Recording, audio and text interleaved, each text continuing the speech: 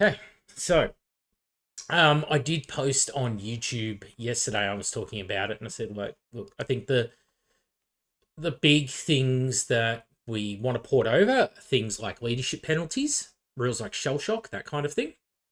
Mm-hmm. Variant in bracketed values X of special rules like breaching as a rule, but also rending battle hardened. I think we do like those rules. Mm-hmm. It just doesn't need to be every rule, like a certain other edition that may or may not be coming out. I think we all think that Dreadnoughts with wounds is not terrible, but implementation was not great. Mm. So more appropriate damage, pointing, and resilience. I think we're all cool with things like 2 wound terminators, that kind of thing. Yeah. It kind of, with the 2 wound terminators, it kind of feels pointless most of the time. Wouldn't you agree? Like when you're getting hit by, most things are going to be instant deathing terminators when they're toughness 4. And everything like power fists, thunder hammers, everything's strength 8. They're getting wounded out anyway. I think for Legion Elite Terminators, 2 wounds is great. I think for regular Terminators, 1 wound. But I mean, Yeah, I can agree with that. Yeah. We could do it when we get to the Astartes book. I think the Psychic phase in 2.0 is a lot smoother than 1.0. I think when I would be describing my Thousand Suns Psychic phase to people, it was like when a Mechanicum player is describing how Cyberthurgy works. You may as well just be talking Spanglish to them. Just roll your dice and tell me what it does. Yeah, you can literally see their eyes glaze over as you're explaining it to them and roll back in their head. And they're just like, you just tell me what the result is. Tell me how it affects me. That's all. We wanted to rebalance the Legion traits, especially. And that includes possibly incorporating some of the 2.0 traits over into 1. Especially for weaker legions like Emperor's Children in 1.0, I think we can all agree are not a strong legion. Yeah, and then also bringing back Thousand Suns to their original sort of competitiveness. Yeah, I think a lot of that comes down to how their trait was written in 2.0. Things like the Sergeant just spontaneously detonating. And then the whole unit just losing Legionaries and Astartes. Contained within the Sergeant. A couple of big ones, and this one will come up in the rulebook here. Vehicle squadrons and vehicles in general need reworks and tweaks. Yep. I think the Force Org chart, we need to move artillery possibly into its own slot, and I think that Walkers and Dreadnoughts should be their own slot. So Walkers and Dreadnoughts not be elites, and then having artillery as its own thing outside heavy support? Correct. Okay, yeah, I like the sound of that. That's kind of cool. Specifically because elites right now is 4 slots. You can take 3 to 5 contemptors in a single slot. Things like the crazy Dreadnought Consul, for example. Taking 5 super elite special Snowflake Dreadnoughts. It's like, why is that an elite slot? Taking multiple Dreadnoughts in elite slot. It makes more sense to me as Dreadnoughts being their own, I don't want to say detachment, I think their own slots. Because right now, if you take, I want to take a Deredeo, I want to take a Leviathan, you've used 2/3 of your heavy support choices and you put 2 Dreadnoughts in. Yeah, so you basically want to roll the Deredeo, the Leviathan in with the Contemptors and possibly the Saturnine one as well. Correct. And this does mean that I think that something like heavy support should potentially be made smaller, from 3 down to 2. Yeah. Because of the fact that it's like, you're taking Dreadnoughts out of there and you're going to be taking the artillery out of there. Yeah, no, I think that's great. So heavy support would really just be things like Sicarans, Land Raiders, Spartans, Predators, Vindicators, Predators. And some of those, because of Rights of War, would move out into things like troops anyway. So I don't think it really hamstrings them. Yeah, no, that makes sense. And what would you want to do? How many slots would you want? Would you reduce elites down, or would you leave that at 4? No, I'd reduce that down as well, because you're taking rapiers out of there, and you're taking dreadnoughts out of there. Okay, so you would put rapiers in artillery with the artillery tanks? Yes. Gotcha. Yep. What do you think, boys? Everyone else sort of on the same page with that? No, I don't mind that. It's sort of like a fire support. Yeah, fire support, arty, whatever you want to call it. Yeah. I think as well, taking out Tech Marines and Apothecaries. So I know we're using 1.0 as the base, but I think the way the unit works in 2.0, where there's 0 to 1 choices, but you can take up to, 8 or 9? Mm-hmm. Keep that format, because 1.0, for those that didn't know, there were choices of 1 to 3. So if you wanted to have, 6 Apothecaries, which if you're going infantry heavy is not unreasonable. Yep. That's half your elite slots gone. I'd rather take the 2.0 format of a 0 to 8 squad that you can only get 1 of, and then bring into 1.0 and expanding your Macca's Force-Org idea, just have them as their own separate support slot. And so you can either have Apothecaries or not, and then again takes more of the burden out of elites. Why not put them in? Why not add a HQ slot and put it in there? It doesn't need to have a force log because these units don't form their own unit; they attach into other units. Okay, so they've got they're completely not even attached to any of the standard force org chart. Yeah, you treat them kind of like how dedicated transports are treated, where slight point of difference in that they're bought as a unit and then assigned, whereas dedicated transports are bought from the unit initially. Yeah, true. Yeah, I see what you're saying. They just become part of the unit they're assigned to. Yeah, similar how Lord of War's just its own thing, separated out. Kinda. Yep. Okay. Would you make it as they were? Would you make it rather, Darcy, as a thought experiment, as just a flat upgrade to a unit? You know what? That's actually not a bad idea. Purchasable, because then we can then you can dictate what units take them as well that way. Yeah, I mean, functionally, it's not much of a difference. I guess the only real point is transports. Well, it's not even transports. It's that if you make it you can have up to 8 Apothecaries in this, slotless force org position. Then you're limited to 8 Apothecaries throughout your entire army, or the primary detachment, rather. Allies, you can do whatever. Yeah. Whereas if you embed it to the unit, you effectively every unit can have an Apothecary, which I don't know. If you've got 8, that's more or less the max should fit into a force anyway. That's my thoughts.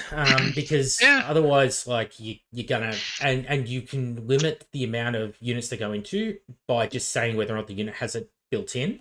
You don't have to sit there and go, oh, this can be attached to infantry without this rule and infantry with this rule and not units that have this rule. That. Yeah. If you just flat say I like that, Macca. It just solves the problem.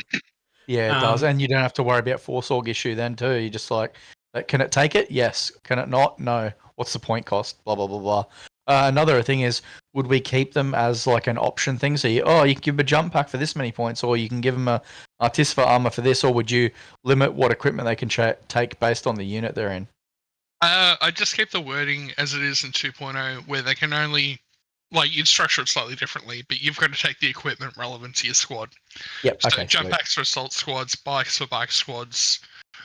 You just make it that if you're taking Apothecary for this, because I treat it like how dedicated transports are structured in the 6th and 7th Ed Codex, where you've got a dedicated transport section, and this might be a unit's attaché section, whatever we want to call it, right? And we go, here are all the options, because that way it saves you from cut and pasting into every bloody unit. And just on a bike squad, it says unit may take an Apothecary for however many points. Apothecary must take your bike. Yeah, that's all you got to do. You like that, Benny? You in on that one as well? Yeah. Yeah. No, that makes a lot of sense. I have a contentious one now for you. Oh, here we go. Fast attack. Do we remove flyers and put them into their own category? Nah. No, I don't think so. Okay. Any others? Let's hear all points of view. I would if we didn't have things because you think land speeders come in squadrons. Your fast attack troops choices are a bit is a unit or a squadron. I think limiting the amount of speed is probably good enough because you've got other rights of war that open up for that anyway. So my thought was dropping it down. My thought was dropping it down to 2 slots. Mm-hmm. Nah, I'd leave it as 3. 3 is pretty and good. adding a flyer slot with 2. I don't think so. As an additional 2. As an additional 2. 2 spots for me. Yeah. Yeah. Okay. Well, I mean, that could provide like a really flavorful force for someone like White's cars who want to have, maybe you want to bring a couple interceptors as well as have your bikes and your Legion javelins and stuff like that. Yeah. I think you'd end up seeing less of those units in a themed army, because functionally what you do is you limit an army to 2 flyers, whereas, and then you get into the weird scenario of Angel's Wrath, where it's like, oh, okay, you've only got 2 flyer slots for a flyer-based Rite of War. Granted, you open up the Storm Eagle as a dedicated transport to many more units, but it's like, oh, and I can take either 2 Xiphons or 2 Fire Raptors or some combination thereof. I don't know. I think I've seen it done, and generally every time I see it done, you end up seeing either 2 flyers or 2 fast attack. Whereas I'd rather keep the 3 and have a mix of both. Yeah, I think so too. And I agree. Rights will have enough options to cover off, like, oh, we take this unit out of the fast attack slot, so it goes into a lead, or it comes troops. Yeah, no, 100%. I reckon on the money, does. I reckon I agree with that. We don't want to be creating all these new random force org positions either. I think we still want to keep the grassroots of it the force You're org. right, Randy. Should we have a flowchart? No, we will not have a flowchart. let's keep it out is. I think Darcy's on the money. The rights of war tend to lend itself to being able to fix that fix that out anyway. I think give people the option to keep because the Fire Raptor's a heavy support choice anyway. So now with only 2 heavy support choices, because we're creating the well, that's what I say. It would move from there into the flyer slot from heavy support. No, because I think if they're taking a flyer themed army, they're probably not going to be taking a heap of tanks anyway. Nope, that's fine by me. I'm happy to keep it as is, but in the interest of coverage, we need to discuss the topic. So what I'm thinking for a force org chart, which really should make it into this book, as well as any other book, should be HQ by 3, Elite by 3, now troops by 8. Fast attack by 3. Yeah, I think that's a good idea. Troops by 8's great, and it really lends itself to bigger games too. I think for 1.0 where objectives are such a thing, it's better to have a lot of troop slots than to just double down on 2.0's kill points system. And I want to encourage people to bring big armies. Yeah, and I want to encourage people when they take a troop choice to know that it's going to be line and it can compete for objectives as well. I hate that having things not being things like support squads. I think they should those flamer squads, plasma squads. I think those things should be line. They're still space marines. They're still on the ground. They can still move quick. They can still hold ground. I don't see why they're not line. I think bringing them into troops and making the troops the scoring is the key. I think we should go back to that. Yeah. Yep. So heavy. Fast attack would stay at 3. Yep. Heavy support at 3. Yep. Didn't you want to bring that back to 2 and then do the artillery? Yes. Sorry, you're correct. I did want that at 2. I wrote what it currently was because I'm retarded. No, you're not retarded, mate. You're just a little bit slow sometimes. I'm just trying to lick my elbow. Okay. He's hungry. Getting 1,000 messages as well from my Scouts kids right now, updating the calendar. Hopefully, you mean their parents, but yeah. No, we've got a communal chat. All right. Heavy support by 2, artillery support by 2, ancients and walkers by 2. Yeah, cool. I like that. I think that's cool as. And same as the fortifications 1, Lords of War 1 as well. Fortifications by 1, if we're all happy with that. And they sit outside the primary force org anyway. Yeah, they do. Yeah, Lord of War by 1, I wrote in there. The thing with fortifications that I'd want to look at when we get to that area is, I really like the idea of HQs, especially, but also fortifications increasing in quantity as points go up. Oh yeah, that makes sense. So I like the idea of HQ actually starting at 2, not 3. and then basically going up by 1 from 2,000 points onwards.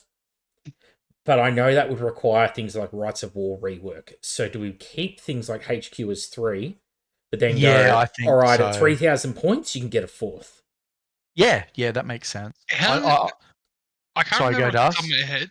How did Space Wolves treat it for their 1.0 rules? Because they had to take a HQ for every whole 1,000 points. Yeah, they did, yeah. Plus the one additional, and then above 3k, they got the additional slot? Believe so. I can't remember. Yeah, off it the was top of my head. really I can convolutedly get it up worded. if you want. I'll quickly pull it up and Yeah. give me a But second There's while a you guys pill, keep there's a talking pill about for that. that if you need to pull it up. I think just going modeling it off that, and then just changes to the Space Wolves must take a HQ per 1,000 points. Well, we get to Yeah, rewrite. We yeah. get to rewrite Space Wolves trade anyway, so let's not worry about that. This is We could tidy that up. This is just Force Org slot because I think it dictates a lot of how we tackle the core rulebook. So I'll get into that now, actually. So if I scroll down the core rulebook, through the Battles in the Age of Darkness stuff, statistics-wise and characteristics, I really like 1.0's characteristics table. I don't feel the need to add like the movement values of 2.0 in there, but if the whole group is for that, I'm open to change. I can go either way. Because the one thing that the movement values enables is the charge distance modifier, which I don't mind when it's relatively not low stakes. I but, had a thought on that when we got to unit types. I essentially was thinking if we have the heavy special rule on things like breaches, like units with the heavy rule don't get a bonus to their charge, but units who are in just say regular power armor, they do get a +1 to their charge. Okay. Yeah, like I didn't mind that bonus in 2.0. The only time it got really silly is units that had the max distance movement and were getting +3s, which weren't a ton. I think it was like jet bikes and certain other units with a couple bonuses. It's like, oh, okay, that's a lot. And then the World Eaters were, was it Crimson Path or the other one where they got a +4 to their charge, and it was just like, on average they were getting an 11-inch charge, which was that was a bit much. But when it's a +2 or a +1 or maybe a +2 every now and then, I didn't mind it. Yeah, that's not too bad. Yeah. Just quickly with the detachment for the Space Wolf rule, the wording is any detachment with Legion of Study Space Wolf special rule must include at least 1 HQ unit per 1,000 points or part thereof in the army, regardless of force allocation chart being used. So, for example, in an army of less than 1,000 points, a single HQ choice must be included. In detachments of 1,001 to 1,999 points, at least 2 HQ units must be included, and so on. So I'd say they'd still be they'd go up because they'd obviously go up 1 above, and they get to 2001, they go to 3, and then anything more than that, I'd say maybe they're capped. No, it got FAQ to give them additional slots. Okay, there you go. Yeah. All right, Would cool. you guys rather we just actually said that it actually just becomes 1 of everything per 1,000 points from 3k onwards? Because if you've already got to 3,000 points, is it going to matter if you add an extra fortification, an extra walker, an extra heavy support? You're already at 3k. Nah, not really. I don't think it needs to be done. Because I mean, it makes it really simple. It makes it really simple if you just say the whole Force Org chart, for every 1,000 points after 3k, you add 1 to every Force Org slot. Yeah. Yeah, that makes sense for it makes sense. I see what you're saying. Yeah, it does make sense. Once you get above 3k, like I know in 2.0, 3250 and 3.5 sort of started getting quite popular in the UK, but elsewhere you don't really see events go above 3k. So if you make it that once you hit 3,001 point, start adding Force Org slots, I think that's probably going to be fine. I think a lot of people in 3,000 point games have used all 3 HQs. They've used all of their heavy support. Just quickly. Yeah. Just quickly, sorry. I think, Das, that it shouldn't be 3,001. I think you should have to get to the 4,000 points before you add the extra slots. Because if you go, if All people, right, so, if people go, oh, we'll run a from 4K 3,200 point event, then they're getting they're getting sort of what we'd like. So say you got your 3 HQs at 3,000, right? Keeping your balance there, and then once you get to 3,200, it's like, well, now I get 4, but I've only got 200 points extra. So they're sort of getting a free 200 points to put an extra character on. Whereas if you make it to the 4,000, they're actually getting to use all those slots rather than just trying to sneak something else in. Yeah, but it's one of every slot ready. So it's essentially, okay, I can get a unit of when we play, because you play higher points to fit more shit in fundamentally. Yeah, correct. Yeah. So, adding more force log slots is essentially you saying, okay, we're going to play above 3K. That's a really big game. So, you get one additional of every force log slot. That essentially says if 3K is your standard and everyone builds their list sort of towards 3K. Yeah. When you move above 3K, you have the points and the force log slots add whatever. Yeah. And Don't you think that's kind of just a lamp? Because if you if you play 3,200 though, it's not 3,200 isn't really much different than 3,000. It's an extra unit. I'm sure people at 3K are going to have an extra unit slot there ready to like an extra slot available. No, sure. But if we didn't add additional force log slots and we went to the full 4K, right, Randy? Yeah. People are still going to add an extra unit. It's just going to be a different unit. And not everyone uses 3 HQs at 3K. Quite often I don't. Yeah. A lot, it's quite. Oh yeah, normally it's going to be something that's going to be like something you're going to use it's going to be extra weight toward what you want to achieve, right? Yeah, or people might not even use an extra unit at all. They'll just either increase the size of an existing unit, or put something better equipment on a tank or something like that. At which point, it doesn't matter which way the rule goes; it makes no functional difference to them. Yeah. Okay. Yeah, I see what you're saying. Yep. All right. Yep. I like the flexibility that it grants having that additional force organization open up. Yeah, it does. Well, and also makes your big games makes it less restricting on your big games because people do play 5K games. It happens. So yeah, I've played it before. Because the thing is, if you filled out all your heavy support, you filled out all your elites, and you filled out all your HQs, and you're at like 3K points, and you're working your way upwards. And it's not crazy to fill out all your elites, HQs, and heavy at 3K. That's not unheard of. And it's like, so what are you going to fill to 4K with? Just random squads of bikes and stuff? Like, because you must? Then you're treating it like a tax at that point. You're not really treating it as, like, building... Would you guys make it so that once you get to 4K points, right, that you have to have another, a non-optional, a compulsory troops choice again? So it goes from compulsory troops 2 to 3 at 4,000? No, because you've already got a big enough army by that point. You should be having them anyway, especially for scoring purposes. Yeah, if you're only taking the bare minimum to compulsory troops at 4K, you're hamstringing yourself enough. And granted, at 1.0 had a lot more units that could score through shit, I forgot the rule. Rights of War? Implacable Advance. Terminators have it, Veterans have it. Rights of War move more shit into the troop slot anyway. And what you'll probably find, Randy, is that at 4K, people are going to take a lot more of the Rights of Wars that move the expensive elite units into the troop slot. Yeah, true. Which means it's like, oh, okay, I take the 2 tax squads. Oh, no, I can't take more of my Terminator. Yeah, I gotcha. Yep. Yeah, so like, I understand where you're coming from, but eventually you hit a point where we're playing so many points that... It comes to diminishing returns, really, doesn't it? Yeah, everything sort of evens out. Everyone's bringing enough lethality and firepower that, what's something that's scary at 2.5 and 3K? At 4 and 5K, it's like, oh, there's that the other 3 units. Yeah, gotcha. You got more shit to shoot it and blow it up too. So yeah, exactly. All right, cool. Okay, happy with that then. Let's go that direction. Going into stat lines. So Facebook's pinging off in the background. God, it's those damn kids. Actually, it's my auntie. And bagging out our Prime Minister. So, good auntie. So, characteristics profiles. I want to stick with Heresy 1. I do agree that the leadership values were too high for Heresy 1 for Marines. But my thought process is this. If you lower Marines, then you have to lower the mortals, like Guard equivalents, like Solar and Militia. Well, because they were like so 7, repressively low. Space Marines were 8. Yeah, they were so oppressively low in Heresy 2. Yeah. it's not fair. I would rather that we give more options to armies like Solar and Militia to field things like artillery available on the Outer Circles, COD 3D. That Zing.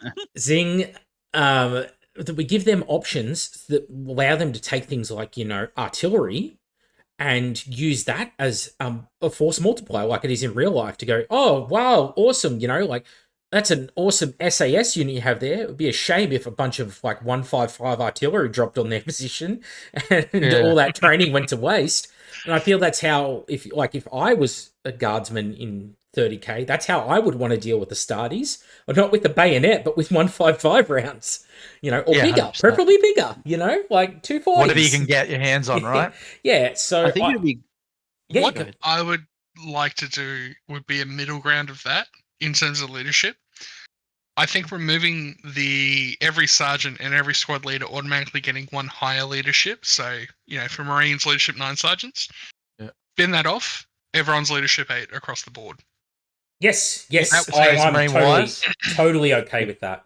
Are you saying Space Marine wise or Solar wise? Nope, all across the board. Because what happened in 2.0 is they shift everyone down. So you snipe out that sergeant or you tank with that sergeant and you lose them early, then you're doubly fucked from what was essentially a Leadership 9 squad previous edition to a Leadership 7 squad. That's a really big swing. Making everything flattened out at Leadership 8. Yeah. Sure, you don't get the sergeant bonus, but, sniping out the sergeant doesn't cripple the squad as much. And because we're going to be living in stuff like Shell Shock, there is still opportunity to modify leadership. And Fear still modifies leadership too, so... And because we're applying it flatly across the board, even militia? Like, would you see a militia... So you can 8 across the board? Yep. Now...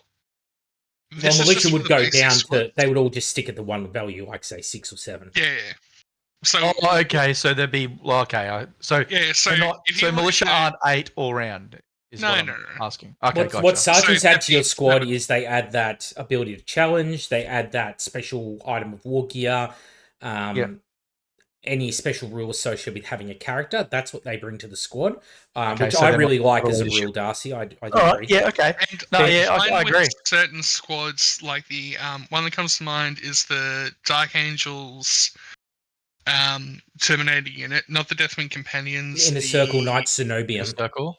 Yeah, that. Come on, it rolls off the tongue. Their Sergeant the Preceptor, and there's a couple other units like this. He's essentially a Centurion as a squad sergeant. Yep. I'm okay in those rare circumstances that they do have +1 leadership. Invictus Caesar and that kind of thing. Yeah. Where it's like, okay, essentially we have a guy's essentially a fucking character, yeah. Yeah, and it's like, oh, okay, and you're being quite rare with it. You're not doling it out to, basic tac squads, basic Solar Auxiliary Infantry tercios. Yeah, no, that's good. I like that. I think that's cool. Benny, what do you think? Yeah, no, that sounds really good. I was thinking as well, like it'd be kind of flavorful and interesting if Solar Auxiliary's leadership value across the board was tied to the remaining force. Like, so as they get hammered or whatever, it induces like an army-wide leadership debuff or something. I would really like with that particular force that if you have comms on the squads, like Nuncio Voxes and all the squads, and you still have the head of the army alive, the force commander, everyone gets to use his leadership. Because he's like the general, that sort of thing. Yeah, he's in charge of cool. The Republic Guard, and the minute he's shot, everyone's making for the trees. Like the propaganda minister in 2003, like there is no need to be concerned. Everything is under control. It's like the American tanks are driving past in the background. Yeah. Would you say like leadership 10 though, or would you say like human leadership? He's going to be like leadership 9. Maybe. Yeah, 9's fine. Because an Astartes, like the whole difference between an Astartes and a human's meant to be that, we shall know no fear type thing. We're fucking. But they're not there yet. Not in 30k. They're not there. Yeah. That was more of a 40k thing. They really tightened up the mental stability and fortitude of their Marines. Because no more rapid indoctrination, plus the Marines, like in 30k, the oldest ones are pushing like 200. Into 30k. In 40k, 200's like a middle of your career. Yeah. You've got guys like Dante who's 1,000 or 1,200 years old, Calgar's 450 or something, like, It's not Yeah. uncommon. Whereas like in the Heresy, all Marines are the same age. They're the first generation almost, and they're doing Yeah. like rapid indoctrination. They're fighting all these psycho Xenos species, and they haven't been broken mentally by chaos yet, and had to have like brain programming from a combination of librarians and chaplains like 40k. Well, yeah, So- that makes sense then. I'm happy with that. Yeah, sorry, tangent, fluff tangent. You got excited, but that's cool. But Rilla border. that's All what right. it's all about, right? Getting excited. So I think so we're happy to move ahead with the the characteristics chart as is without the 2.0 movement values, but with the little asterisks that we will probably add a modifier for non-heavy units for things like charging. So the Sounds two good. things I want to add to that is I would like to modify the weapon skill chart, not to the 2.0 values, The but halfway extend house its- we've spoken about. Yep, where you will have some weapon skills which, if you're twice as good as... So if you're weapon skill 4 and the opponent's weapon skill 2, you hit on 2s, they hit on 5s. Yes, but Yep. when it's 1 point apart, you're not hitting them on 5s Yeah. like currently. Sorry. Yeah. Yeah, Yeah. and if you're 1 point apart, if you're hitting 1 higher, you still hit on 4s, they hit you back on 3s, and then when it's 2 higher, so weapon skill 6 into 4, then they hit on 3s and you hit back on 5s. And that way, just because you're a weapon skill 5 unit doesn't mean you're, massively more effective in combat in the same way that it is in 2.0. Yeah, no, I completely agree. I think most people who like Heresy are down with that as well. Mm-hmm. So, dice, do we need to explain how D6, D66, and D3 work? Look, as much as we take the piss, I think it is worthwhile just because you never know we'll when there's carry someone over. that's We'll never carry it played over. a game, The one thing I will say about blast templates, I want to fuck off the 7-inch massive blast, and anything that's currently a 7-inch blast just goes to a 10-inch blast. Only because every time I play an APOC game, everyone picks up the big blast template, the 10-inch one, and thinks it's the 7-inch one, because, we hardly ever fucking use it. And we get to turn 3, and it's like, oh, fuck, this is actually 10 inches, and I've been using it the whole game. I'm fine that's with my that. only comment there. I actually want to cover that 7-inch. Not even the 7-inch. I bet you did. The hair with my mouth. You've always been wanting to cover the 7, haven't you? It's called 7 Up for a reason, mate. No, you remember there was in APOC they had that set of 5 small blasts that linked together. Oh, the clover, yeah. Yeah. I wanted that for quad cannons for Thunderfire and that, and I was like, why didn't they ever give that to quad mortars? That would have been the perfect version, at least. Yeah, it would have been the perfect because I think I will make a free 3D printable file of all of the templates for the edition. Mm. Oh yeah. And I will make it so it's just the outer ring and like a crosshair shape, which shows the center point and the outer diameter, and then the rest of it is easily hollow, so it's really easy to put it over units and see what they're hitting. Yeah, cool. Right? Makes sense. And, I like that. And I'd like to That's bring good for back when you want to put down phosphex and shit like that too. Yeah, and I'd like to bring back that clover shaped thing because it's like, well, it's firing 4 barrels at once. Why have I got to go resolve this? Now I got to resolve it again. Oh, now I got to resolve it again. And you got that stupid rule, remember, where you had to like roll it? No, it was another hit. All right, well, I can place it down on the last marker then. You remember that fucking stupid... It's like, oh, yeah, I can flip this. Keep flipping the template around. Yeah, it was a pain in the ass. Yeah, just make it one template, clover shape, just bang, that's it, you hit, done. Oh. Yep, so we'd be happy to do... So 5-inch is in, 10 inches is in, clover is in, 3 inches is in, 3 inches in, 7 inches is out because it's in my mouth. Yeah. Okay. Yeah. Oh, and Hellstorm and 7 Flamer. inches. Oh yeah, of course. All right, scatter I think should stay as is. Yeah. No Nothing need to add to there. no need to change that. No, scatter's Actually, the one tweak I would make is that any unit that fires multiple shots from a single, so like say a crack missile launcher is 2 shots. Yeah. Is that for those 2 shots, you only roll the 1 scatter dice and move the template once.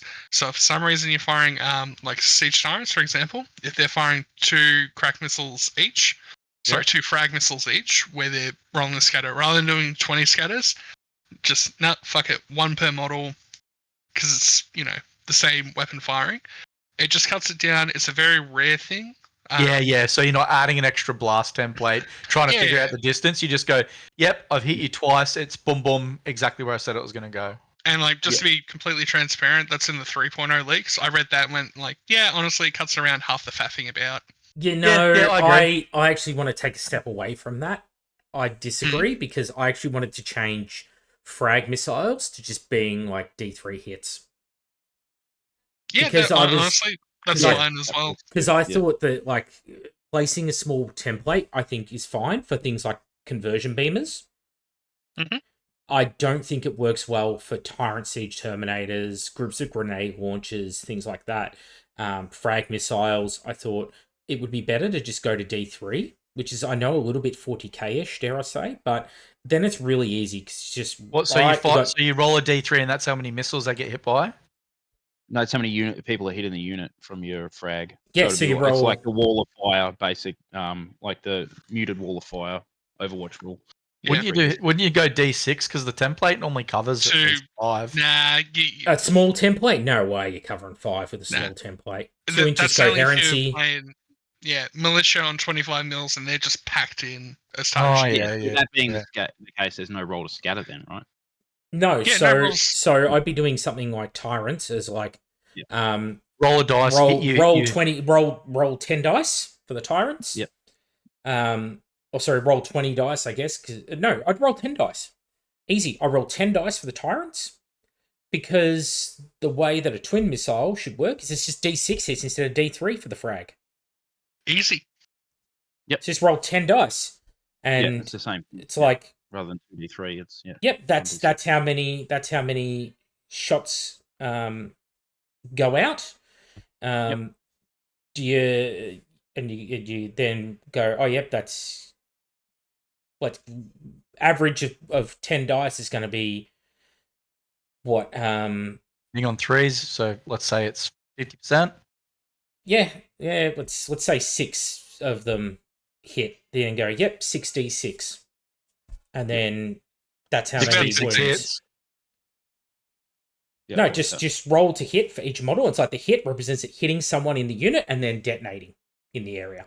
Mm-hmm. So it's like, yep, you roll per Terminator, you roll 1 dice. Does it hit? Yes or no? If it hits, great. Now it does d6 wounds to the unit. Yep, gotcha. Yep. So if you've got 10 of them, it's roll 10 dice. You get, say, 6 hits. So you roll your 10 dice, you look at the 3s, wounds. you roll 6 hits, and then you roll 6d6, and that's how many wounds you've got to save against. Yep, because it's just representing that it's just hit and it's just fragged a bunch of guys. Okay, sounds good. Yeah, and it just fixes any unit like that that's got like cyclone missiles, grenade launchers, frag missiles, it just covers it. And you just make like grenade launchers and frag missiles, it's D3. Yay, nay? Yeah, it works. Yeah. That, to me, that then begs the question of why we're including the 3-inch template. Conversion beamers and such. Yeah. So, conversion beamers are one weapon. I honestly can't think of another one off the top of my head. Graviton. Yeah, Grav. Yeah, fair enough. Like because all your mortars, like phosphex, your phosphex mortars and mortars. Because they all leave remains in play. Can leave plasma remains in play templates. Heavy plasma guns. Were any of the larger melt cannons, weapons a 3-inch template, or were they 5 inches? What's it? Magnum Melter. Magnum Melter was 5 inch. The small blast was on the Macedon. That's right. But we were going to rework that thing. Please tell me we're going to rework that thing. I want them to be great. Yes, I think if we do that sort of thing, and that works for everyone. That works for militia. Like think the Havoc launchers on fucking Voltrax, for example. You know, it just no more scatter. Let's save scatter for actual artillery. Shock, heavens forbid. Yeah. I think characteristic tests are fine as they are, like rolling them. Yeah. Leadership checks, I'm fine with the current state of leadership checks. Yeah, me too. Yeah. If you're going to modify them up or down because of war gear or special rules, that's its own thing that we can talk about later. Removed as a casualty. I don't like the idea of. I'm split into two minds, right? On the one hand, having the sergeant out the front and him just being sniped, and then your whole unit screwed over because he got sniped out. It's like, oh, it teaches you about placing the model, but then all everyone ever did was just go, okay, put their sergeant at the back of the unit, which had very few drawbacks. So I like the idea of just pick who dies in the squad. Yep. And if it's precision shots, then it goes on the sergeant. I don't feel that having the must remove the closest model is the way to go. I agree with that. I would only add the caveat that it must be a model that's in range of the firing weapons. So if the sergeant, for example, is the only one left, so be it. And I don't think that the wound tanking, I know technically we're not up to there, I don't think wound tanking should be a thing. I don't think a sergeant should be just stepping out in front of the squad going, I got this, boys, and taking... And I don't like the idea, I know we've tossed it up, of initiative being you can take wounds up to initiative value. I think it should be... It's quite a clunky way of doing it. I think we should have to allocate a wound to every model in the squad before it rolls back around to the first one. Okay. Yeah. Or even removing the capacity for sergeants to take artificer or armor, so like you're not getting a buff to the wound to the save roll. I wonder if that's what they're doing in 3.0. We'll never know. I'm not against that. I mean, it's a rule that's come and gone over time. Yeah. But it's not just the sergeant. It could be an apothecary. It could be a centurion. I'm in the mind of lore-wise. I don't think a sergeant-level guy is going to have artificer armor in a tactical squad. Yeah, but you got to remember, they're shitting it out in Mars. Like, it was just one of those small little things that really sort of lent itself to, like, oh, this is during arguably the zenith of the... Yeah. Zenith of where they had basically an abundance of everything. Yeah. Look, to be honest, me personally, I disagree with you guys. I much preferred it when we were doing remove closest model. I like that too. Because I liked it too because it forced people to think about their placement a bit better. But they didn't. They just stuck him at the back. Yeah, no. Unless he got and then they do Lookout Sir on the odd chance. I just get rid of Lookout Sir. Yeah, getting rid of Lookout Sir. Keep it closest model. Fuck off Lookout Sir, and then it's up to you. You put him up the front to tank, that's fine. But if I throw AP2 your way, you're fucked. Or I just put down a. But it doesn't encourage. It doesn't encourage the cool moment of like the sergeant leading the squad from the front. It's too like grim real life where you go over the top at the Somme in 1916, and just the sergeant is immediately riddled with German machine gun fire. That's true, and that's the compromise I'm willing to make. Just for something that, because to me, what I want to keep out of this is I want to keep artificer armor on sergeants. I want to get rid of all the bullshit tanking rules, and my personal preference is closest model, and that for me is the three things. But again, because the closest model, you're right. I agree with you on that, Das. Because when I always think about it, when you're shooting at someone, generally speaking, the ones who are the closer to the shooting are going to be the guys getting fragged first. But I like to think that like unless it's a machine gun at a whole squad that's in a line, right? In real life, if those guys, some of them are a meter forward, some of them are a meter back, you don't know that when you're shooting at them. No, it does not make it. You know what I mean, Randy? When you're on a range and you've got a bunch of targets in front of you, and they're all lined up in a line from left to right. If some of them are a meter forward, some of them are a meter back, you don't know. If you look at them from vertically, you would, like on a tabletop. But if you just look at them from across the other side of the table and you're just spraying them all with a heavy bolter, you could hit the guy at the back. Well, that's true. You could. The other reason why I like remove the closest model is how it plays into charges with Overwatch. It's like you get Overwatch. Again, I'm jumping ahead, but I'm sure we're going to keep it as, everyone can do it but snap firing. But you get those lucky shots off and you take down a couple models.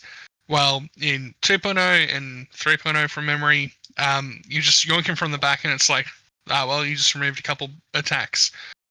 Whereas in 1.0, it's like, you sort of fucked my charge here because I've gone from, maybe a 7 or an 8-inch charge where it's like, I'll probably get it to, it's looking more like a 9-inch charge. It's actually a bit dicey here.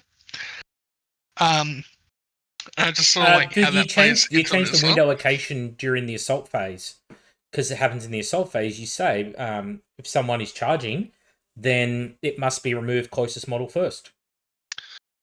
True, we could do that, but because that keeps it strictly to the assault phase, because that's True. when the enemy is close to you. So when it's Overwatch? But then we're getting to a because it also situation means where when you're in the assault phase, it means all those models that are base to base, it's also going to be those being removed first because it's the closest model.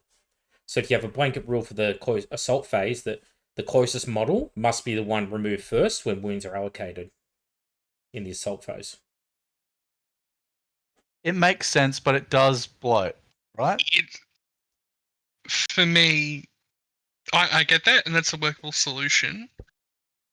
My concern is you've essentially flipped it from like shooting phase, you want your sergeant shit up front, to now you don't really care in the shooting phase. You don't necessarily want him up front. And whereas in melee, it's like, it doesn't matter exactly where he is, as long as he's close enough that he can get into combat and be an eligible model. To now it's the other way around, where it's like, okay, shooting phase, it doesn't matter where he is, as long as he's in the unit, because you can always either tank to him or not tank to him, like, you pick models from wherever. And now in the melee phase, it's like, you don't actually want him up front, because then he's going to get wiped out first before, all the meat shields and the rest of the squad can. You're less likely to get detonated in the assault phase on Overwatch than you are in the shooting phase. I'm talking about when you're actually resolving combat. Because even if he... Well, that's the trade-off, right? He is going to be one of hopefully several models that are in base to base. And if he ends up being the only one left in base to base, it makes sense that all the wounds are hitting on him. Because he's the last guy standing there, nobody else is helping him out. He's on his own up front. The front shield in the right police, getting the Molotov cocktails thrown on him. Shouldn't he be the first one that gets hit? But at the same time, the same logic you've applied to the shooting phase can be applied to the combat phase. All we've done is essentially swap the phase in which, we treat it like this versus how we treat it like that. And also, just from a actually playing it point of view, it's much easier to... When you physically got your models close, I don't know about you guys, but if I've got to take models from the front, they tend to get hooked on each other. It's a bit of like what's the game with the monkeys in the tree? Oh yeah, barrel of monkeys. Yeah, barrel of monkeys, right? It's a bit barrel of monkeys at times. Yeah. Whereas if you pull from, whereas I prefer it's like anyone from engagement range, which would be base to base plus 2 inches, means usually back of the year you can just pick them off. And that's more of a practicality point of view that I'm coming at that from, rather than the sense. So that's sort of where my head's at. At the end of the day, I think if we just do, treat it how we treat it in 2.0, where it's like you pick wherever. Look, I'm happy to yield on that. It's not a hill I'll die on. It's just my preference is what I said, if that makes sense. I'm not sold either, to be honest, on any approach.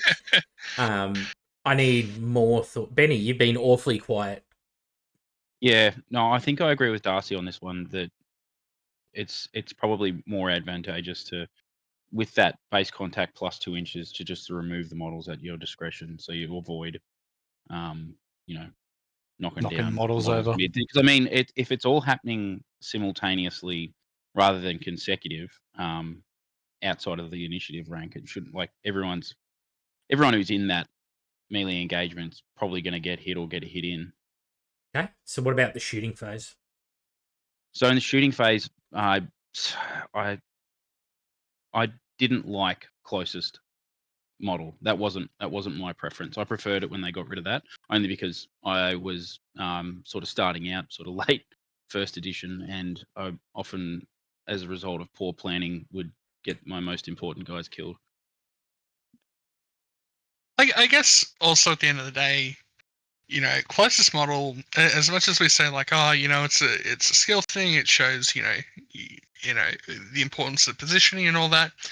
it's a bit like guess range from 5th edition and prior, where it's like, yes, technically it's a skill separator, but at the end of the day, it's become such a meaningless one. It's just an extra hurdle for new people in the hobby. Yes, that was where my head was at, 'cause it becomes a default, or you just put your sergeant at the back.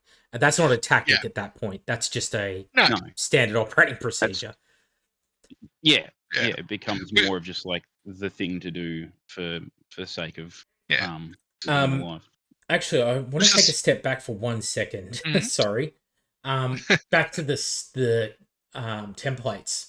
Because I just Mhm. scrolled down and just had that model's eye view thing. And it just reminded me, when you hit a building and it's multiple stories, I always felt the template should have the same height as it has diameter. Because it should explode in a ball shape, right? Why does it hit the top level and then suddenly guys on the bottom level 4 stories down are getting hit by as if they were in, the exact blast radius? So Would it be from where memory, the template touches the thing though, No, no. or so from memory, how Heresy 1st and 7th edition treated was that the template hits all levels. Barrage hits all visible models on the levels. So if you've got stuff under the floor of like the 2nd level and there's nothing on the top floor, then those are hidden from the barrage. I would like to return to 6th edition's way of handling it, where if you have a template, you nominate which floor you're hitting with. So say it's a 3-level building, you got 3 on the middle floor, you got 1 on the top floor and 2 on the bottom floor. You go, this flaming template's going on the 2nd one. I get Becca's which point is about... that's functionally the same thing, yeah. Because unless it it's is. a 10-inch blast. Yeah, and to be honest, yes, we could do it with a 10-inch blast, but from a practicality point of view, and Only hits one floor. only hits one floor, Love it. because one of the common complaints of 7th/Heresy 1st edition was that Arty with their templates was just too fucking bullshit. It kept on nuking my shit. And one of the ways in 6th edition that it was less of an issue, alongside the fact that you couldn't take squadrons of Vindicators in a single 4-slog slot, was that if you had multi-story buildings, they were only killing 2 or 3 guys at a time because your squad was spread out. Granted, it's one of the issues that any rule set has to deal with, and they struggled with in 40k, where you write the terrain rules to be flexible because you don't have a structured, this is how a battlefield terrain needs to be. And then you sort of have to write the rules going like, well, we can't always guarantee that you're going to have multi-level ruins, even though that's what GW primarily produces. But the opposite of that is we go to what 10th edition does, where it's like magic boxes, this bottom floor, you can't see out. Don't give a fuck if there's windows, it's a magic box. And that's retarded. So I think that... Yeah. Okay. Movement phase. No changes I can think of that I would want to do to movement phase. The caveat here being reactions. If we decide to add reactions, obviously they would slot into the relevant phases. I don't want to talk about reactions right now as a part of the core rules, because I think that's almost a night in of itself to sift through. Probably. The short answer is yeah. I wouldn't like reactions at all. Don't know how you guys feel. No. The one point I would like to make is that for those that have only played 2.0 or have only played a little bit of 1.0 and maybe forgot, in 2.0 running's done in the movement phase as the advanced move. In Heresy First Ed, it was done in the shooting phase instead of the shooting, so that's how the sequencing worked. That's my personal preference. If only because you can do all sorts of fun shit with having rhinos move flat out to then cover a unit that's already shot, setting up for the next turn. That's just something I really liked and sort of missed in 2.0. Yeah, I think the capacity to do the additional move, the run move in the shooting phase opens up a lot of tactical flexibility. Like choosing to shoot with someone could mean the difference between running a unit towards the objective marker or not, with the hope Yeah. of them surviving a turn. Which Yeah, I I think agree. it encourages more tactical thinking. Yep, so 1.0 movement as Yep, it 100%. was. Yeah.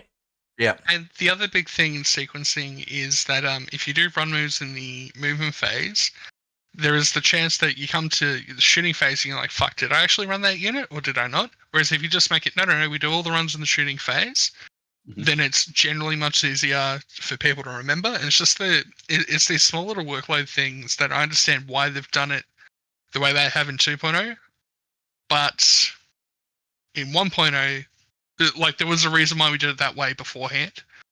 And I think that's these little things that they've missed and it's sort of contributed to people feeling a bit overwhelmed at times. Yep. Yep. Coherency. As per 1.0, 2-inch coherency, must reorg after, like, if you lose a model, you must retain coherency, the start of the next movement phase. But I would like to keep the skirmish rule. Yes. I think it's fluffy, and on 1.0 units, like recon squads, who don't have Nemesis sniper rifles, I think it would be a fluffy thing to return it. The only thing with that is, I know that if we're just using flat out 1.0 rules, that won't come up. But in 2.0, if you've got skirmish, your for what counts as being an engaged model goes from 2 to 3 inches under skirmish. Just keep it as a flat 2. Keep it flat 2. They're not skirmishing now. They're getting their heads glassed. You're in a pub brawl. Easy enough. Difficult terrain. Per 1 or per 2? Per 2, only because it means it's much more meaningful. I found in 1.0, it's like, oh, I've got to do difficult terrain. 1, I like it just being a flat -2 to movement. It's less rolling a dice, and it's like, oh, I've moved, I'm going to move my 6 inches, but that last inch puts me in dangerous terrain. I roll my dice, and it's like, oh, I only moved 1 inch altogether, not even touching the dangerous terrain. Whatever. Whereas the -2, it's sort of more like, okay, it's predictable. You can plan it out, and you're like, oh, okay, I'll just move the 5 inches to get to the edge because going, you know what I mean? And then the other thing is the actual dangerous terrain checks. Because you got the armor safe at 1.0, you rarely ever failed it, which meant they were mostly meaningless. And rolling dice for the sake of rolling dice is kind of just a bit shit. 2.0, you fail it, you're more likely to lose a model, but, I think that's the trade-off that's sort of more worthwhile. Yeah, well, there should be a penalty for literally trying to fly into a forest with a jet bike. Yeah, definitely. Yeah, hit a lot of jetpacks ignore it because they ignore terrain. But jump packs in particular, that's the big sorry, you know what I mean. Yeah. You know what I mean. Psychic phase, I think pretty comfortably as per 2. Yeah. But reworking the spells or powers that are in 2. I don't like... As someone who's been playing psychic powers for literally 30 years, I think 2.0's powers are some of the worst I've ever seen. Because they are swingy as a pendulum. Yeah, I do like conceptually the idea of with the powers where, for most of them, except for the most overpowered ones, is that you don't have to take a psychic test to get the weaker version, but you can optionally test for the stronger version, and you'll get the stronger version. It's just whether or not you'll perils while doing so. I like that conceptually, and I'd like to add that in for the rework psychic phase. And then, obviously... reworking the powers themselves, but so reworking the powers? Entirely as per 2, but changing what the powers actually are. Because, your squad gains the 6+ invulnerable save. Oh, fuck me. Like, I'm going to use that on my cataphracti. He's on our side. Yeah. Wow, you've convinced me to use that on my cataphracti. Or I could have shut down your entire unit's ability to do anything for the entire fucking turn. Which one of these is going to have more consequences for the game, I wonder?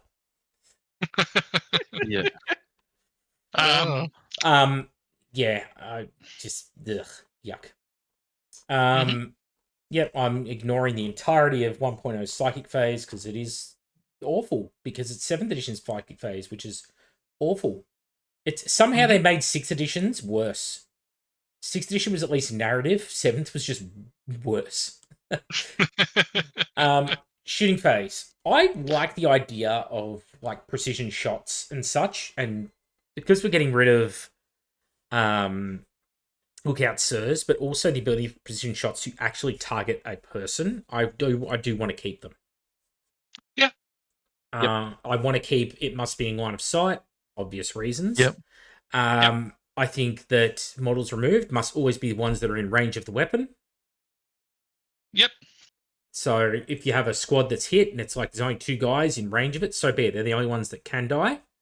But if enough wounds are allocated, they have to die. You can't go, oh, Barry at the back there, who's, only armed with a las pistol, he's going to die, not my heavy bolter up front. No, stiff shit. Heavy bolter died. Apart from that, I prefer 1.0's weapon system. Yeah. But shooting phase obviously would be where the run is included. Yeah, easy enough. Anything we can think of you want to change? Oh, actually, snapshots. Snapshots is something I wanted to change. Yeah. I don't despise 2.0's system, but I should talk about ballistic skill and snapshots. So functionally, this game has 10 points allocated, up to 10 in ballistic skill. Why? Yep. It's pretty meaningless, especially because there's only a handful of units that even go up to ballistic skill 6. So at the point, and I don't want rerolls. I hate the concept of meaningless rerolls because it removes a bit of the narrative in the game. Like, part of the fun is the Hail Mary that happens. So I don't want to be saying like, oh, it's 2s with a 5-up reroll because Alfaris is ballistic skill 7. Like, come on, you couldn't hit him on a 2? With the Mastercrafted pistol or whatever. Like, I just think it's a bit lame. So I kind of want to see ballistic skill kind of just caps at like 6. And the fine. other numbers are sort of redundant. Yeah, but if your ballistic skill 5+, that you snap shoot better. Yeah. On 5s. So yeah, ballistic skill snap 5, snap shoots on a 5, ballistic skill 6, snap shoots hits on a 4. Yep. So it's representing like fucking Korax isn't going to get jumped by someone like trying to charge him, and he's like snap firing at them. If you choose to do that for some reason with Korax, he's probably going to have a quicker reaction time than you think, right? That also enables us, so certain units like the Master Signals +1 ballistic skill to a unit was always kept at a 5-up. Sorry, to BS5. You can just now remove the limit because now there's a reason to buff it up to. It's a bad example because it only affects while they're shooting in the shooting phase, not over Overwatch or other scenarios that they'd be snap firing. Plus the heavy weapons that they've moved. Anyway, but now it's like, okay, we can move them up to 6 because it's no longer rerolls for misses. Now it's like if they're in a scenario where they do have to snap fire, they have an improved snap fire. Yeah, that's good. And it just encourages people to go, all right, there's actually why might you want to put a Master Signals on a heavy bolter squad? Oh, spray and pray just got an awful lot more spray about it. Yeah. And especially because every unit can Overwatch by default now, because, we're fucking off reactions. It's not a case of like, oh, well, I wanted to use my Overwatch reaction over there instead, or hold the line instead, or, for whatever reason.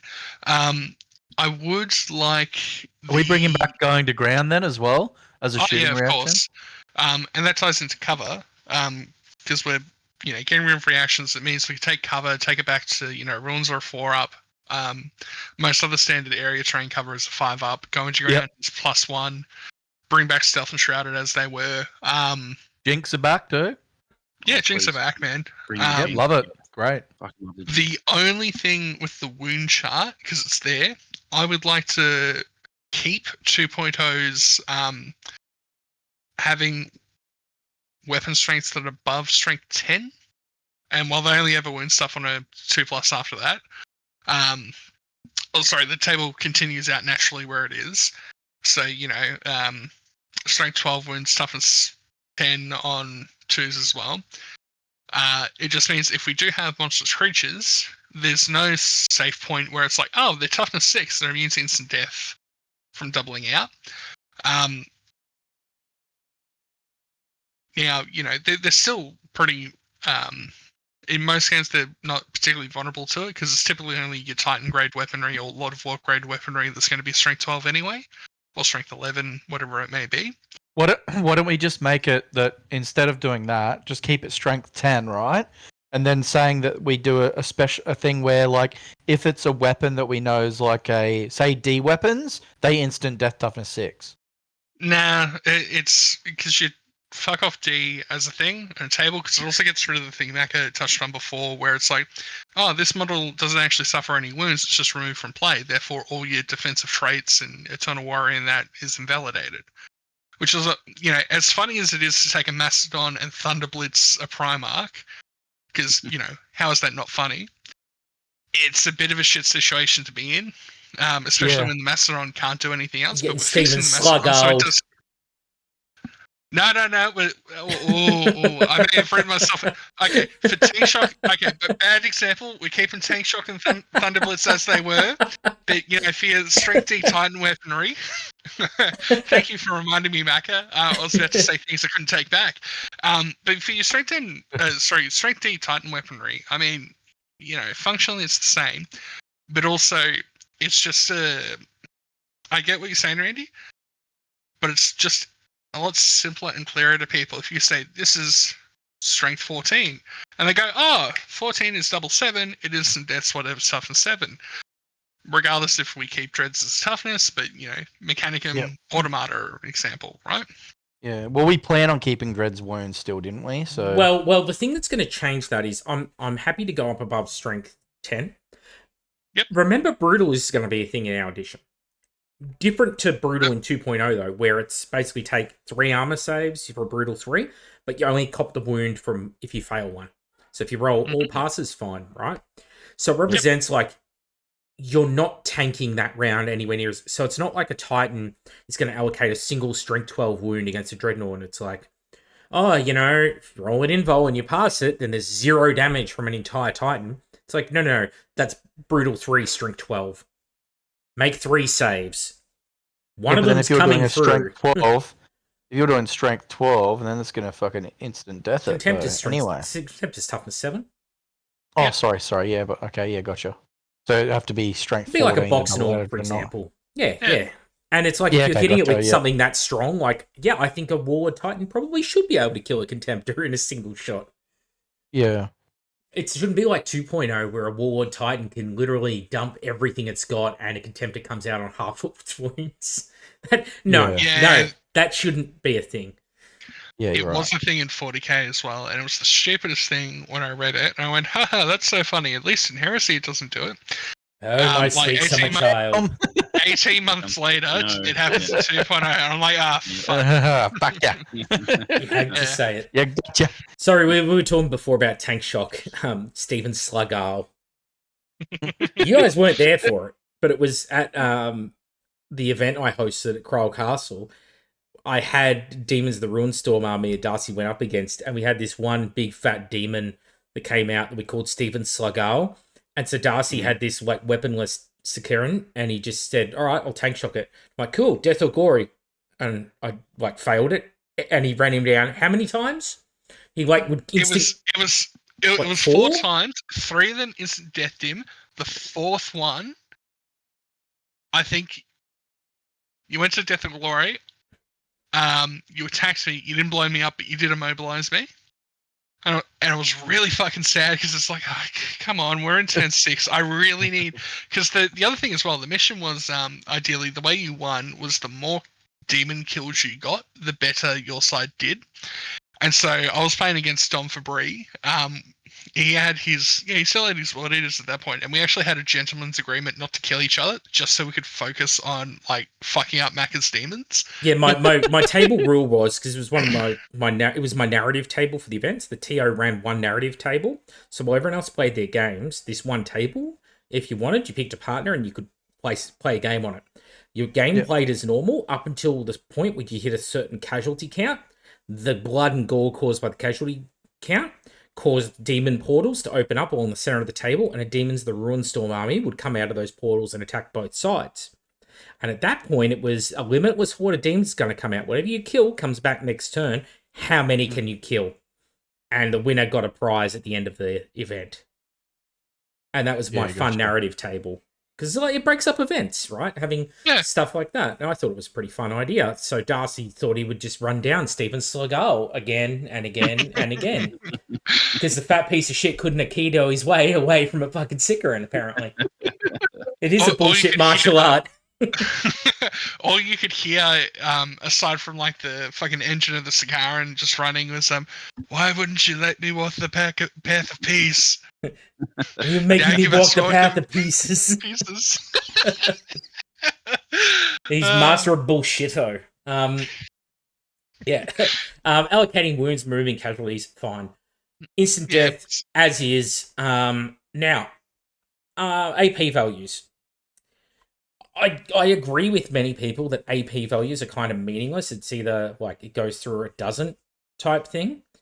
Yep. I kind of want to just keep AP as they are, but I want to make breaching more common. So not rending, but breaching. Because rending gives you so many other damage bonuses, whereas breaching we're now ignoring your armor if it goes through. I think's a fun way of adding some narrative to weapons without having to consult 6 different charts. I agree with that. I'm fine with that. So long as artillery and plasma keep their AP 2.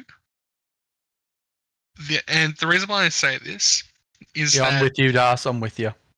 It's pretty clear that the AP was dropped to breaching because it was too good against Terminators, which were now 2 wounds, and too good against Dreadnoughts. We complained about Dreadnoughts incessantly in 2.0. If we see a bit more plasma out there, I think the problem sorts itself out pretty quickly. Yeah, I agree. Now, on the other hand, with Terminators, and this is, you can run the math in 1.0 because it's the same, except we had 1 wound Terminators and 2 wound Terminators, right? It was actually better to find Melter into 2 wound Terminators because of doubling them out. And Plasma was better into, and that's just because even though you've got twice the amount of shots with Plasma, you still run the risk of either going a bit low with either the hits or the wound count, whereas with the Melter... You got to get hot as well. Yeah, and, there's a lot of times where it's like, oh, okay, they're rolling 7 saves versus 14 if everything's average, right? I'm just plucking the numbers out of the air. They'll still pass 7 of those plasma saves, so they lose 7 wounds, which is only 3.5 models. Whereas if they fail 4, they lose 4 models from the Melter. So it's just the thing where it's like, because they're doubling out, it's slightly better. Just because the statistics, like, you never get those odd scenarios where it's like, oh, I've killed 3.5. Whereas Melter, it's like, no, I just killed 4. Yeah. Yeah, terrible explanation, but that's what it boils down to. And if we keep 1 and 2 wound Terminators, then you've still got a place for both. And because I do want to see Plasma, though, change to gets hot being at the AP value of the weapon. Yeah, same as in 1.8, that's fine. Yeah. It's like, you rolled a bunch of gets hot. Well, sucks for you. That's a plasma weapon, buddy. No save. Yeah. Now, I can't remember off the top of my head because I didn't have a ton of plasma on vehicles. But did vehicles get hot? Yeah, they got hot in 7th and Heresy First Ed, yeah, it didn't they? Depended on the weapon. Varied by weapon. Yeah. But again, I'm fine with that because it's just like, you cop 1 lancing hit to the side armor. It's not really going to do much. So, again, I'm fine with it. And the AP...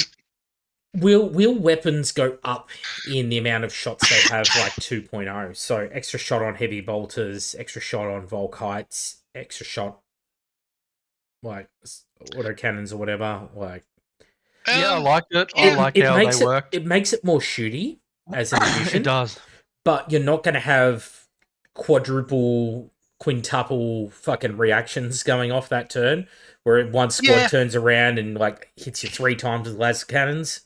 Yeah, I like it. I think it evens out, and like I know you don't particularly love the concept of Gravis weapons, but I do like that class of weapon that's just a bit heavier than the man portable one. So like, I like it for like vehicles and stuff like that. yeah. I'm fine. I'm fine with Gravis weapons. I just hate the name Gravis. It just reminds me of those fat cunts from 40k. Not the players, the fucking models. Yeah, them too. Yeah. He's Gravis. Careful. He's totally a Gravis 40k player. Just look at him. Fucking stones from a glass house and everything. So Fucking hell. No, so like an Architect pistol is a great candidate to be AP3 breaching 4+. Yep. You know? Perfect. And with Mechanicum, I know I'm revealing my cards a little early here, but Martian Civil War style, I want a Mechanicum to have a bunch of relic weapons, like relics of the Dark Age, that they can you can pull out and equip your characters with, where the rules just get bonkers, you know? Mm-hmm. And that's again where I'd like to see things like rending, breaching, brutal, all those rules get rolled out. I like the concept of Wargear like Graviton Shredders. Like, I want to make more use of niche rules like Haywire on Grav weapons or Grav Flux, for example. I want to make more, because I think we can all agree one of the big letdowns in 2.0 in concept was you added rules like Battle Hardened and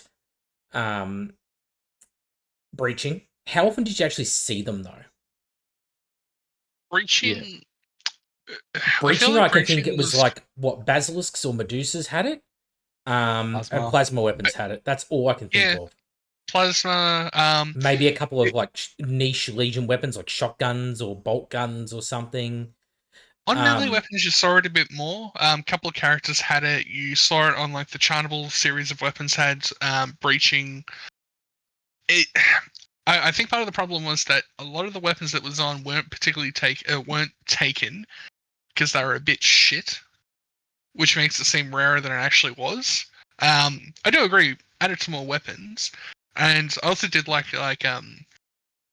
stuff like autocannons getting rending 6 up, because autocannons were victim of the whole thing with AP, where it's they're AP4 and they're strength 7. They don't double out Marines, and they don't have high enough AP to ignore their armor. Well, you know what that comes down to, Darcy? That's a consequence of 3rd and 4th edition 40k. So back in 3rd and 4th edition, go back to 3rd, Assault Cannon is 3 shots, strength 6. And they're autocannon is 2 shots, but strength 7. And you're so the Loyalists get extra shot, slightly weaker. Chaos gets the slightly stronger shot. Then it went to 4th edition, it was, doesn't feel distinct enough from, it's just a heavy bolter +1 strength. All right, let's give it 4th shot and rending. And that's where it came in, right, in the Assault Cannon. And that has stayed that way and crept out ever since. But because autocannons were for Chaos aren't allowed to have nice things from 4th edition onwards. So that's why the autocannon stayed in flux. I agree that it should have... I don't know that I want rending on it. I think I want breaching on it, but I want rending on the Predator's autocannon. I get what you're saying, but I like the autocannon. Even the man-portable one is still a medium anti-tank weapon. Sure, you're not reliably killing land raiders, but against Preds it should be quite an effective weapon.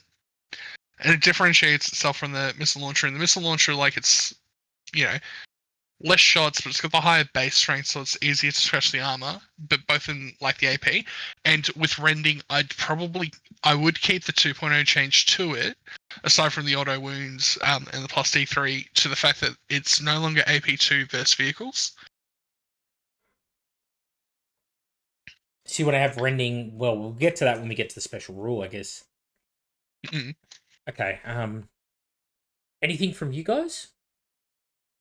Benny? Yeah, I think I agree with the plasma. Bring back the AP value of the plasma. I'm just looking through the Omega Sikaran. It used to be sustained was heavy 1, plasma burn, twin linked, strength 9, AP 1, and that was kind of cool. Or you could have it strength 7, AP 2 with heavy 6, twin linked. Yeah, I liked that as well. I like the yeah.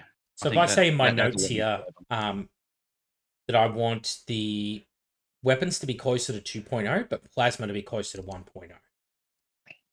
Definitely, yeah. Well, I would say keep the APs closer to 1.0, but keep the weapons elsewise closer to 2.0. Yes. Yep. Yes. 'Cause I think it's all the rending rules on all of the 1.0 versions was just on a 6 rending occurred, didn't it? It was AP. Yeah, it was, Exactly. yeah. So rending was a lot less. Like it was harder to proc, which means Yeah. it's more an issue for the melee weapons, and we'll get to that. Cough, cough, phalanx blades, cough, cough. Yeah. But yeah. Spoilers, I'm not letting that go through on a fucking 4+. No. I you know what? I'd be fine with it on a fucking Escortiator chain axe going off on a 4+. I think the 4 swinging a up's big fine. slow, like, because I want to add the initiative modifier weapons in. Like, I want to have that, you know, Unwieldy. strikes initiative. Yeah, unwieldy. Yeah. But I want something like unwieldy. I want to have.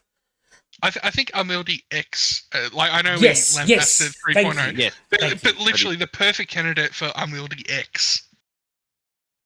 And like it's cool. It's just Unwieldy becomes. You can either do it as a minus, so you minus that weapon's initiative. Yeah. From it, or you could do it as a set modifier where it's like, cool, Unwieldy 1 means you're at initiative 1. And there are pros and cons to each system. I'd say Personally, unwieldy minus X to a minimum of 1. to the minimum of 1.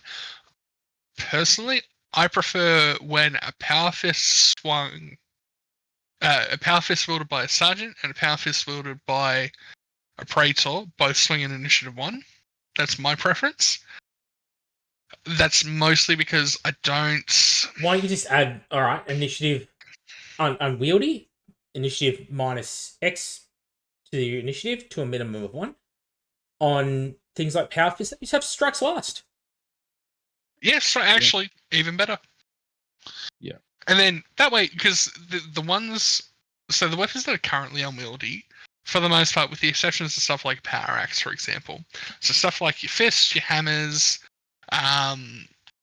chain fists, that sort of thing, I think they should be just striking last because if they don't have that, they've got everything else. Though the double out marines, they've got AP 1/2. They might have other extra rules that are also quite good. You know, the chain fist getting the 2d6 armor pen. Like, what keeps them in check is the fact that they all strike an initiative 1. And it's a bit of like, well, you know, you can take this powerful weapon, and you'll get to use it most likely, but, you know, they could also just run a cheap mook that sucker punches you with the exact same power fist. You know what I mean? Like, and I like that as the point of balance. But then these other weapons, like, you know, power axes, the Excoriator chain axe, I'm sure there's other Legion-specific weapons out there. They can strike at a slower initiative, and it's like, oh, okay, you know, we can still have the Praetor striking at a higher initiative. Yeah. I reckon it'd be good to have a power axe that, like you're saying, with the initiative modifier X in brackets, but not swinging at a minimum of 1. Having it. Why would you at ever AP3 take it, right? having it AP3 base with rending on 6s. That's the thing. Like in 1.0, there is actually a place to it. 'Cause you got 1 wound Terminators, and most of your Legion specific stuff is 1 wound. Like it's only really other characters and the Legion specific Terminators. Sorry, the elite Legion specific Terminators that are 2 wounds. So Power Axe does actually have a place by virtue of, you know, it's got plenty of valid targets. The problem in 2.0 and why it's such a piece of shit is 1, it doesn't have brutal, but 2, all the stuff that it was naturally good against all has 2 wounds now, and it's like, okay, I'd rather just pay the 10 points and actually kill what I hit. Yeah.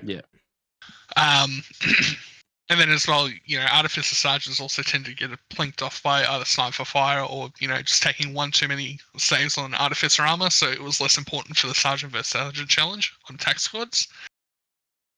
But yeah. Yeah. So the next pages we have here is cover.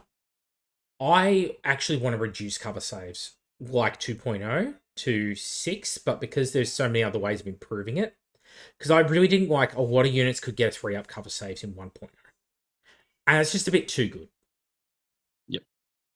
I think if started at a 6.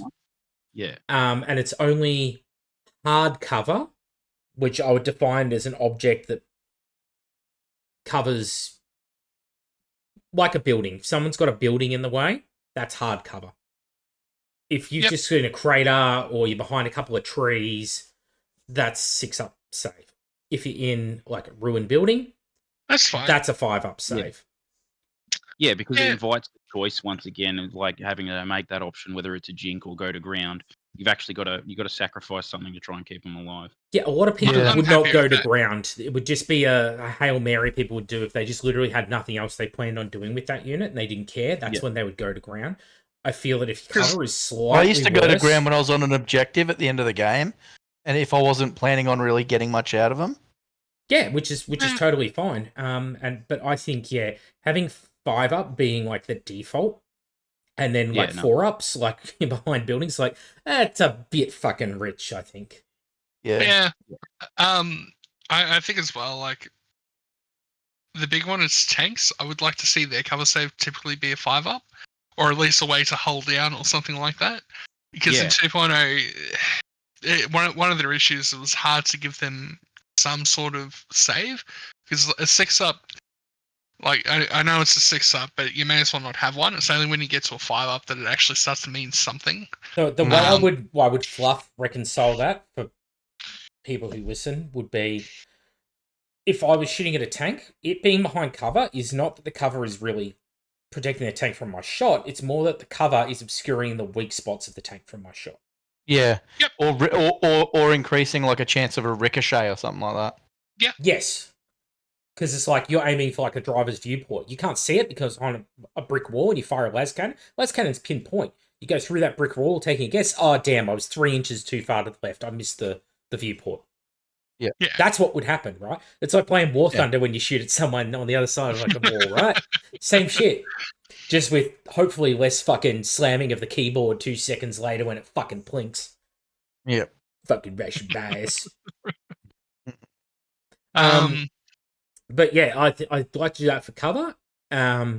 Intervening models, I do not think that should be a 5-up cover save for intervening models. That could be a 6-up. No. Yeah. 6-up Can I save say that there. one again? Intervening models, when another squad's in the way and you shoot through them to hit the one behind. 6-up.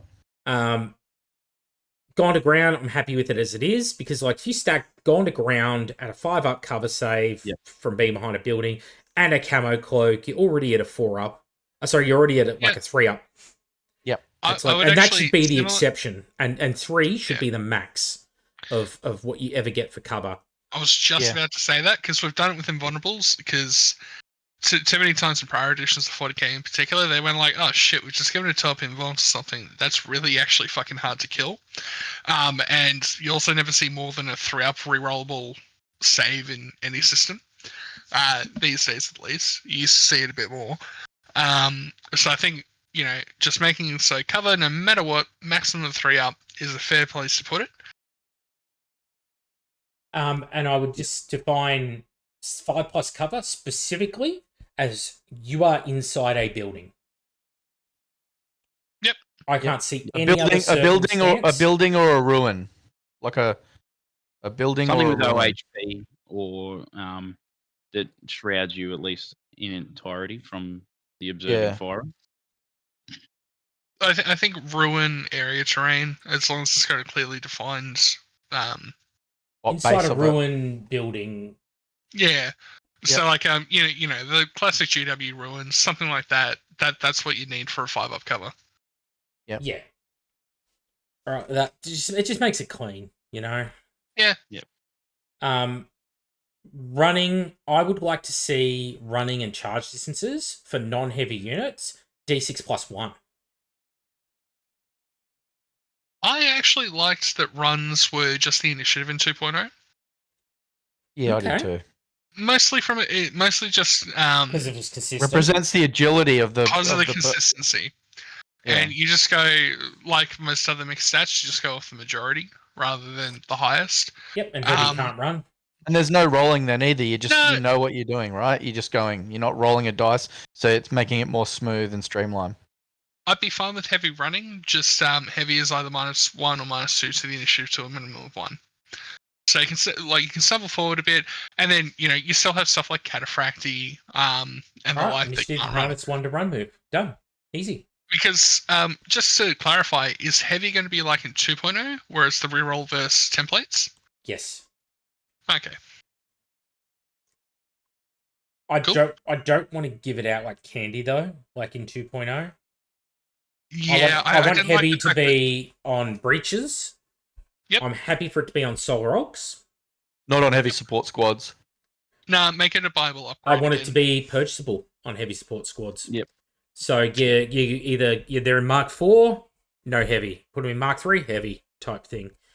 It's like you've gained resistance against the shooting, but now you've gimped yourself in other ways. Yeah.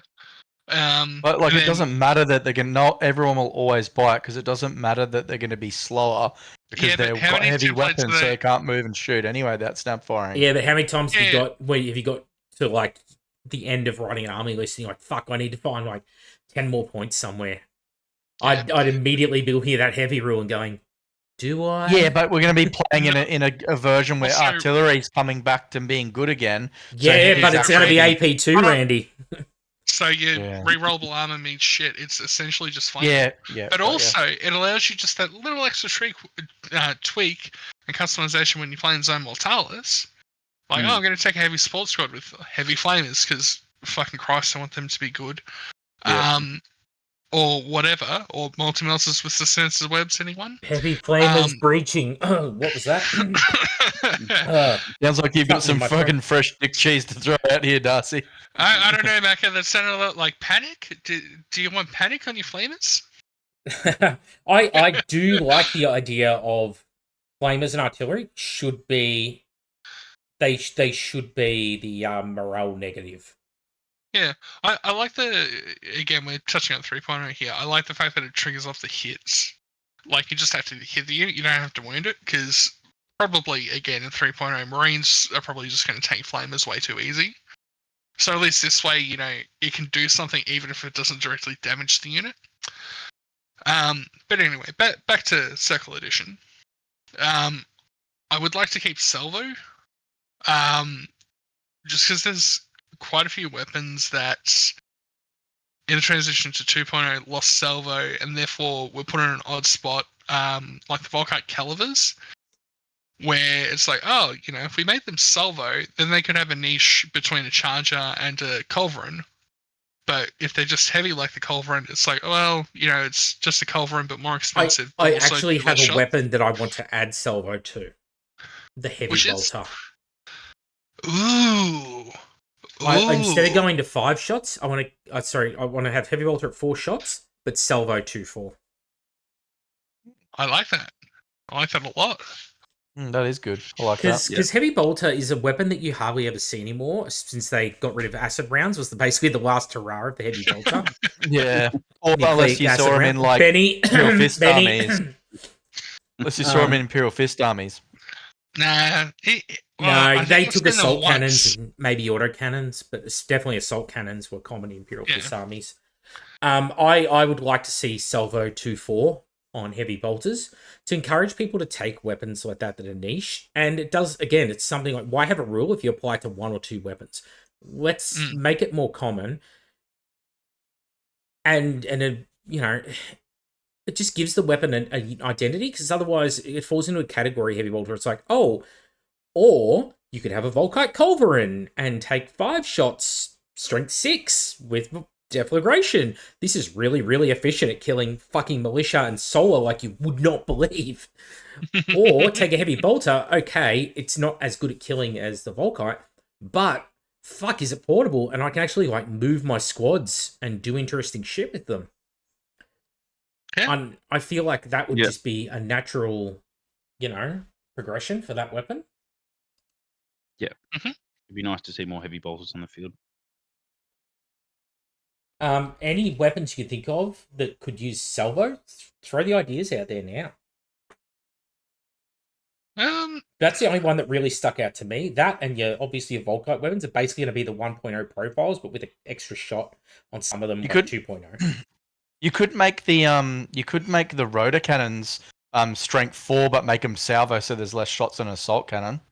That's what they were, and no one took them, because you got to remember with salvo, if you move, you lose half your range. Oh, And yeah, true. Yeah. There is Cannon's actually a already had a second pretty weapon short I would add it range. to. Mhm. Multi-melter. Nah. Fuck, actually, yeah. You Because move and you essentially, shoot at 9 inches range.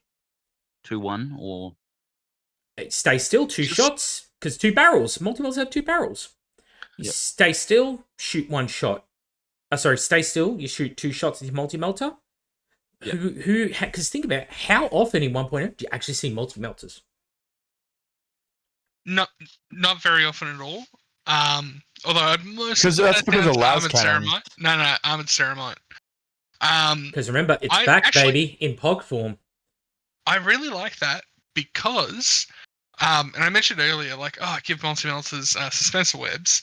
And the main reason is, with suspensor webs, for those of you that haven't played 1.8, is if you had a heavy weapon with a suspensor web, if you move, the heavy weapon lost half its range, but you could still fire it as if it was an assault weapon. Salvo would essentially do the same thing, except you also get double the amount of shots.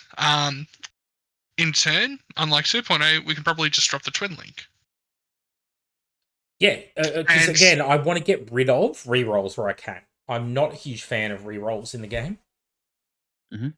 So I see that as a great opportunity. Because multi-melter is a really hard weapon to use because it's so short range. It's either 24 or it's nothing. When you use one. Yeah. It's like if you turn to salvo, suddenly it's a melter gun.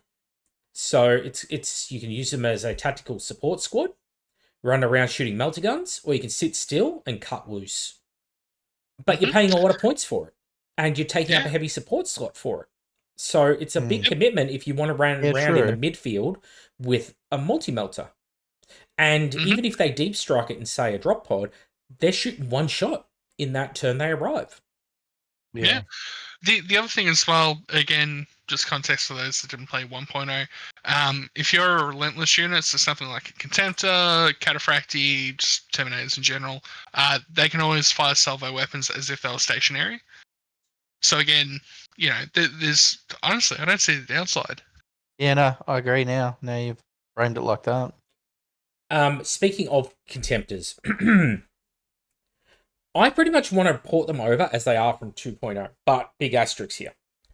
The weapon profiles in 2.0 and the points costings are the problem. Take away the I brutal agree. 3 on the fist for one. Well, that would stay brutal 3 for me, but it's like Nah, Because it's we've shit. changed. No, because we've changed how Brutal 3 works.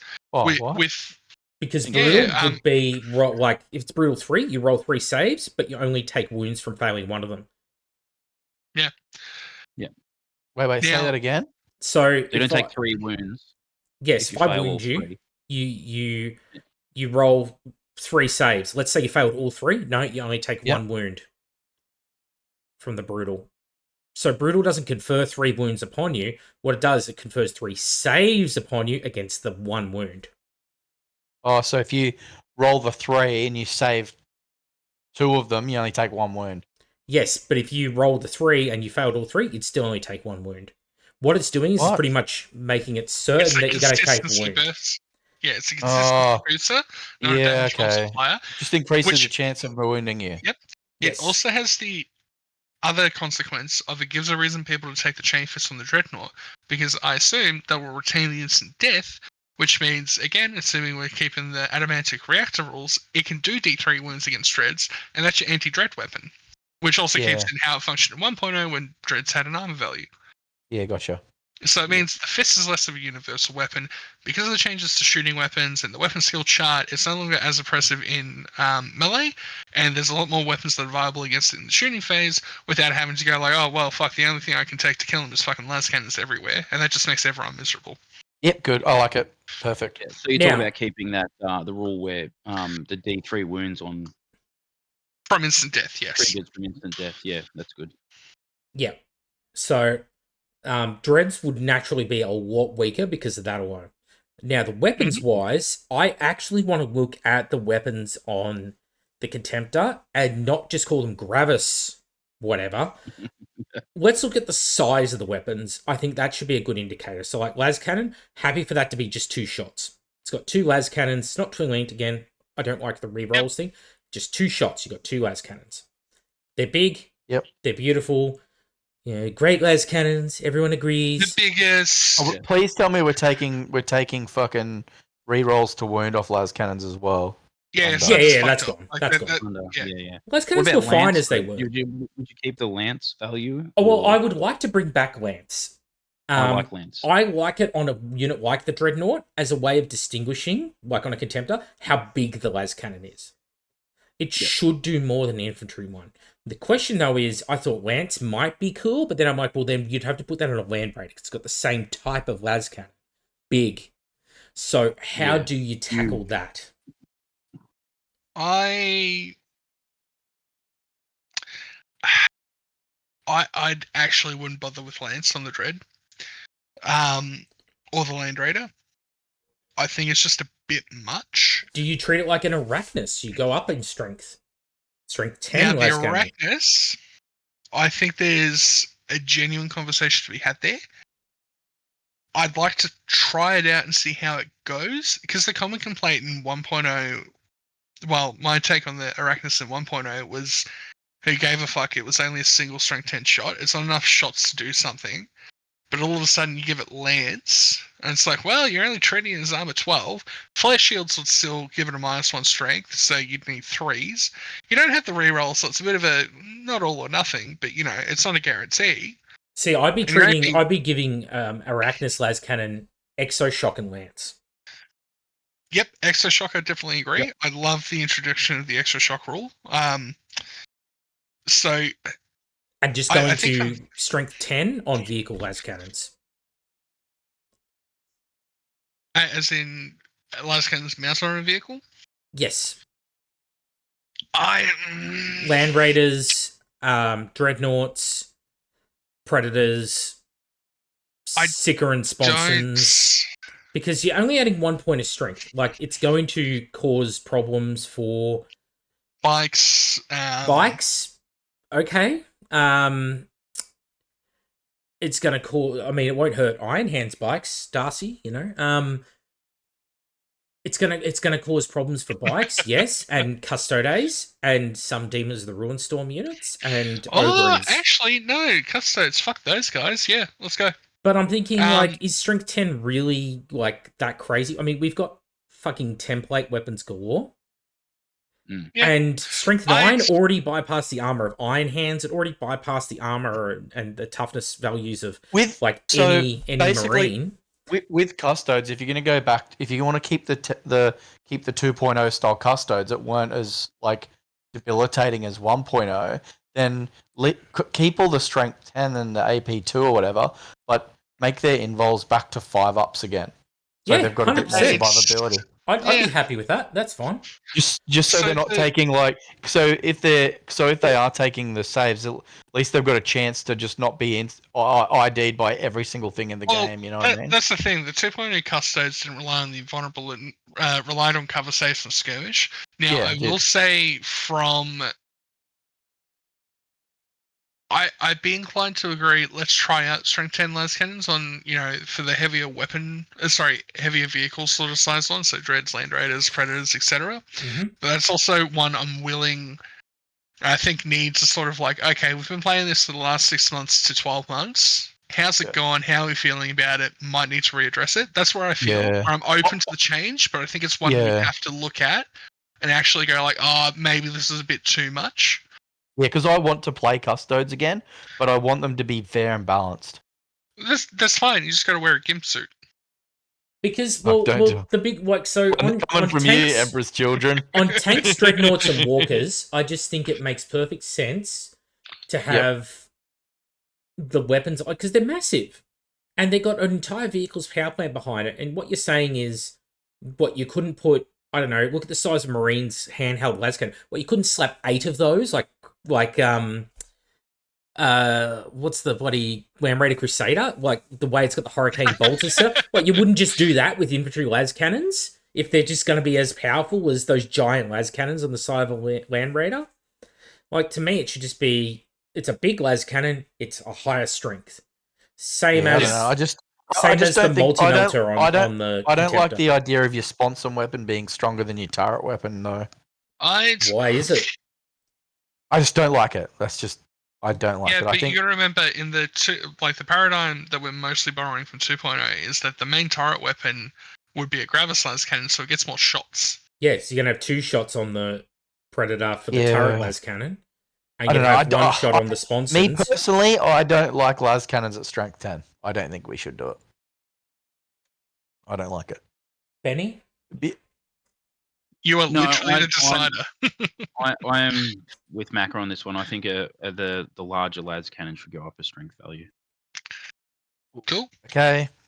And we can It's play gonna make test it. If it doesn't work, it doesn't work. You know? It's gonna hurt Either more that when or we bring start back- talking about your heavy armor. We're Like, not Games it's like Workshop. when It's not you- like we're never going to FAQ it. Yeah. I'm not Either I'm not that or invalidating bring Heresy back- Circle Edition in 3 years. All right. Yeah, it's like I get what you're saying, Randy. But I think like okay, we go to strength 10. Maybe we don't do lance except on like the specialty ones, like the Arachnus. Yeah, like all I your think it's mechanic probably and going to be sneaky fun. shit. And don't forget, we're also going to do other things to vehicles aside from just giving more hull points that will make them more survivable. So something like a strength 10 lance cannon, while it's still good, it's not going to be as devastating. A single one.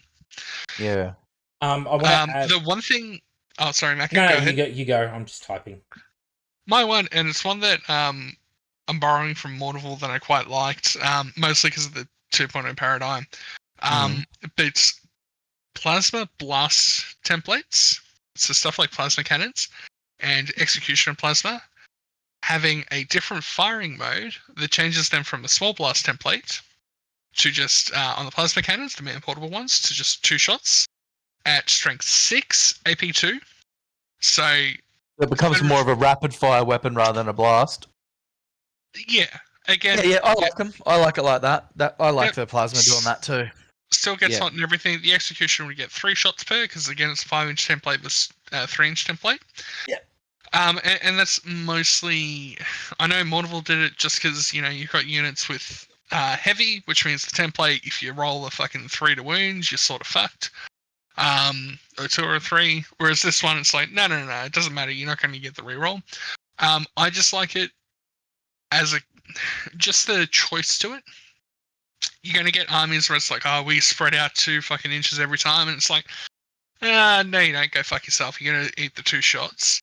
So, But the trade-off to sorry. Oh, so I was just going to say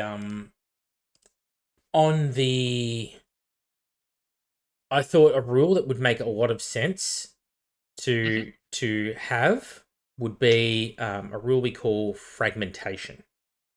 Mhm. So the way I would work the fragmentation rule is it's essentially that rule that the weapons that are going to have like the alternate fire of like D3 shots or whatever, in the case, like say Tyrants would have the fragmentation rule on their Cyclones. Yep. I would give that to like weapons like the plasma cannon. Oh, so you'd have it as a sort of splash effect. Okay. Yep. So you roll, say you fire 5 plasma cannons, roll 5d6. Ones, they get hot. Unlucky. 2 pluses, those are hits. And it's like, all right, how many D3 is that? So that's it, right? You then roll your hits. Like, let's say you rolled 5 guys, you roll 5 plasma cannons, 2 of them are ones, 2 guys got hot, that's unfortunate. 3 of them were 3 pluses. Cool. Take those 3d3, that's how many wounds it does. And units with the heavy rule, it's not going to matter against a plasma cannon, but against, say, a Tyrant's missile launcher, that would be the heavy rule, goes rerolls against fragmentation weapons and template weapons. Okay. And it's just a catch-all then to fix that problem. And then you can say that a weapon like the plasma cannon on a dreadnought is you can fire it in fragmentation mode, which is, it causes D6 if it hits. It's D6 wounds on a hit and gets hot. Or you can fire it in concentrated mode, which is fires like one strength 10 AP2 plasma shot instead, or something. Thoughts? I like that. Yeah, no, it'd be definitely something to play with and just a bit different. And again, similar to the las cannons, it's one of the ones where it's like, I'd like to give it a go. If it works, it works. If it doesn't, it doesn't. You know, again, we can revisit it in 6 to 12 months and go like, yeah, nah, or tweak it where we see the need to tweak it. Yep.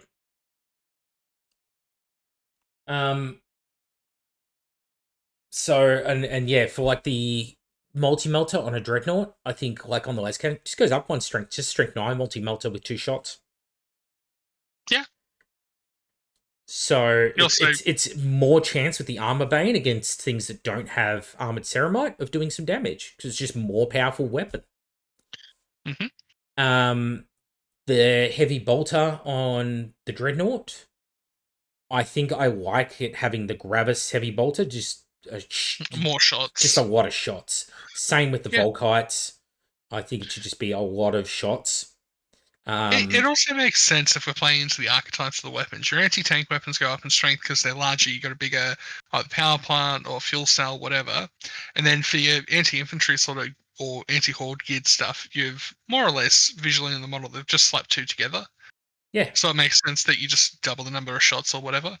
Yeah, I would do the same sort of thing with the Reaper autocannon. It's just literally an autocannon with. I'd just go to. I'd go to 4 shots. I'd go to 4 shots, but I would keep the shorter range. And just say it's like a shorter barrel. It's slightly, less accurate. Yeah, you said Reaper. Okay, yeah. And keep in mind, if the Reaper is that, then logically it should be sort of the same thing on the Dreadnought. 4 shots, but full range because it's a bigger, longer barrel. Yep. And I think that's pretty much the Dreadnought's weapons sorted. Yeah, and I think the other big one with the Dread is just obviously retweaking the points cost because, the Valtra is not worth 5 points. No. Definitely retweaking the points cost. And Conversion Beamer, I would just keep it as is. That's fine. One thing I would like to change, though, is pistols and assault weapons. I feel that on Overwatch, both those weapon types should have a bonus. Like +1 to hit on Overwatch or something. Because like it's right there. It's a weapon designed for that exact phase. It's designed that it's gonna be it's too much. No, I think pistols, full ballistic skill, because they're your sidearm. You can quickly draw it and fucking pop the cunt in the head, right? It's probably already in your hand if you're holding a chainsword. Yep. The assault weapon can just be +1 to your snapshot in the same way that a high ballistic skill is. Because, they're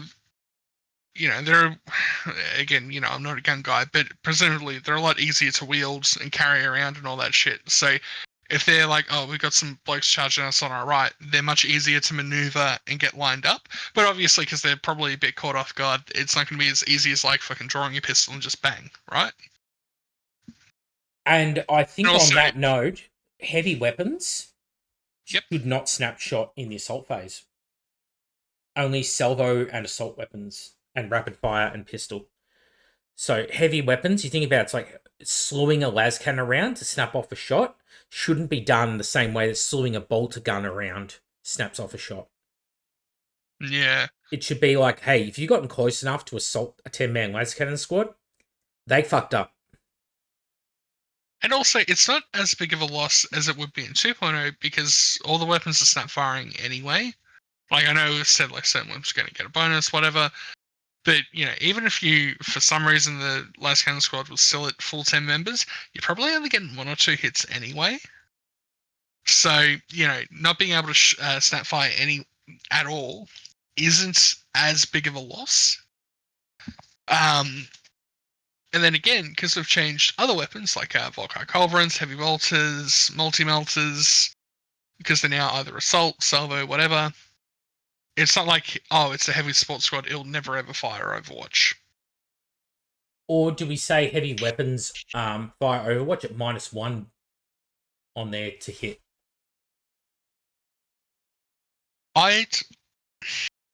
No. because presumably there'd also be snap shooting, like rapid fire weapons. Alright, so I'll say heavy weapons cannot snapshot. Assault weapons Overwatch at +1 No, ballistic skill. cannot they can. Overwatch. We'll Cannot let them snap Overwatch, fire. yeah. Because You if want them they to be able to move, shoot at flyers and shit. well, not just that, but if they move, you can still snap fire. Yep, sorry. On Overwatch specifically, they just make it similar to Cataphracti. If you're in Cataphracti, you can't Overwatch. Got a heavy weapon, can't Overwatch. Yep. Sorry, can't Overwatch with the heavy weapon because there are probably going to be models that have other ones. It also means your heavy support squad just whips their pistols out. Ta-da! Yep. It's still Overwatching, it's just going to be a crappier Overwatch. Yeah. They're not, because yeah, it to me never made sense. It's like, because then it just makes the niche of like a bolt gun, for example. It's like, you got this basically automatic grenade launch. You got a Mark 19 in your hand, and yet somehow it's just as hard to like squeeze off a panic mag of that as it is to fire a precision laser cannon shot. That's never sat well with me. So I like assault weapons firing the Overwatch at +1 to hit, or +1 ballistic skill.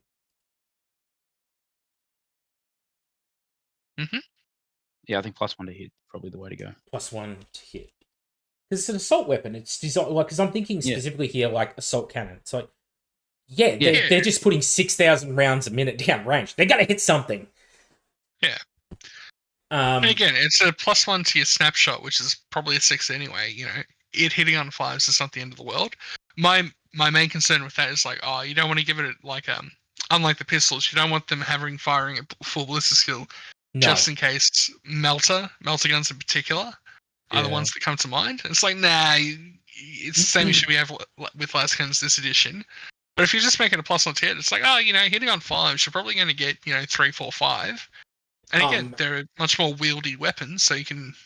I also think that Master Signals should not count for Overwatch, because he's not like set up in a firing position, relaying targeting data. You've literally just been jumped.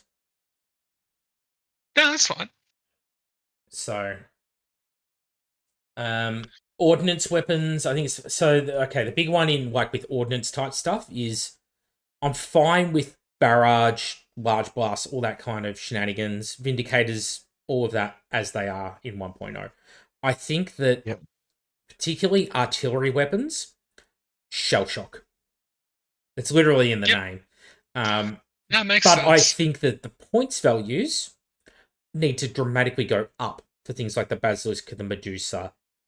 You can't have something that is that powerful, keeping in mind that there are plenty of ways in 1.0 to deal with these things. People forget that about 1.0, like termites, drop pods, like all sorts of shit for dealing with artillery. Yeah. But I think the points needs to go up to like 2.0 values. It shouldn't be 100 points for a fucking Medusa. It should probably be a 200-point tank. Looking at you, Scorpius, for 105 points. Yeah. 125, sorry. So, I think that pretty much knocks those. The one, I suppose, bombs and bombing runs, do we care? So, we've already agreed we're getting rid of D weapons. They're just going to brutal and higher strength. Yeah. Bombs and bombing runs, do we want to change how bombs work? I feel like I just want to give bombs the frag rule, the fragmentation rule. But then I'm like, but what about Phosphex? Yeah, well, no. This is bombs from airplanes, which is different from Phosphex bombs, which are effectively a grenade. The bombing run is fine as is. It's such a rare weapon just because we don't have a ton of dedicated bomber flies, and they're pretty straightforward. It's just like, okay, your flyer's flown in a straight line, pick a point over the line, fucking go right ahead. I think it's fine as is, and it's not common enough for to really give a shit about changing it, to be honest. Yeah. So with that in mind, it says apocalyptic barrage for a heavy bomb would be referring to the 10-inch template, or do we go the 5-inch template? 5 inches is probably. You can vary it because you're I gonna. don't know. It's like payloads. when I think of a bomb, I think of your biggest bombs what are the biggest bombs It's only in the strength world? 6. The ones that it's Yeah, it's half the So strength of like a Medusa. what? Yeah. So what I would do is I wouldn't just have heavy bomb. That's presumably just an example. You probably have a couple different kinds, right? And what I'd do instead of the apocalyptic barrage template, because it's also a template that isn't readily available for people, I'd actually just make it like, okay, the small payload bombs are only small blast or maybe large blast, and then instead of using the flower, it's just like, cool, you get 3 templates across your entire, or 5 templates across your entire, movement. Place them where you want. Yep. Or you could even make it where it's like, all of the templates must be touching each other. Oh, actually, it's a bit more painful. Just do, place 5 wherever. Because, again, not everyone's going to have 5 large blasts to be able to touch at every point. Well, when we Just get to from a flyers, I want practicality to point of view. speak about that. I think they need to move faster than 18 inches is bullshit. Because it's supersonic and it's moving slower than some of my White Scars jet bikes were on the average turn. It needs to move faster. Not wrong there. And I think that the firing arc forward should not be a 45-degree arc. I think it should be the width of the wings directly forwards. Yep. So we haven't got up to vehicles yet. I know, but I just, while I was on bombs, it just made me think of it. It's a good point. I would treat it, you'd have 2 different types of, one, you have hull front and you have wing front. So the wing uses anywhere across the wings. Hull front is for something like your Fire Raptor, where the gun's in the nose. And that one just gets the width of the front of the main hull, because again, wings aren't treated as part of the hull. And then your missiles, las cannons, whatever, because they're all typically on the wings. mounted on the wings. You fire them off the wings. Bit more flexibility, and again, because you don't have an arc, you've got a straight run. The extra width allows you to, actually able to hit more stuff. And I would say that you keep the 45 arc on things like the multi-melter and the nose of Storm Eagle. Yeah, stuff that obviously can articulate. Articulates, yes. Same with Fire Raptor's side sponsons for the autocannons, for example. Now, I would put it basically, you bring your flyer on, and again, we're not up to flyer, but basically you come on in a straight line, your movement is no less than 30 inches. Yep. You go off the table, let's say, at the end of the turn, right? Let's say you come on, you're on for 1 turn, you go off the table. You come straight back on the start of your next turn. And it's basically just zooming on, doing a zoom and boom. So I don't want to be like 3.0, where it's never in fucking play. It just comes on, does something, and it's gone, because that's just going to screw over all the Raven Guard, Night Lord, Scars players out there who have a bunch of flyers. But it's a bridge too far. My main change for flyers, sorry to cut you off, Macca, is specifically around transport flyers, and it's something I was thinking about before the 3.0 rules leaked. And it's essentially the way the Blood Angels Storm Raven worked with jump pack units out of the transport. So I didn't necessarily want this to replace the flyer being able to slow down into skimmer mode, which makes it more vulnerable to drop out troops. But what I wanted is the option, similar to a bombing run functionally, is cool, your flyer's zooming, it flies on, somewhere in the line, you essentially deep strike the unit, but the unit's got to come on rather, you can have it in a circle, whatever, however we do deep strike. But unless you have a jump pack, you've got to take a dangerous terrain check. And because, you're jumping out of a fucking flyer going 1,000,000 miles an hour, right? Supersonic. It doesn't make sense to me that a normal Space Marine is going to be jumping out of a flyer going supersonic speeds. Okay, well, it slows down. It's not flying absolute supersonic. I just don't like the idea of. I like the idea of a Terminator teleporting out of it onto the ground. I like the idea of jump packs being able to land, to be able to like jump and land like softly using their jump pack. But I hate the idea of a Space Marine jumping, way out of even out of any flyer and just being able to land on flat ground. I don't think it's. Do we have the flyer transport then? It comes on and it moves 15 inches, just half of the 30, to represent that it's a landing flyer. It can drop off its models at the end of the, So- at any point on that Well, 15 inches of I think. movement. What about this then? What about this? But it does not If you- count as zooming if it does Wait, so. wait. If you what about this? If you drop troops off out of the flyer, right, then you can be shot at without snap firing. Hold on. Let me fix my original idea and clean it up. So we'll keep it how the flyers worked in 1.0, where pretty much every flyer, unless it was specifically a supersonic flyer, can go to a skimmer. Actually, sorry, more like 2.0, where transport flyers can either be supersonic or they can be skimmers. Yep. And the skimmer, they're treated, well, exactly like a skimmer, even though it doesn't exist in 2.0, where, it's like a normal vehicle, it's like a bike, ignores terrain, blah, blah, blah, blah, blah, right? But you can fire it normally. Your regular infantry can disembark and embark. But when you're That's in zooming hover mode, fire, yeah? That's in a hover mode. Yeah. which works as a skimmer. Then you can have, we'll call it supersonic. We'll make it so that it's jump pack equipped infantry, and then for your mortal armies, you can make it grav shoots. You can jump out the back. Still dangerous terrain check. And the initial model for the deep strike, because we'll treat it as a deep strike, because we haven't actually gotten there. How we're going to treat deep strike, but we'll get there eventually. So if we use the 1.0 model, we'll make it so that they're more likely to mishap, but it won't mishap to the point where, you launch them anywhere on the board, just more like they might shift a bit, or they might cop extra wounds or something. And then, obviously, I still like the idea of the dangerous terrain check as a bit of risk-reward, because, jumping out of a zooming flyer is much more beneficial than the flyer slowing down, so it's, that sort of trade-off, right? Yeah. And that's sort of how I'd approach the flyers. Oh, transport flyers specifically, because they've always been in ship position. I have to get you to write that down for me. Darcy's a full idea. Yeah. Well, which of the transport flyers have supersonic? All of them. Okay. So in 1.0, every flyer was capable of both modes, except ones that were specifically called out supersonic. In 2.0, it was in 2.0, it was the other way around, where every flyer could only do supersonic unless it was a flyer brackets transport. Yeah.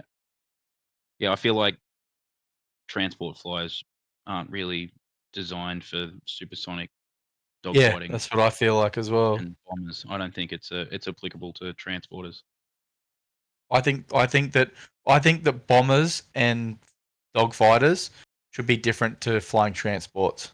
The problem you then run into is your flying transport is just a really shit vehicle, because you have to start off the board. Come on, you can be combat air patrols, you can be intercepted.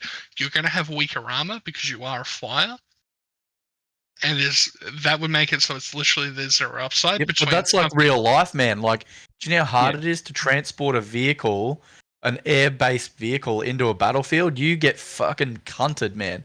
How many movies have you seen where Hercs get shot down and everyone dies, choppers get shot down, everyone dies? I'm not going to disagree with you at all. But like a Castor's assault ram is much different to like a Storm Eagle, but I think like you can fly them, you can bring them on from any edge, right? That's like you can bring them on from the edge. They come on. You should give them enough movement so that you have a good distance that you can move them. They don't have to be like supersonic. They still cop like their normal shooting that comes to them, but they should still have to find some way to be able to hover to be able to drop troops off. I get what you're saying, Das. For normal troops, that's fine. But I'm saying the jump packs, I want them jumping out of the rear. I get that real life, and I'll give it to you. Like, yeah, it's an absolute shit show, right? And I know, look, it's a bit of a cop out, and Mac has heard it a million times.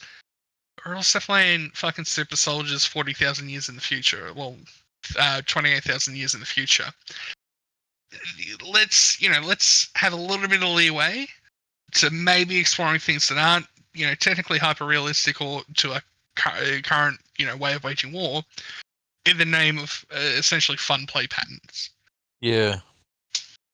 Like bit of give and take. Like, okay, sure, fair enough. I think jumping normal guys out of the back, maybe that's not the.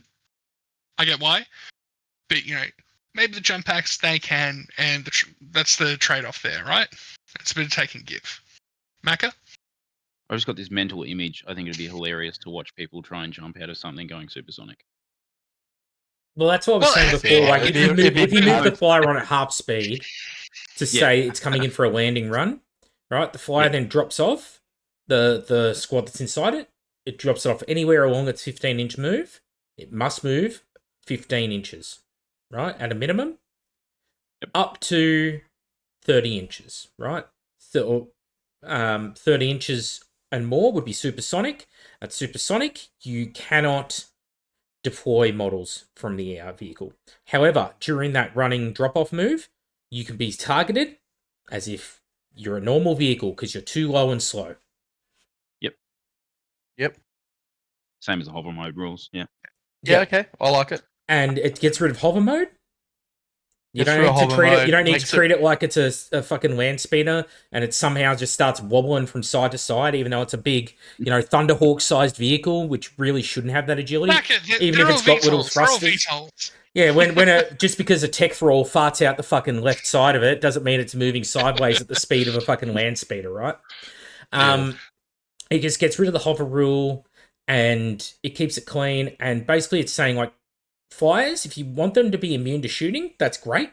We're happy to have that, but you need to move fast.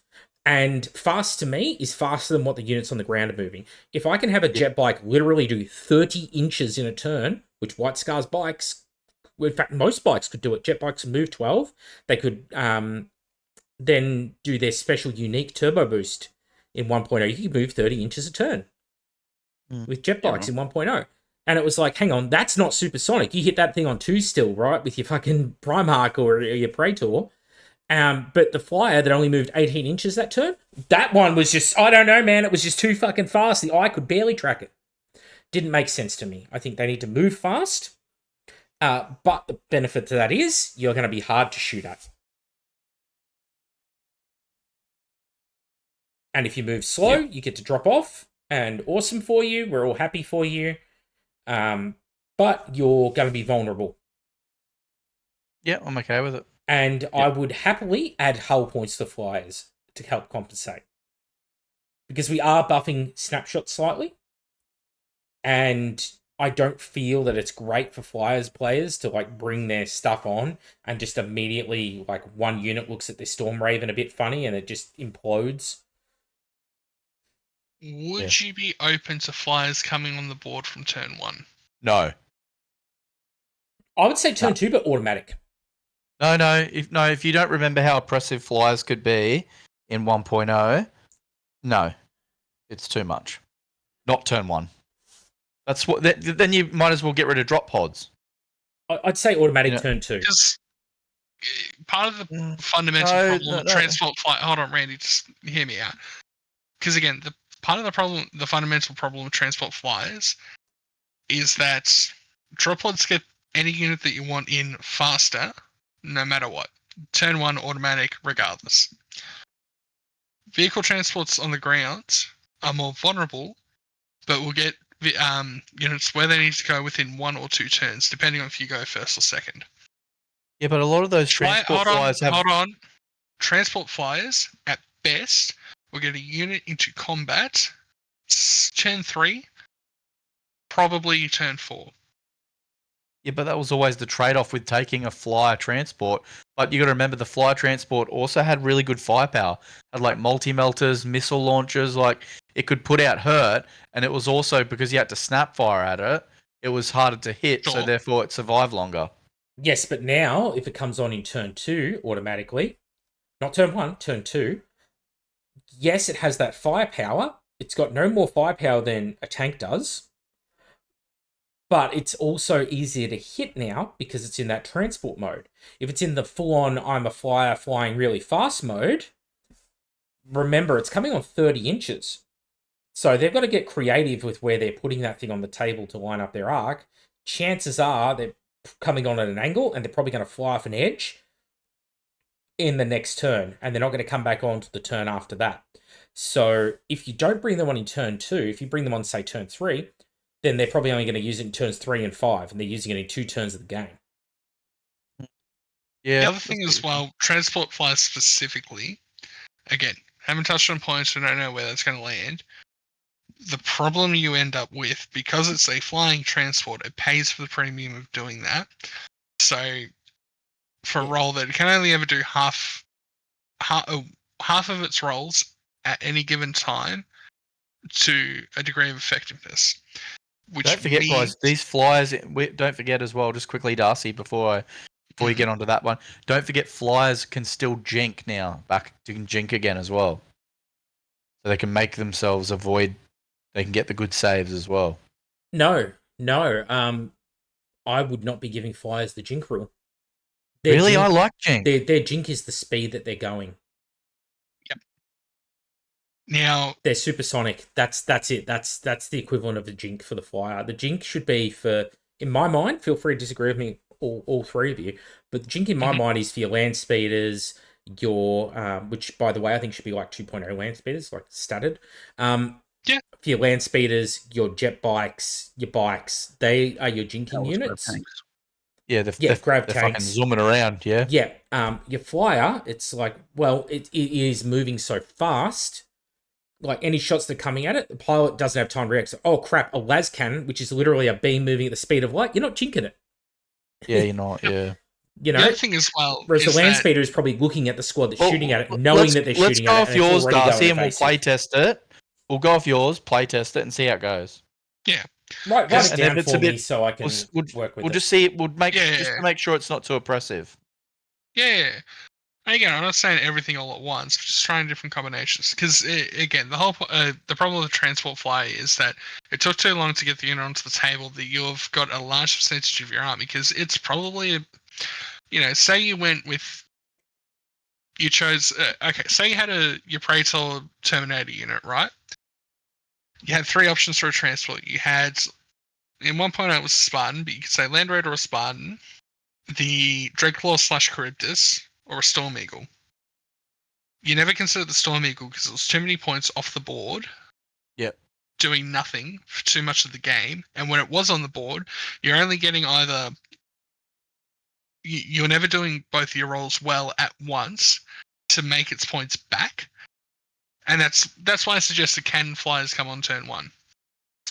And again, might have to lock it behind a Rite of War in the way they do it in 2.0. And there may also be, even though we're not doing reactions, I do like the concept of the Combat Air Patrol, where you have flyers that can come on and intercept other flyers.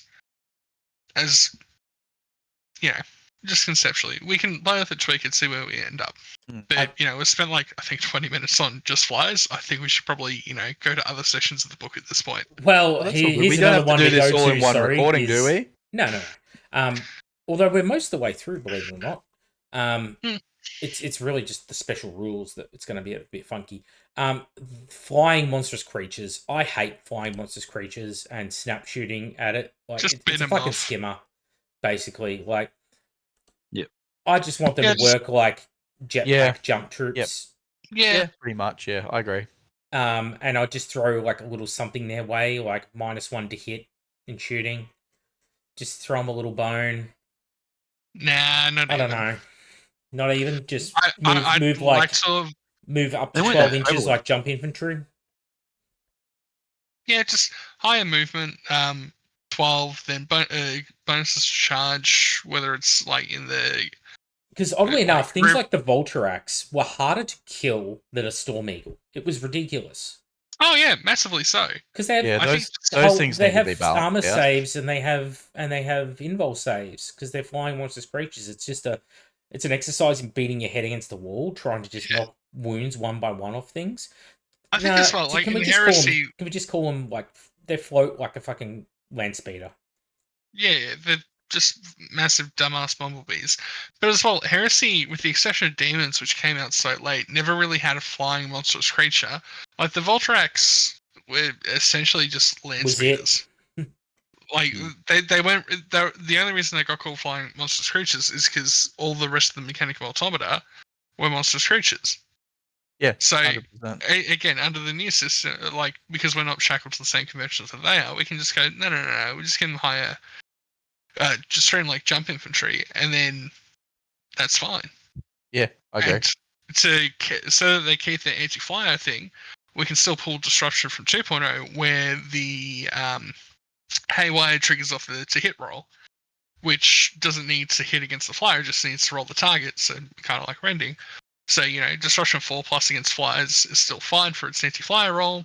It still works otherwise. It's not, completely bullshit. And you don't have to do, because that's the other thing for those that didn't know, there was the whole grounding rule and how many times that had to be changed in 1.0 just to have it, be somewhat reasonable to shoot at and interact with. Right now, flying MCs In to squadrons. It was the fact that it jump was a squadron. MCs. Oh, it was just oppressive. Yeah. And it's something they've not got right since they introduced flying monstrous creatures.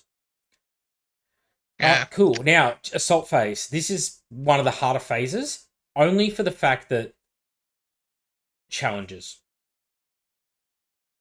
I am fine with challenges as they were in 2.0. I just want to make a rule basically says like challenges are either done first or last before you resolve anything else. Rather than initiative step and keep them separated from the combat. Because of people hitting into the challenge. Yeah, I think that's fine. Because that was the thing that people always complained at 1.0 was like, oh, the wind spill out of the challenge. Then 2.0 when they stopped it, it's like, oh, the wind spill into the challenge. And it's like, no one's ever going to be fucking happy with it. Just remove it so it's completely separate and just have the overkill from just inside the challenge go one way or the other. And when you get to, it's the rest of the unit, there's one bloke and it's still in a challenge, well, fuck it, the challenge breaks immediately and you just go back to normal combat. That way, okay, not everyone's happy, but it's the simplest, cleanest way of doing it. And you don't get weird overkill or wounds spilling into combat. It's just I would like relatively one simple. small tweak that I would think is really narrative. Let me float it by you guys. Mm-hmm. If you have, let's say, a Primarch in a challenge with another Primarch, and the other Primarch's bodyguard steps in, fine. They can swing into the challenge. But if they decide to go mano a mano, the winner earns a victory point. As if two Primarchs challenge each other, the winner of that challenge gets a victory point? Yes. Or okay. the Warlord of the Army, I should say. If the Warlord of the Army fights a challenge, and the other the challengers agree that there'll be no other people involved in the fight, then there's a victory point on the line. I get that. But both sides have to agree to it. Unless, look, we could be changing victory points and how missions work. I think that's already largely covered by Slay the Warlords and yeah, but we want to encourage people to actually go Warlord versus Warlord and not have it be like my Terminator bodyguard is going to assist my Warlord to put yours down. So I'd make it a secondary victory point, not a mission victory point. It might be the thing that knocks over the, because like, shouldn't we have a way to encourage that? Like the awesome moment that happens when it's like, I want my guy to take on your guy. And then it just kind of sucks if like you're having that like, the last hurrah of my champion versus your champion. And then the other guy goes, yeah, cool, I'm just going to kill you anyway and get a Slay the Warlord with my Terminators. Or it'd be like, play for 2 victory points if you don't want to involve your Terminators. No, I like that. So you'd probably just make it Primarchs, Warlords, and Champions. And Praetors. Well, your Primarch is going to be your Warlord. You could do? You could make it that if you get Slay the Warlord in particular. Just make it if you get Slay the Warlord. If you get Slay the Warlord and it's in a challenge with a champion or Warlord or a Primarch, then it's 2 victory points instead of 1. Yeah, okay. Yeah, but you know what I mean? So it's like Slay the Warlord. However, if your Warlord was killed in a challenge by another Warlord, then it's 2 victory points. Yeah, that works. And then it forces people to go, you know what? I'm going to put my guy up. What? If the Warlord or Champion earns Slay the Warlord in a challenge without intervention of their squad. No, just in any event. It's a challenge doesn't get... doesn't get people intervene into it. No, You can intervene out of it. I get what you're saying, Randy, but Maka specifically wants it so that if, say, he's playing his Thousand Suns, I'm playing Iron Hands. Mhm. If Ferris gets into combat with Magnus, even if they've copped wounds from outside the combat, once they get into combat, Maka's ideal scenario is that the Primarchs challenge each other and fight. To encourage it, that's why he's given up the bonus victory point. If I bitch out first, although in 2.0 I probably wouldn't because Ferris. Anyway. But if I go, no, I'll feed you the Sergeant for the first turn so I can wipe the squad, then put Ferris in to discourage that. Maka doesn't want to award the victory point in that scenario. I get what you're saying, but we're saying, no, because you still want to get because you still want to get Slay the Warlord. Yeah, go on. Yeah, you still get Slay the Warlord. We're saying the bonus point only. You don't get that if there's any other challenge that exists in the combat that happened prior to it. Yeah, of course, that's what I meant. Yeah. So okay, cool. What about this then? Okay, for instance, right, you go into a combat, their Warlord is in it, and you've got your Legion Champion, your Legion Praetor, or your Primarch, and any of those three, and they challenge the other leader, the Warlord, right?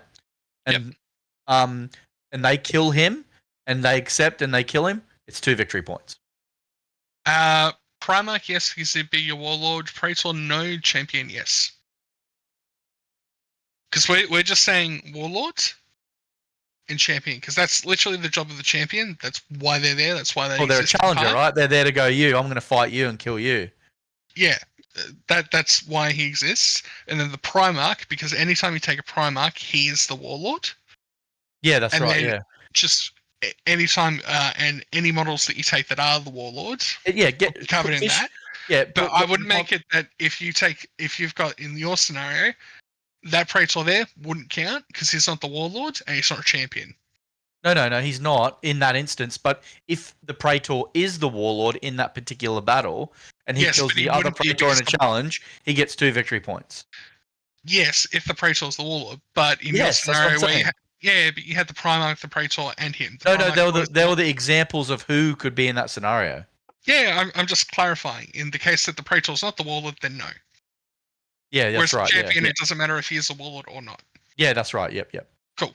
So the challenge is declared at the start of the assault phase, the minute the two sides come together. It's if a Warlord or a champion is the one, so the Warlord either being a Praetor or a Primarch.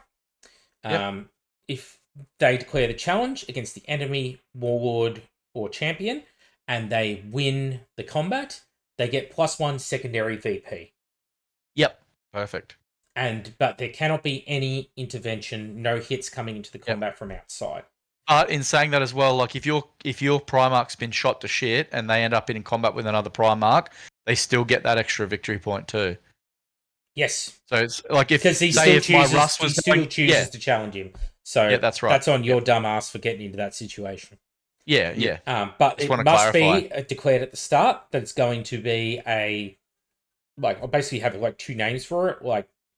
You would just call it the Warlord's challenge. On a challenge and challenge. Challenge is Sergeant versus Sergeant. Who cares, right? On a challenge is you're both agreeing, no matter how this turns out. If Ferris and Magnus are both in there, as the example, Darcy, Ferris is with a bunch of Gorgons, Magnus with a bunch of Sekhmet, and Magnus' Sekhmet all die somehow to the Gorgons.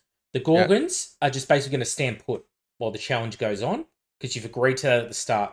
If you don't agree to it at the start, the Gorgons can then just start swinging into Magnus, but when Ferris inevitably wins, he will not go walking away with a bonus VP. Yep, perfect. I like it. Yep. Good. Yep, treat a challenge in isolation. Because that way it encourages people to actually use a Warlord to do Warlord things, rather than just going, okay, cool, my bodyguard will just fucking do the work for me, I'm just going to hold you up. Yeah. Which is lame. And that's it. Otherwise, I think charging through difficult terrain, I would just keep that to the -2. The assault charge distance. Do we add a bonus to charging distance for those that aren't heavy, or do we take away charging distance for those that aren't heavy? Take away. I think Yeah, subtract the people that are. yeah, just subtract one. I'd also introduce. I don't know if fleet of foot was still a special rule in 1.0, It but just was. change fleet of foot to a bonus to your charge distance, and that's the USR you'd use for scenarios where you want to give a unit a small bonus to the charge roll. Yep, so fleet +1 to charge, and Ooh, charge -1 to heavy. What else? I would also keep surge moves in from 2.0. What was surge again? Fatal charge, yeah, you move yeah, half fatal- move that forward the distance. dice value. Yep, Would Or you make the even surge initiative or move dice? what you rolled, or would you just have it be half? half of what you rolled, After because what you that roll. prevents you from doing like I was 1 inch away, but I get right up to your face. Like it's still, it's just meant to be a small bonus that maybe sets you up for the next turn, because it sort of helps alleviate the scenario of Where you miss the My- charge, so you don't move at all. no. It's specifically for like because everything's got the same movement now. You're not going to have, well, except for jump packs, counter control, blah blah blah. But it prevents like my Despoilers chasing down Macca's tax squad, and I'm only able to get a 10-inch charge because we both move 6 in each of our turns, Yeah. and just rolling, and I can't roll the fucking 10, and I can't do shit. Whereas the surge lets me go like, I rolled an 8, that gets me 4 inches closer. Next turn, I'm more likely to charge. It just allows you to catch up, so you can't just keep running away with equal movement units. But obviously, ones that are faster aren't going to have that issue with either running away or getting and closing the distance. That's Okay. mostly why I like it. And it's also a feels good thing, just because even if you fuck the roll, at least you get something out of it. Yeah. Because it's not just that you fuck the roll. Oh no, it's that you fuck the roll and that unit's doing nothing for the rest of the turn. And especially in melee units, it means like, oh well, they contribute absolutely nothing. It's like that, just that small little win. That just feels good.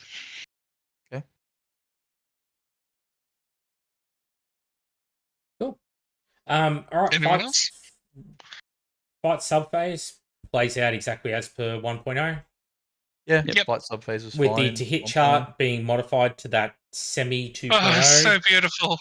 So, for example, weapon skill 10 can hit weapon skill 1 on a 2+. Yeah. Basically, once you're 2 points of weapon skill higher, you hit on a 2. Alright. And when you're 2 points of weapon skill lower, you hit on a 5. Because Yep, your and then- your weapon skill 4 striking against weapon skill 8, you should not be hitting them on a 4. Yeah. And So that should continue to degrade, I think. So weapon skill 4, again, it should not be hitting weapon skill 10 on 5s. It should be hitting them on 6s. Nah, the way it should work is if you're equal, it's a 4. If they're 1 better, still a 4. If they're 2 better, it's a 5. If they're 3 better, it's still a 5. After that, 6s. So that way, essentially, you've got 2 of each. Keeps it consistent level, across the whole thing. Yeah. So essentially, the way toughness works, more or less. Number of attacks would stay the same, and the multiple weapon skills and toughness across the unit stays the same. Yep. So majority rules. Yeah, I'd also keep Twin Lightning Claws giving +2 for being a paired weapon system. Yep. To- I want to get rid of. Oh well, actually no. We'll talk about it when we get there. Roll to wound, stay as is. Although strengths would go up to 10, from 10 to 12, probably, or up to 14. Yeah. But you're not going to see it very often. It's going to be like when a warlord steps on you. Warlord Titan. Not just that. Once you get to those strengths, like you just treat it how 2.0, where it's like when referencing the chart, you treat it as strength 10. The bonus strength only counts to the instant death. Yes. Doubling out. That's all it has to be, and as well as obviously armor penetration rolls. Beautiful. So that's assaults, multiple combats stays the same. There's no need to change any of that. No, that's all good. Morale. Yeah. Is. I don't want. Oh, it's not. I'm scared. They're fucking Marines. They've got inbuilt night vision in their helmets. Plus, they've got crazy good night vision eyes built in. What are they scared of? Because it's dark. And even basic humans, they got searchlights. They got fucking Ninox, probably. I'd be shocked if they didn't.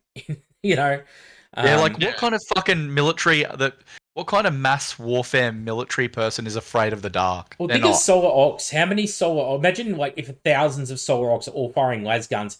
I'm certain they're going to see the fucking battlefield. Yeah. Also, not just that, like, they always, they primarily fight in, boarding actions as mortalis actions. Like, In realistically, space. how many... Yeah, Where in it's space, like, dark. realistically, how many of them are going to be like, fuck, the lights are out? Like, I'm sure they're used to that shit.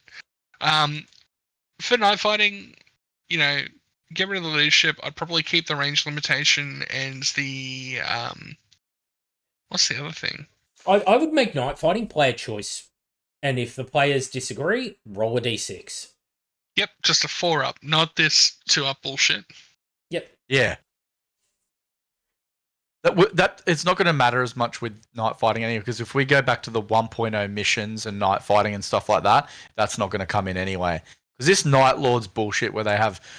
It's one thing that they get all these crazy bonuses where the whole army's got night fighting and they get to have it on a 2+. And then it's not like next turn it's 3+. It's like 2+, 2+, 3+, 3+, 3+, 4+. You know what I mean? So you spend the whole game night fighting and giving them a full advantage. And it's not just a little bit, it's a huge advantage. I really hated Night Lords in 2.0. Really hated playing against them. Yeah. It Yeah, always they just were felt oppressive. shit. Yeah, Benny? It felt shit. Sorry, Benny, you were going to say something? No, I was just saying, yeah, they're very oppressive. Like the night fight rule should be negated by the fact that they're an equipped military. Like it's not something that we should have to consider as a... Yeah, all night fight Yeah. should really be doing Yeah. is cover save, improving at distance. Yeah, Yeah. agreed. Because shit's getting, pixelated and And maybe hazy take at a bit- distance. And maybe take a bit of range out or something like that, or I don't know. Nah, Nah, if they're going to do the cover, you don't need to do the range. I would like to see bring back from 5th edition, I believe was the last time it was done. Night fighting can either happen at the start or the end of the game. Either or. Yeah, and again, player choice. If the players Player choice. decide that one says I want night fight, the other says no, d6. If they get their way, they get to decide if it's at the start of the game or if it's in the middle of the game. Yeah. Again, there's pros and cons for actually, each. no. Actually, it's even easier. If the player that wants the night fight gets their way, it's at the start of the game. If the player that doesn't want the night fight wins the roll, it still happens, but it happens at the halfway point. Yeah. Yep. And for those players who aren't interested at all, it doesn't happen at all because they just don't want to include that mechanic in their game. Done. Nice and easy.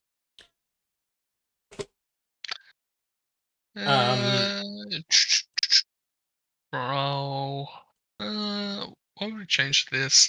I think more or less keep it the same as 1.0. With sweeping advances, I go back to... God, this one keeps tripping me up, and I can never remember which edition's which. I think to sweep a unit, you should have to be greater than their initiative. Excuse me. Which I believe is how it was in 1.0. And then Say that again, 2.0 Dar, sorry. So to sweep someone in combat, in 1.0, I think I might get this backwards. In 1.0, it was you had to roll your sweeping roll had to be higher than theirs. Your D6 plus initiative. Whereas in 2.0, it was higher or equal to. I like higher or equal to. I would prefer higher or equal to.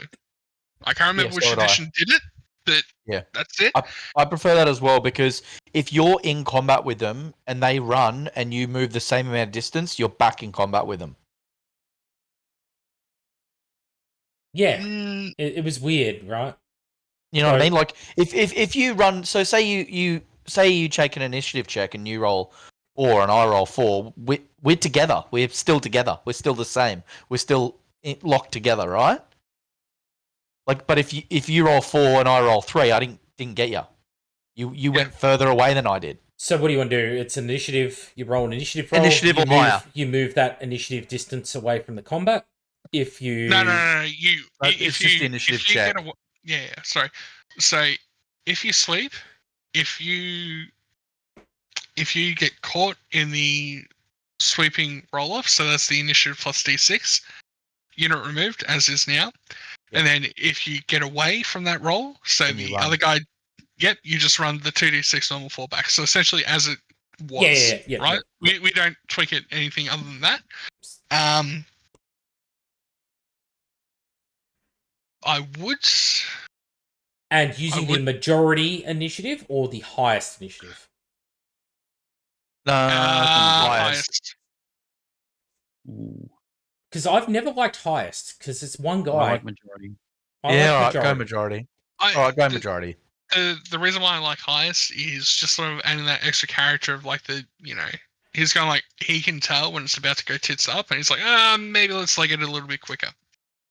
Again, not going to die on the hill, but just my preference. So initiative check. Initiative roll off. Equal to or higher.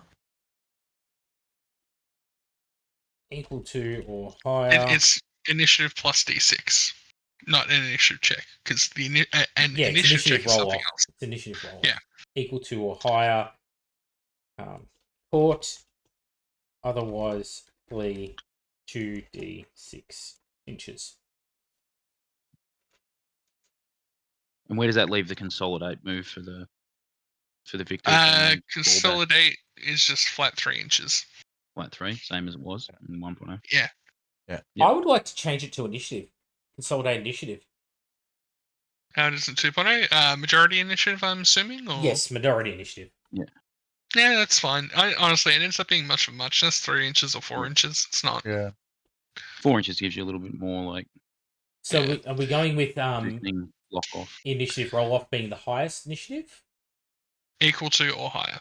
Equal to or higher. No, as in like you're rolling with the highest initiative, or the average. I would prefer highest initiative. Randy, what's that for? The initiative roll for off? sweeping rolls. For sweeping. Do you want to use the highest initiative in each squad or the majority initiative?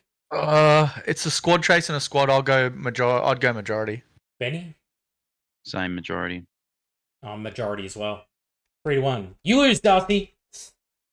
You lose.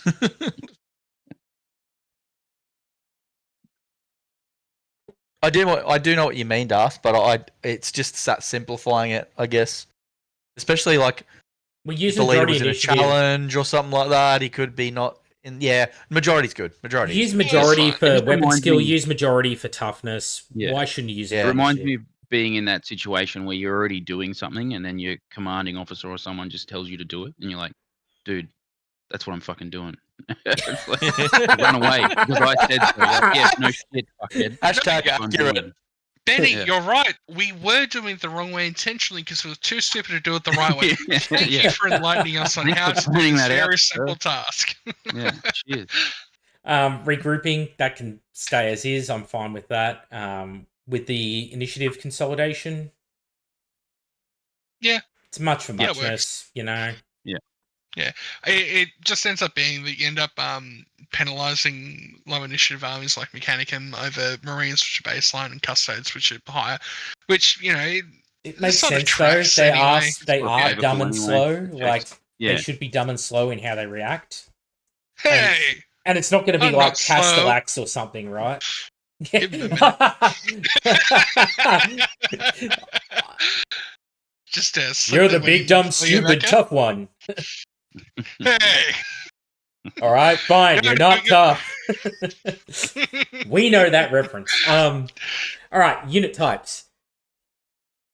I like 1.0's armored steed rule. +1 toughness from bikes. The 2 wounds pierce in 2.0. And look, they're toughness 5 bikes. You die into strength 10 las cannons or land raiders now. Yep. Fuck them. And all strength 10 templates from Medusas. Yeah, fuck them. That's why. Yeah, I feel like there should definitely be a buff to the jet bikes, and I really miss that. Yeah, I agree. Yeah. I would like turbo boosting bikes to actually have didn't they change set values that are not up to 12 inches and jet bikes up to 24. Yeah. Well, so would you make that... Sorry? Didn't they change the bike movement values? It was like, it's 16 now in 2.0 for a bike. Yeah, so it's 16 for jet bikes, 14 for regular bikes. I like them both moving 12. It's just so clean. But I'm open I'm open. Yeah, I like to them other both at 12 values. because then it makes because we're bringing the toughness back on the jet bike. They are quite tough again, and I just think that 24 inches is probably overkill. I found it to be overkill. 24 Like is too most far, of the yeah. time when people were playing them, it made them oppressive to play against. It was like, fuck, man, 24 inches. It's What- like that's to move up to 24 inches after they've already moved, right? So Yeah. side topic here. When I went up against Rappo as custodes, I was using my white scars. I ran the Eben Keshigin with a Praetor and Chaplain and got my ass handed to me, even with that, against a unit of regular custodians because of the shields bullshit. Yeah. Custodian yeah. shields, right? And then the rest of the game, I went, okay, that ain't gonna work. Hang on a minute.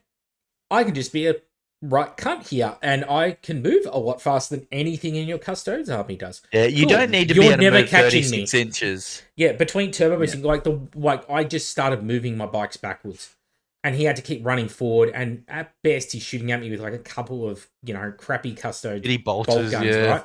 And then the minute Well, they he don't. was They starting to used get, to be. because They then he didn't started used to be like running at either. me. Yeah, but he started running at me, and when he finally got to like my deployment zone, I just turbo boosted, and I was in his deployment zone that same turn. So it cost me one turn, and now I could just spend the rest of the game, and he's just like slogged all the way across the battlefield. Now he has to run all the way back. And it was just, I won because he could not catch me, so he could not hurt me, and I was just plinking wounds away one by one with heavy bolters. That's all If we're gonna, it was just oppressively strong. If we're gonna bring the jet bikes down from turbo boost 24, right? What are we going to do with the points cost? Nothing. Leave it as is. It won't. It I think won't. turbo boost to 18, maybe. I'd be fine with 18 as 18. well. Yep. Yeah, I- me too. I think that's a good. Yeah, I think that's a good compromise. Having But played 24 is too much. Having played a ton of white scars in 1.0, I still feel 18's too much. I think 12 Yeah. for jet bikes and 8 for regular bikes. Because you think about it, your infantry are only moving their initiative forward. So that's going to be like 4 inches on Marines. Bikes are move twice as fast as Marines. If you're saying that a bike moves 8 forward, that's twice as fast as the Marines are moving forward in their run. Yeah. Okay. All right. So I bikes. get that. And I'd Bikes go, 12.8 and jet bikes 12 and what? that's it. Bikes move Yeah. 8, jet bikes move 12, and I would include Yep. into here, I would include land speeders into here. Yep. Because I want them to be like 2.0. Wait. So you want bikes to move 8 inches instead of 6 inches? No, No. for the turbo boost. For the Oh, turbo okay. Yeah. boost, Good. Where you surrender So- your shooting assault. Yeah. So they're both still going to move 12 inches. Yeah. Yes. In the movement phase, and then the bikes can turbo 8, and the the fucking jet bikes will do 18 Yes. or 12 No. or whatever it was. Another 12. Okay, yep, 12. So they can move all up 24, and the bikes can do 22. Is that right? Or That's no? right. Because you think about it, like 18, if you're okay. moving 24 inches in a turn with a jet bike, you still across the entire of no man's land on the average table. You're in their Oh yeah, deployment it's zone. fucking. And it's cost you. you 1 turn. Even if you moved 30 inches, it's cost you 1 turn. It's just not oppressive to the other person if they're trying to chase you down. You're still outrun them. It's just not like Especially you're going, if you're. oh, in you know a what? I'm going to ride of fuck war. 30 inches off. That is, Especially, oh, especially if you're in a ride of war where you've got line with them, so you can move like 36 inches to catch an objective, like in the last turn of the game. yeah. You could be in range of a tactical squad and then be so far away they can even move and still not hit you with bolt guns the next turn on jet bikes in 1.0. It's just oppressively far. It is, yeah. All right, okay, happy with that. So, what do we decide with 8 and 12? Yes. Okay, cool. Artillery, I don't see any need to change artillery. Yeah, it's all there's good. There's not gonna be artillery lookout sir. There's no lookout sir. So that's because it was silly. It was always silly. Wait, say that last one again. Sorry, I had a fucking message come up. Artillery. Flashed on my screen. Yeah, what The about only it? thing in there is lookout sir. I'd just say there's no lookout sirs. I think we all agree Yeah, no, that not it's for artillery. No lookout, sirs. just no lookout sir in general. It's a silly rule. Like you're selecting which models are dying anyway. So what do you need lookout sir? Yeah. Yeah, I wouldn't change artillery. Jump units, I'd keep as they are. They're perfect. We're just adding flying monstrous creatures in there. I'd keep. I know 2.0 changed it. I'd keep the 3d6 fallback. They Yeah, they have jump Like- packs. They would. Have Yeah. jump packs. They're gonna be getting They- the fuck out of Dodge. yeah, exactly. Because 2.0, like when they break, they don't feel like they're punished as much as they should. Which typically in game design, punishing players for actions is not the best way to have people enjoy it. But still, with jetpacks, did they change in 2.0 at all? Fuck, No, we I need don't it. think We they need a did. mechanic and No. player. The only unit it if really only- applies to is Thalax. Pretty much. Yeah, because they had the Utan jet boosters where they could do the 6-inch reposition. Yeah. They just made it 6-inch rather than 2d6. Yeah, no, 6 inches reposition. Yeah, I'd keep it. I like it. I'd go flat modifier rather than 2d6. Again, it's just one of those consistency things. You should feel like a right dick if you were stuck on the wrong side of the terrain, because it's like, well, I rolled 2d6, but I only got a 2 instead of the 3 I needed. And again, your average on 2d6 is 7, so having it as a flat 6 is not like you trade consistency for a lower Yep. average. Jetpack thrust to 6 inches. Beasts, I mean, frankly, we can just get rid of that type. I mean, it applies to what, like Demons, 2 the militia Ruin models? Storm, and some militia. Yeah, We keep it in there. But It doesn't hurt us to have it. yeah. Um, Yeah. I mean, it's basically like same their with infantry. cavalry for like those who want to take Rough Riders. Good luck to you and all. Yeah. Monster creatures, fine. To be honest, Dreadnoughts coming across from 2.0 to 1.0. They got Hammer of Wrath in there. I really want to change Hammer of Wrath because I don't like it. I don't like Smash. Hammer of Wrath and Smash are 2 rules that I want to strongly change. But basically, monstrous creatures, I would like to change them to include Dreadnoughts and Automata as like subtypes of monstrous creature, essentially. Yeah. And that's it. Yeah. I would not change anything else about them. Would you? I would just give them where would firing. I would give them firing protocols, Yeah. and then you can With list how many things they can fire. yeah. Because if you say So- 2 and then you make a Dreadnought like a monstrous creature, let's say it's got a Havoc Launcher and 2 gun arms. Well, what's it going to fire? It's a bit silly. Firing protocol 3, easy. My only question is, where do you put the rule for poisons having to reroll successfuls, like in 2.0? Because you can't make it part of the monstrous creature special rule, because that would cover, like demon monstrous creatures. Would you put it in Against the Automata and Dreadnought subtypes. Okay, so you'd have monstrous creature brackets dreadnought. Okay, Yep. easy enough. Fire monstrous Uh, creatures, not a thing. No more swoop. Yep. Swoop was dumb. Gliding's dumb. It's all dumb. Yep. It's all stupid. I'd delete that whole Grounding line. Yeah. tests, fucking Done. grounding tests. Flying gargantuans and gargantuans. I keep just the gargantuan rules and ignore flying gargantuan. You're a skimmer Yeah, now. just yeah. Oh, Well, like, do it it just how can they go do over it in units. 2.0. Yeah, It just goes over units. Doesn't get a swoop or. And They again, get so gargantuan if they do go over something and they land or whatever that they don't have to take any dangerous terrain checks or something. they don't. Okay. Yeah. They don't anyway. All right, vehicles. We've had a lot of discussions about vehicles in the past. We've tossed up something that's kind of similar to 3.0 with like a reduced vehicle damage chart.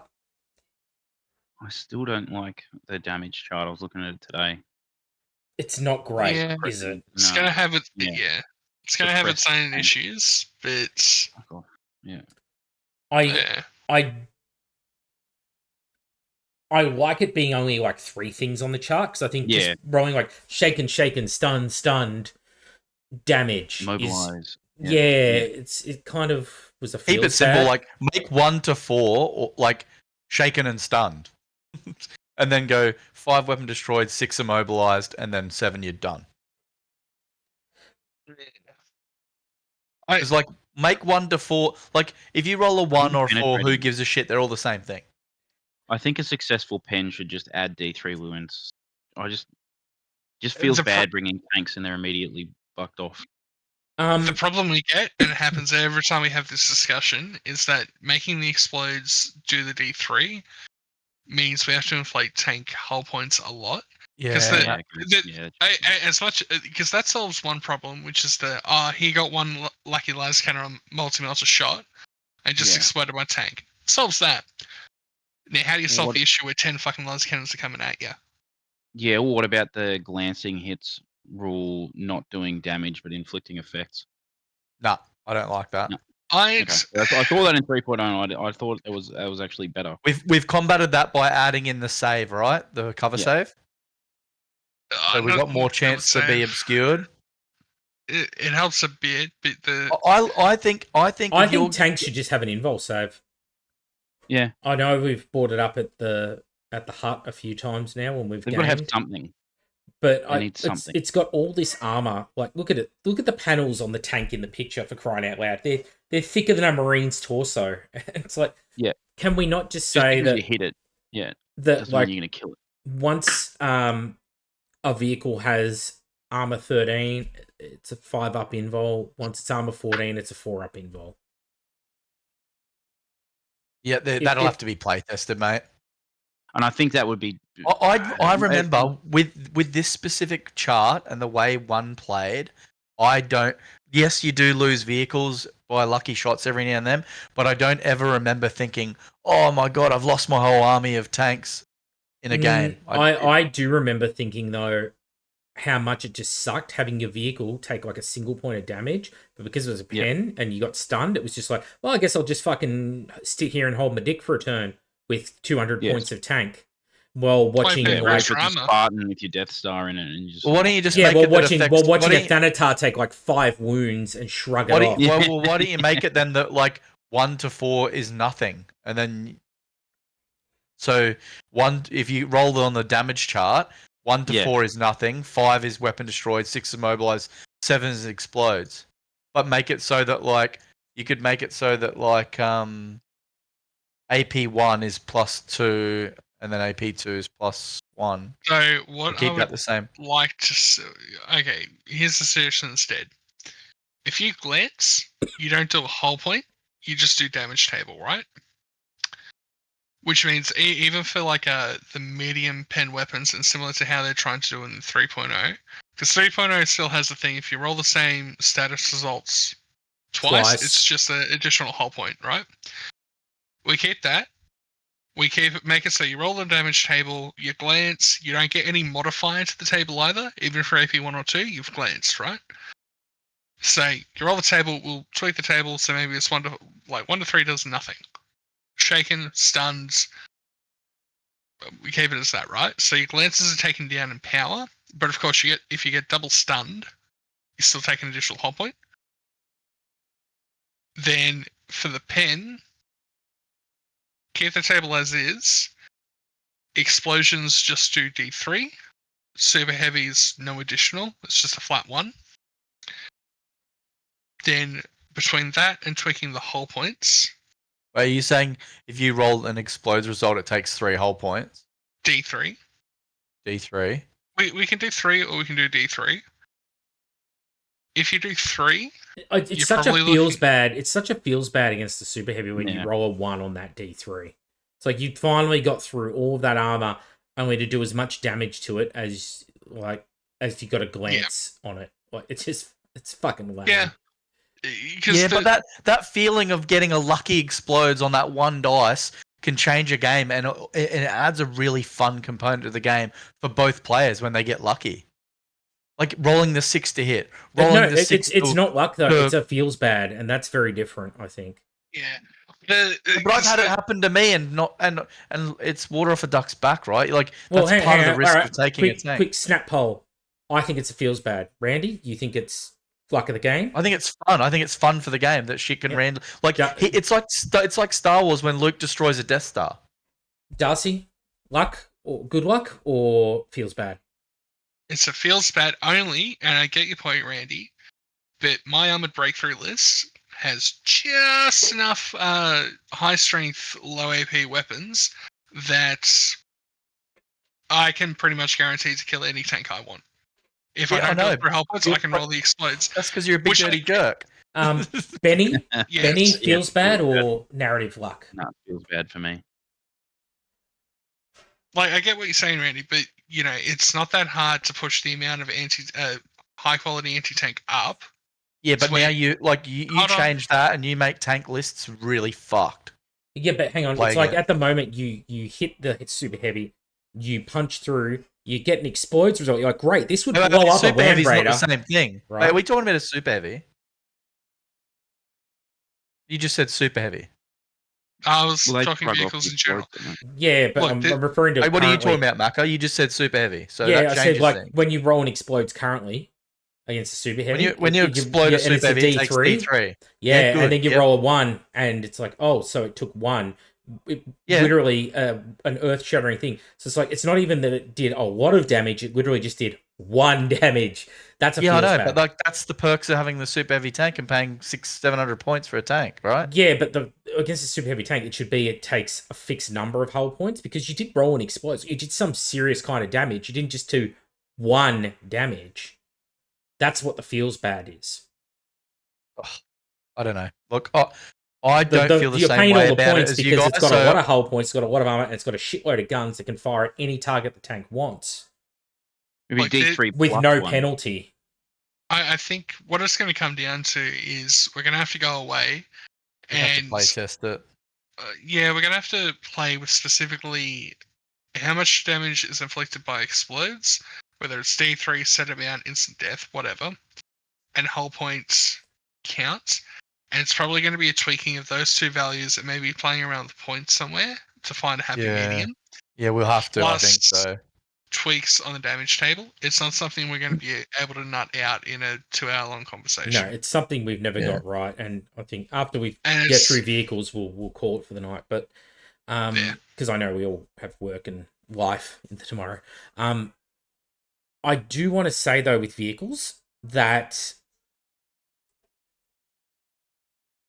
I don't like the stationary combat speed, cruising speed stuff. I think it should just be like you're either stationary or you're moving. I don't like you're moving a tiny bit. I've always hated that. It's like, just let it shoot everything anyway. Like, have your cake and eat it too. Vehicles should be powerful. You don't say, oh, your monstrous creature moved 6 inches. Oh, wow, that was cruising speed for that monstrous creature. Now, you're snap firing or whatever. I just think that's silly. Mm.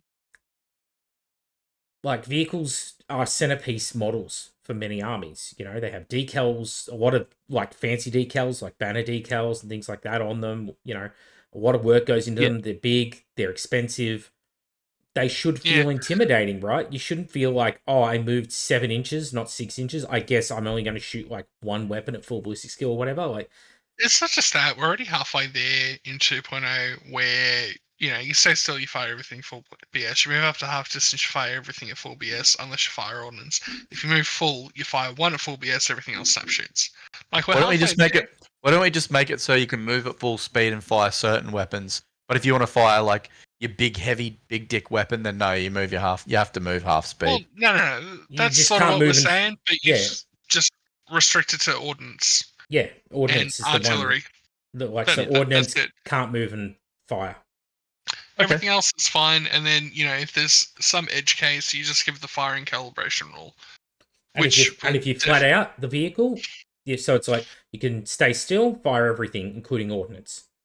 What I will say is vehicle movement will modify how easy it is to attack it in melee. So if you're stationary / immobilized, auto hits. If you move, I know we're getting rid of it, but I think if you move, you should hit the vehicle on 3s, not 2s, as it is in 2.0. If the vehicle flat outs, you hit it on 5s. Well, no, because then we're taking out the point of I don't know. This is something I have to play test as well, taking out Darcy, what and we point? have to be careful because we all like playing tanks, right? we're making tanks.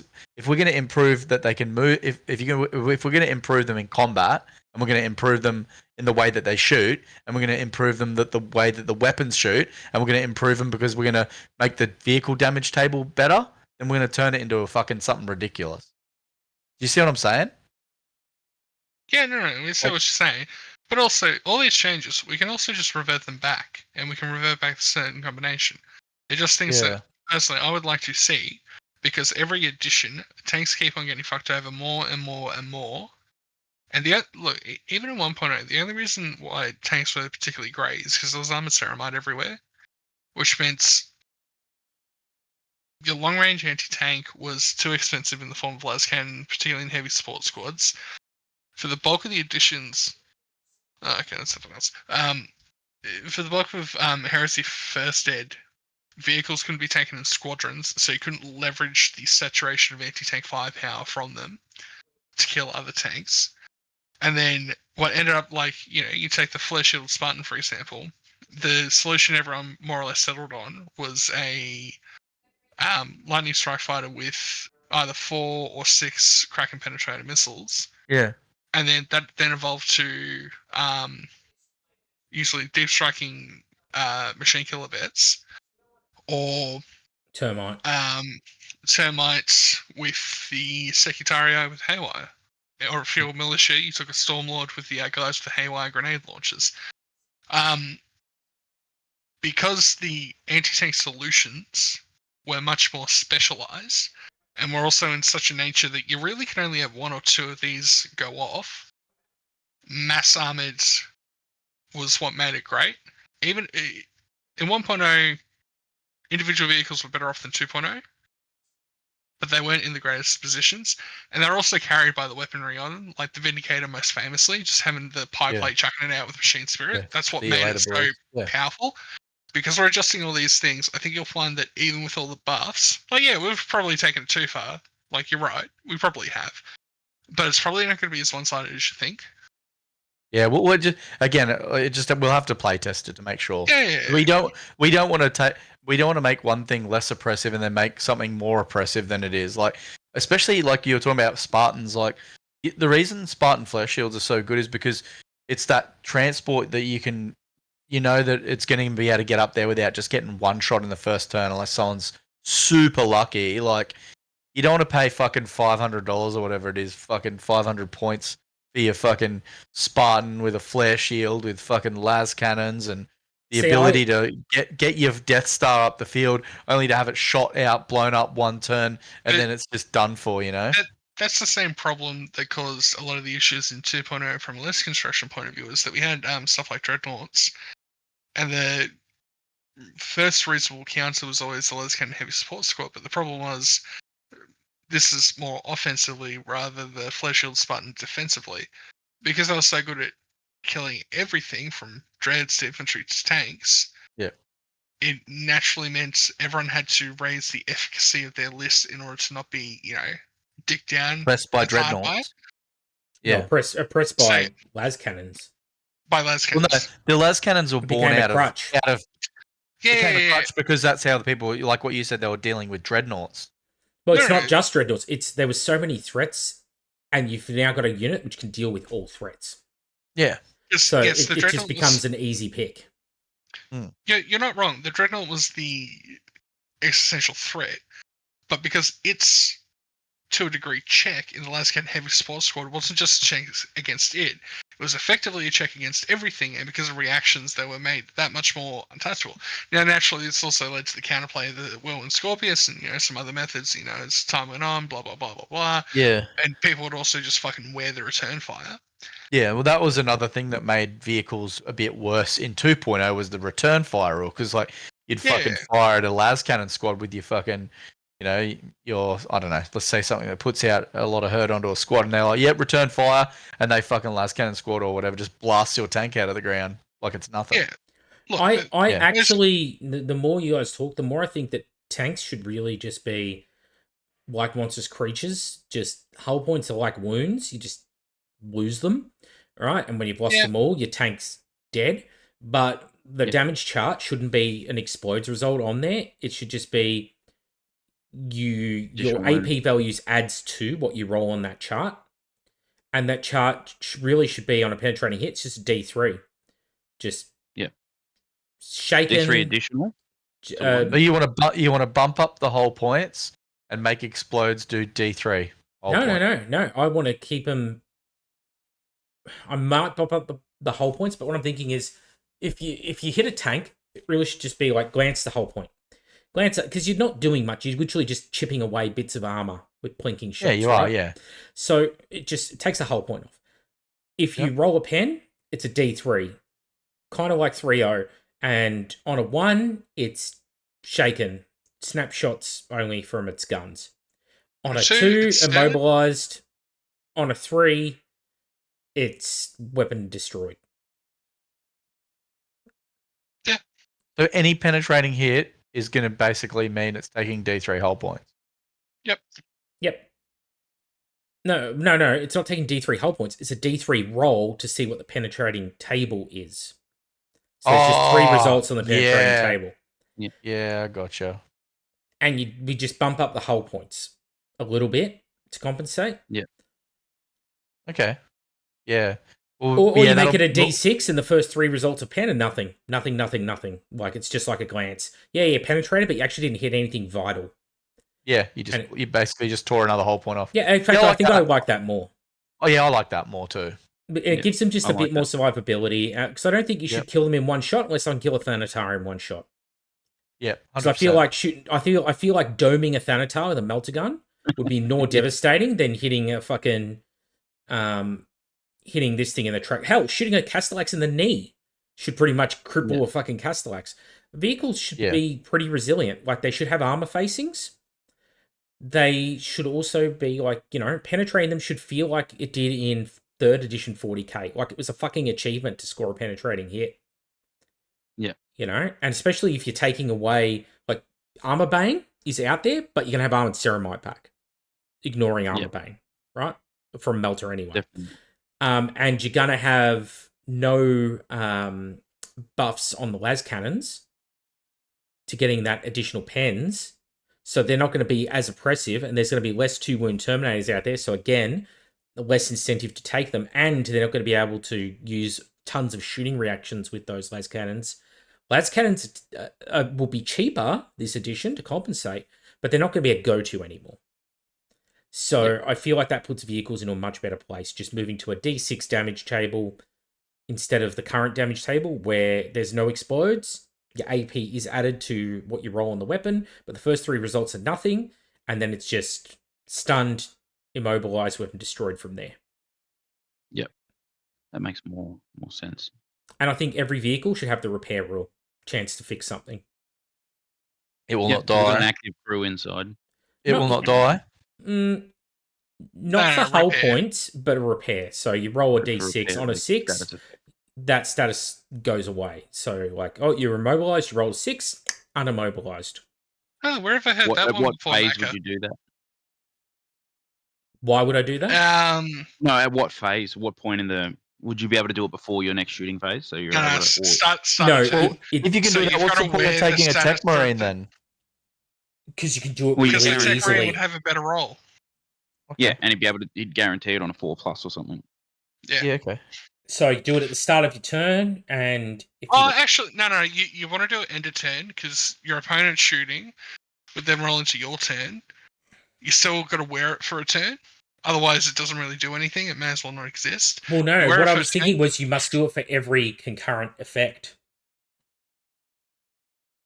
Well, right. Oh, okay. So bring up a Tech Marine, hopefully fix something, then roll your vehicle one to see if you can fix the other thing. Yeah. So it's like, if you're stunned and you're immobilized, what do you want to do? Do you want to sort of try and repair the tank at the start of the turn to get weapons online, or do you want to try and repair the tank to get it moving again? And if the weapon's destroyed, well, stiff, the weapon's gone, was blown away. Yep. I just feel like repair is destroyed into weapon disabled. Yeah. At that point, then you really just should be changing the table to, instead of stunned, immobilized, weapon destroyed. Why not just get rid of weapon destroyed? Turn it into shaken, so snap firing but still moving, stunned, snap firing not moving, immobilized, and then you don't have to like try and pull turrets off, pull sponsons off, decide which weapon was destroyed. Yeah. That just makes it easy. And then your repair roll is to try and repair the immobilized, not the status effect. I think that warrants a fair bit of playtesting on those points. I think, yeah, it does. But it's I like where it's going. There was a specific thing about vehicles in this edition in 1.0. Something about, I can't remember. It used to drive me nuts. It was like being locked in combat. You couldn't shoot or something like that. That's the you same had as to 2.0. move. Yeah, you had to move away, and if you're immobilized, you couldn't move away. You. No, but people would move their models behind, like they'd wrap their tac squad or whatever around you, so you couldn't. Yeah, that's still the same in 2.0 because vehicles are never locked in combat. However, vehicles can't models. Move out of the way because enemy models you still can't move through them. However, with the way tank shocks work, you can tank shock your way out of combat. Okay. 2.0 from memory.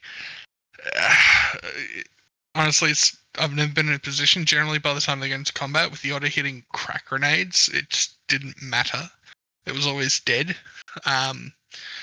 Or I preferred to actually keep the enemy locked up. Yeah. Okay. Yeah. So I don't think there's anything I'd change there because like it still can't move. But if it's got a weapon that can turn around and fire at him, by all means, fire at him. Like a turret or whatever. I think sponsons can fire the assaulting unit. The turret can just fire anything but the assaulting unit. Just because most of them don't have the depression to actually hit something that's in base to base with it. Well, that didn't come along until 8th Ed in 40k because it was called Big Guns Never Tire or something like that. And that was, you used to be able to, when you engaged a tank in melee combat, it couldn't fire its main weapon. Yeah. And again, all sorts of things we can tweak and like, you can do this, you can do that. I think there's no way the cunt on the cupola on the heavy bolter isn't going to be firing at cunts who are smashing the tank. I don't think people realize as well, like, tanks didn't have hull points back in 5th edition. So they're already, even like with changing up this damage chart a bit, they're a lot weaker than they were in 5th. Like, it's like, 5 glances. Mate, the amount of times I would do 15, 16 glances to a tank in 5th edition and it just did nothing. Like, it just kept taking glances and was like, whatever. Was that a good thing or a bad thing? That was horrible. That was horrible. Because I never played it. So the tanks were better though. Like you paid way more points. Not really. No, not always. They were more expensive, but they weren't like you weren't paying 200 points for a Predator. No, not at all. It was like you're paying like maybe. Yeah, it was like 120 base, and you're paying maybe like 160 for like all las cannons. Because you paid like 20. I want to say like 25 for the sponsor and 40 for the turret. Yeah, something like that. And it's not so bad. It's just, but you didn't take many tanks, so you didn't have like tank armies. Well, they weren't squadrons until right at the end of 5th with like Guard Armored Company. Yeah, that's the thing a lot of people tend to forget when they bring up earlier editions of 40k and tanks and anti-tank. Is that one, there wasn't as many tanks running around, not only because we were playing smaller point games typically, back when I started in 5th edition, most games were about 1500. And then, even 7th edition 40k only really topped out between either 1850 or 2k, but Heresy's always been a game that's been more 2.5, 3k. So naturally, 1, you've got less points to actually fit shit in. 2, vehicles as a whole tend to be more extensive than where we've ended up in Heresy. But also, 2, squadrons, which came to Heresy after they did in 40k. 40k had them, I want to say 6th edition possibly, but definitely 7th edition. Whereas Heresy, they didn't really get it until a bit after 7th edition launched.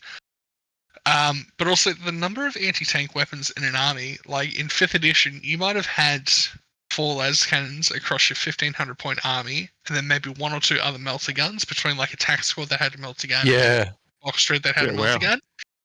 Whereas way like less. Heresy, it's like, oh cool, I've got 10 las cannons from just one squad before we even can anything else. Squad of then I got a tactical support squad with melter guns. I got fucking laser rapier destroyers and Yeah, exactly. you've Like, got a lot more tools to deal with them, and people forget that. Yeah. And like, you didn't have Kraken penetrated missiles going up your ass from fucking side of the board in turn 2. You know, like yeah, there's so much more, which is why a 5th edition style wouldn't work. Is for those that don't know, 5th edition, you had a separate played table 5th. for the pen and for the lance, and you could only destroy a vehicle on the pen table, but the pen table was 50-50 whether or not you exploded the tank. From memory, it might have been 4th edition that was 50-50. Either way. So if you got the pen, which is, on a land raider, quite hard to do back in 40k, because, strength 9 lance cannons, no sunder, nothing like that. You're hoping for 6s to pen, and you only had 4 of them on a squad, and 3 of them, like, you might only get 3 hits, and then, you might get 1 6. And it's like, oh, did I get it? Oh, fuck, he saved it with the 5-up cover save. yeah, when No, when a heavy support squad has 4 las cannons, didn't even have one on the sergeant. It was literally 4 heavy weapons in a devastator squad. Mm-hmm. So, like, yeah, it makes a big difference. There was no grav guns. There was no, like, haywire floating around. Yeah. Yeah. So, vehicles are It a was lot also- weaker these days. A lot Yeah. weaker. And, I mean, these vehicles here, I think, just changing the damage table... Pretty much all we're changing here is damage table, and some of the weapons got a little bit stronger. I do think that if you sit still with ordnance, you can fire the ordnance weapon, anything on the vehicle. If you move, Yeah. you can't fire the ordnance weapon. Yeah, no, that's fair. Because like I- I don't think people should be rewarded for just driving a Vindicator forward and just dumping a round out. I Yeah, I Yeah. agree. I think it's just Yeah. so dumb because it's like a guaranteed for many players it's just a dumb move. Just drive forward, dump a strength 10 amplitude template onto a squad and go, who cares if I lose a Vindicator? I just killed a Terminator bodyguard squad. Yep. Like it's stupid. It's stupid. It is, I agree. People should not be rewarded for that. So it's like, yep, you can position yourself to fire next turn and fire your pintle weapons. Go for gold. None of this machine spirit allows me to do this. In fact, I think machine spirit can fuck off. I'd keep it, but you just change it to a vehicle with machine spirit can pick a separate target from the rest of the squadron. That's it. I'm changing squadrons entirely, I think. I forgot about Which that. is the next thing. Yeah, I think squadrons should work the same as Dreadnought Talons. You buy them as So a you squadron, deploy them together and they do their own thing. do their own thing, but if you upgrade a squadron vehicle to a squadron commander, must be clearly marked that it is. None of this fucking, well, I just think this one looks cooler. Like, no. I just think they're neat. Yeah, the squadron commander, if all the members of the squadron are in coherency and all target the same target, then they should be a buff. Tank hunter or monster hunter. Like very. I think just +1 to hit. No, I don't like it. I don't like it because then you get autonomy. Because then the heavy support choices means, well, you're just going to take a squadron. Because then you're going to have.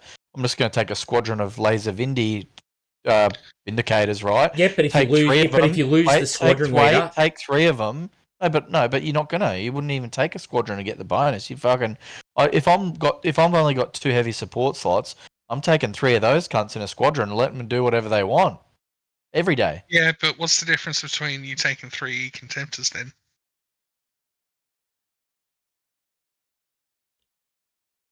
see the problem. Yeah, but I agree. I fucking hate that people can take squadrons of contemptors and have like two slots take you means you can take 6 contemptors in a legal list. Like, I think that's fucking stupid.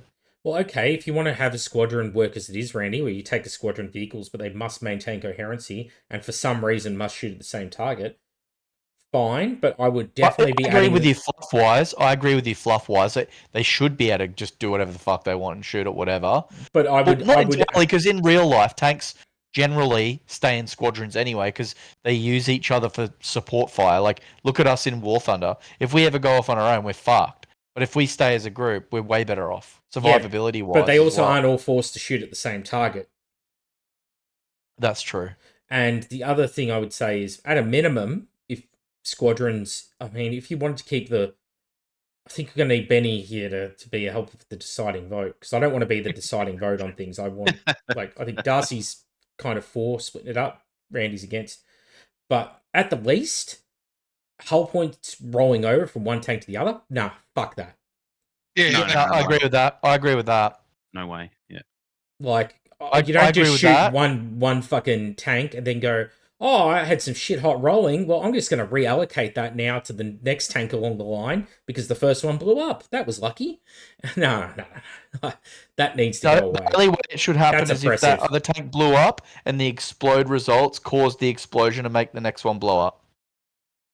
Which is why you're being punished for being... So yes, shoot at whatever you want, and then if you get shot at and you blow up, you can blow up your other squadron mates, which is why maybe coherency is important.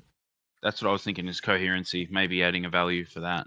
Well, coherency Right. in 2.0 is 4 inches. It's horribly No, more. At least, oppressive. I'd say 6 to 8. Does?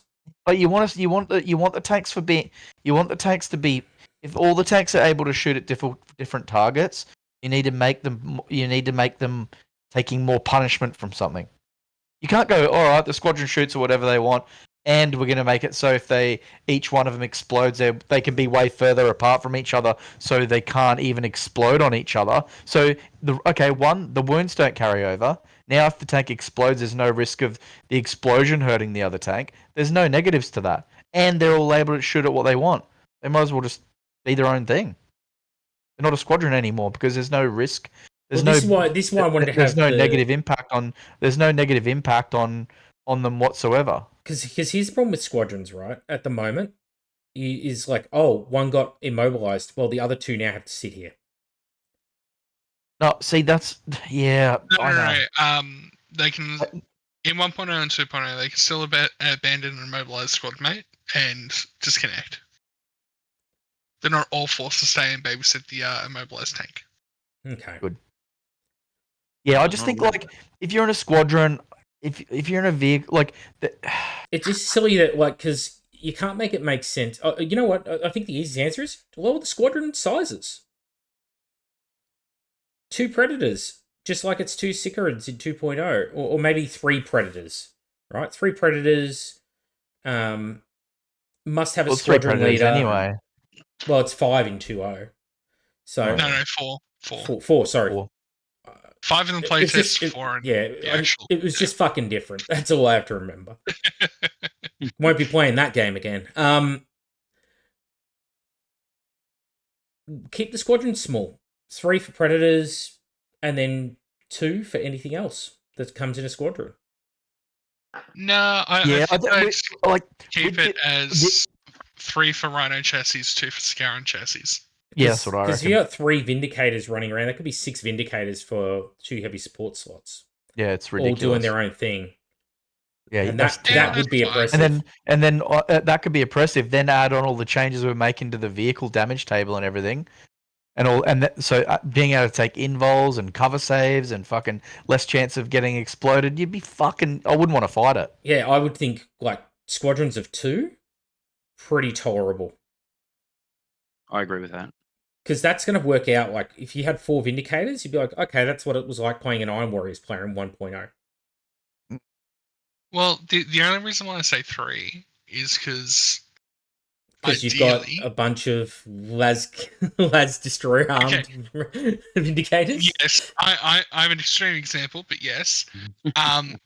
Ideally, going between rules, you don't want to invalidate people's armies. And I get. There's no way I want your fucking. Hold on. Can we not just put Vindies in the arty spot? I know they're not arty, but because if they're in the artillery slot, that takes them out of heavy support. Because my main issue is right now, a person can run in a large enough points game a squadron 3 Predators, a squadron 3 Vindies, and then a squadron of Sicarans, right? And going to this new edition, and that's without a right of war, that's stock standard army. Then going to Heresy Circle Edition, can't do that.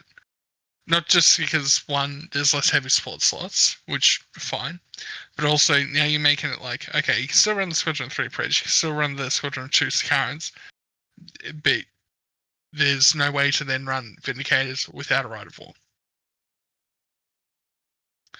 That's sort of my point, is that taking people's existing armies. I just think the idea of being able to stack, like you just said, basically, like I think you rattled off. I think it worked out about 6 or 7 tanks. Did you say in the end? 8 tanks. Now imagine all those can individually shoot at whatever they want. That's fucking savage, man. Well, it depends how much firepower they have as well. The other thing is, imagine this. You're like, oh, I'm going to shoot this laser Vindy at your Predator.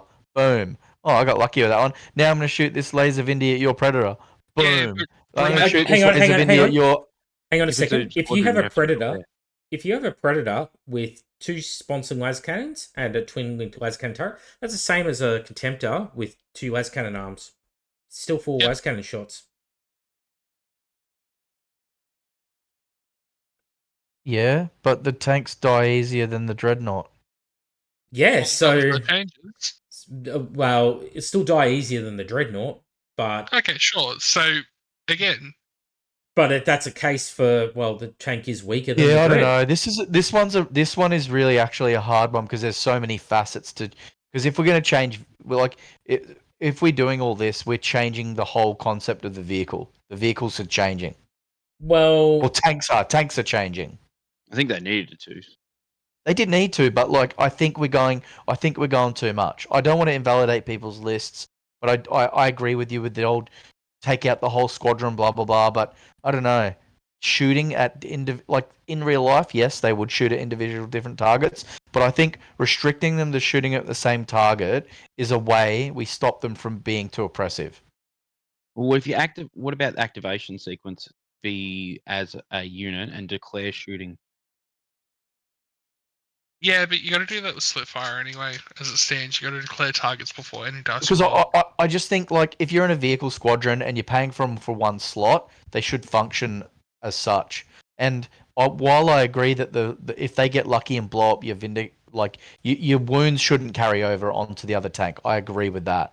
But I still think that there should be a mechanism so that if you do blow up the first one, there could be a possible strength 8 hit hitting the next one. See, part of my problem with squadrons is, one, you got to maintain its pretty close coherency. 4 inches is oppressive. It is really hard to move vehicles around. I'm not a huge tank player, right? Most I ever have in an army is like half a dozen, maybe 8 in 2.0 was the most I had, right? And they're pretty small chassis. Watching like Darcy try and move his army around, like Darcy, how many times did you just not get half of your squadrons to be able to even shoot? But that's but that's the price you pay. That's but that is not something that affects any other unit in the game. But you guys aren't listening. You're simply not listening. Me and Darcy both play tank armies, right? And there is so many times where me and him could just blast cunts off the table. These mechanisms for allowing them to not do that all the time is what keeps me and Darcy from absolutely pulverizing cunts into the ground. Yeah, but how many tank armies did you see that were really effective in 2.0? Well, mine and Darcy's. And we both ran the tank armies and they always did well. Is that because we made them pretty much as optimized as we can, barring 1 or 2 things? I could have optimized mine better. You could have optimized your better. But we're both considered really decent players as well. But still, honestly, dude, me and you...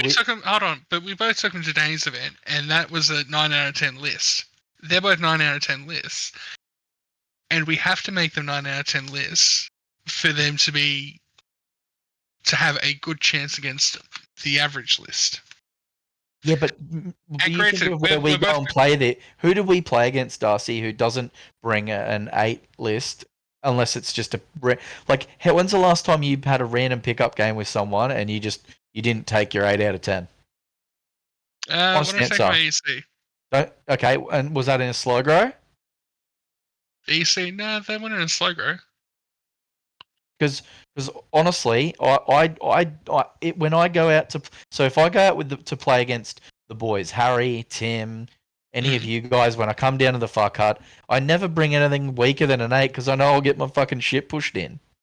I Mhm. wouldn't do it. I'd bring the 8 and I'd bring extra models, and then if you guys are like, oh, let's run a theme game, I could change some stuff out. But generally speaking, I'm not gonna go and actively build a weak army. I just wouldn't, because See, it would be no fun, right? so But here's but at the same time, like people like us, even though we don't run weak armies, we also don't do the jack shit where we run the best of everything in the best combo with the best thing to the. You know what I mean? We don't make it so if someone does play us, it's a fucking stink fest.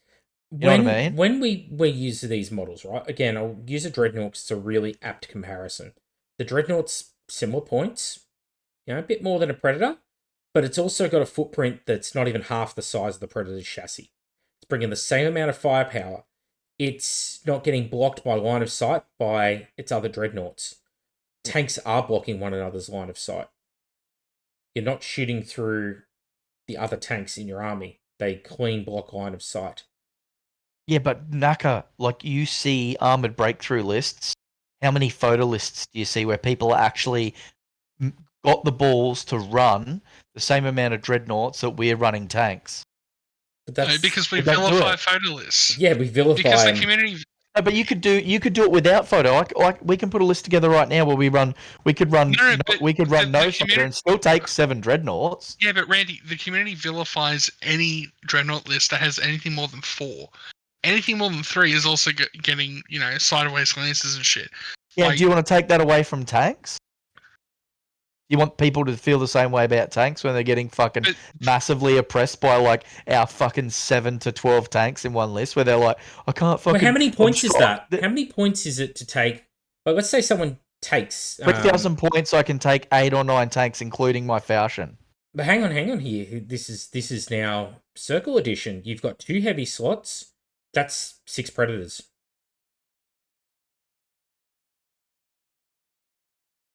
And a Lord of War. So let's say Falchion and 6 predators. And then what? Maybe if we put Well, it means I won't be able to play my tank list then. If we have Vindicators in no, because artillery, you're forgetting that in Armored Breakthrough, those predators all become troops choices, and my Sicarans go to elites. okay. So predators went into troops slot.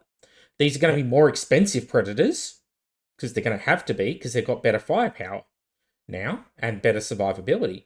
So you're probably talking 20 to 30 point increases on them. At 3,000 points, you're going to have 4 las cannons per predator. How many predators are you going to have? Let's say 3 troops choices, 9 predators. That's well over 1,000 points, probably 1,500 points of predators right there. And That's going to hurt. 9 of them is giving you, 36 shots hitting on 3s, wounding on 2s. That's fucking crazy, man. If they're all armed with las cannons. Yeah, it's gross. But that's alone, that's 1,500 points. Yeah, but that's only half my army, and if we're gonna make the changes to the damage tables and the saves and everything that's like taking that, a rite of war, taking me down. And again, that's if the rite of war doesn't say something like you may take 2 squadrons as troops, which I imagine it would in our edition. It also in 1.0 didn't have the penalty of when you lost the tank, you lost like victory points. Honestly, I think it was only when you lost all of them. I think this discussion is moot point unless we get together with a big table, right? Get out a heap of tanks and play it out. We really need to test this because like I said, if we're going to change how the damage table works and then take away squadrons, we're increasing their survivability immensely. If we're going to allow them to split fire, we're increasing their lethality exponentially. And if we're going to allow them to shoot in combat, we're making more effective in combat. So we're stacking them, man, on every angle. But it's no more oppressive than it's still less oppressive than dreadnoughts.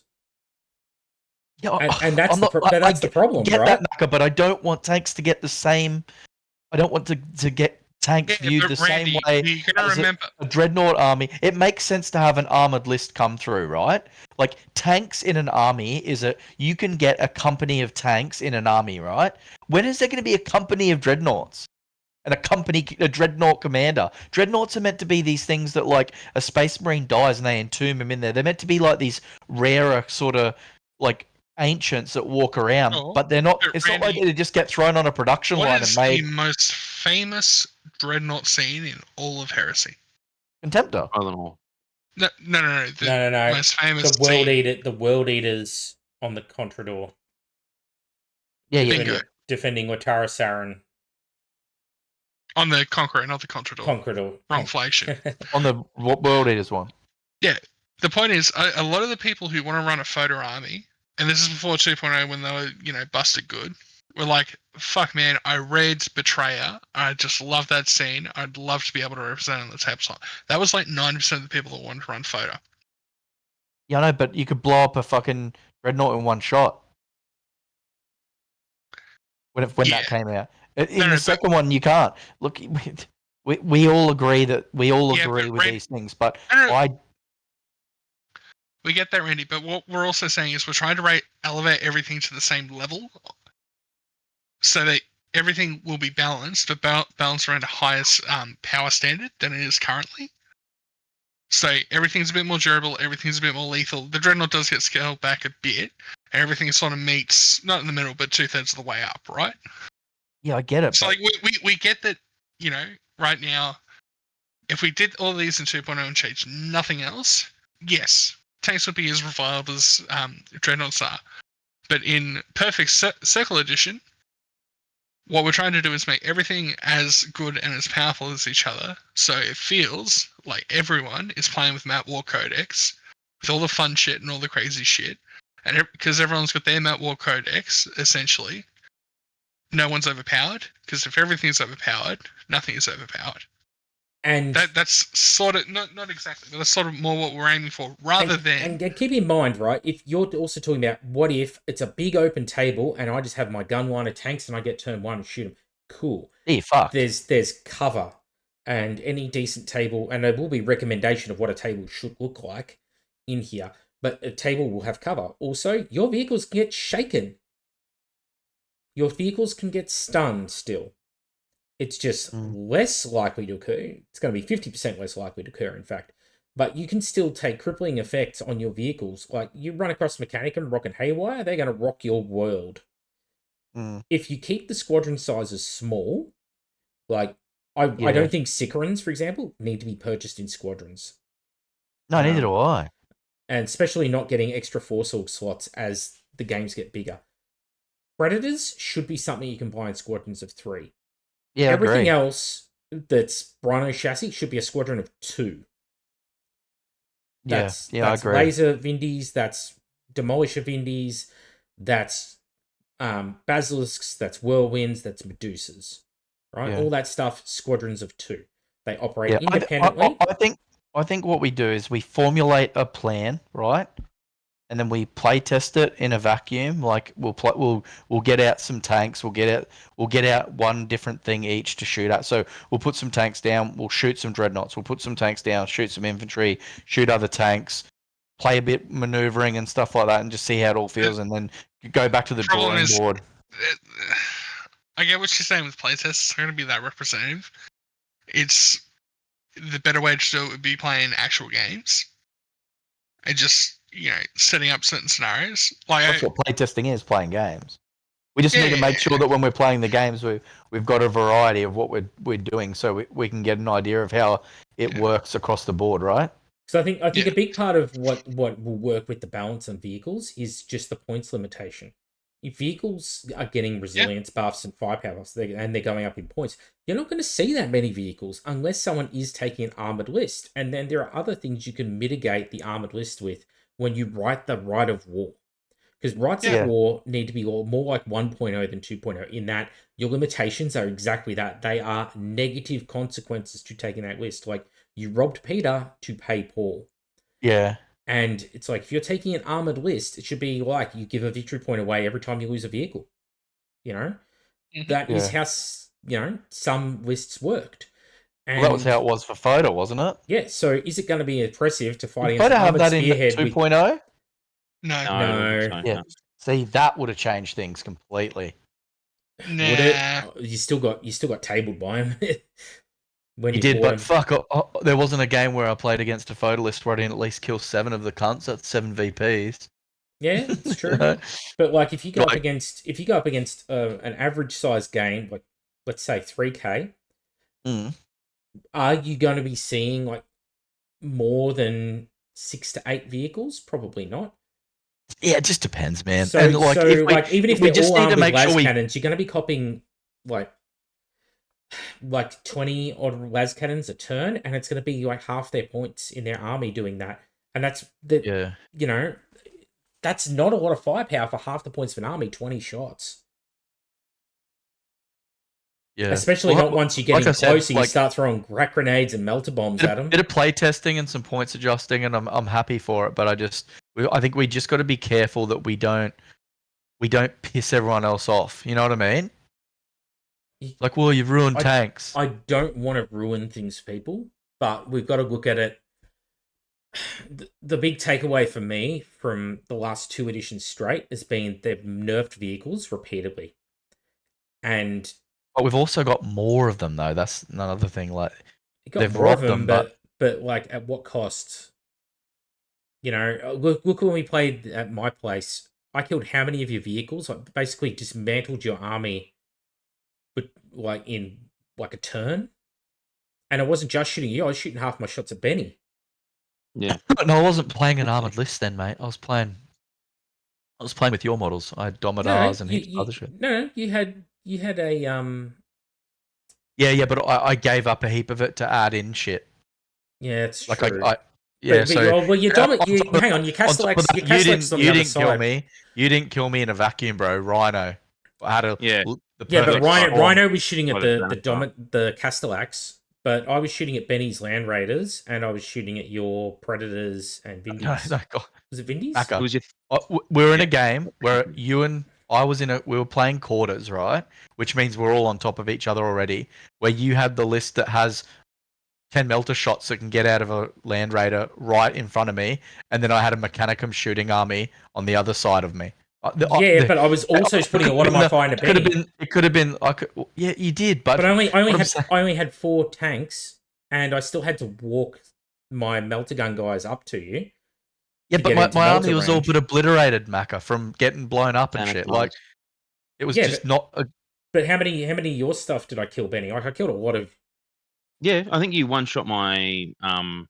Yeah, of course you did. You killed heaps of shit. I get it. It's Covenant of Fire, and you're quarters away from us. It's not like we're 24 inches apart, where you had to spend a couple of turns moving up. Yeah, but what I'm saying is I didn't have much. I had 3 Land Raiders, a Spartan, and the fucking Sicaran Venator, right? Yeah, fucking shitloads of las cannons and a Venator. But that's all my long range shooting. Yeah, Macca, but you're not listening. It was all in range first turn. There was no line of sight blocking terrain, really. And also, I had Rhino next to me, and you guys were already on top of me. I'm probably going to be in range anyway, but I didn't just shoot all my stuff at you. Yeah, Rhino was shooting you. But I was also, like, half Rhino's fires at you, half of it's at Benny. Half my fires at Benny, half my fires at you. I got concentrated on for the first 2 turns. Dude, I was completely fucking dismantled by turn 2. From both of you guys shooting at me. Yeah, but I killed your vehicle squadron. It didn't just fucking happen because you shot one Land Raider at me and blew up my whole army. You guys had to fucking destroy shit. We did, but like I killed exactly. I killed a Falchion and I killed a vehicle squadron. Oh my goodness! Macca, but I didn't have many things to do it with. Macca, I had 3,000 points in the corner. Benny had 3,000 points in his corner. Rhino had 3,000 points in his corner. You had 3,000 points in your corner. You had lots of melter, las cannons, and tank destroying stuff. Rhino had the same.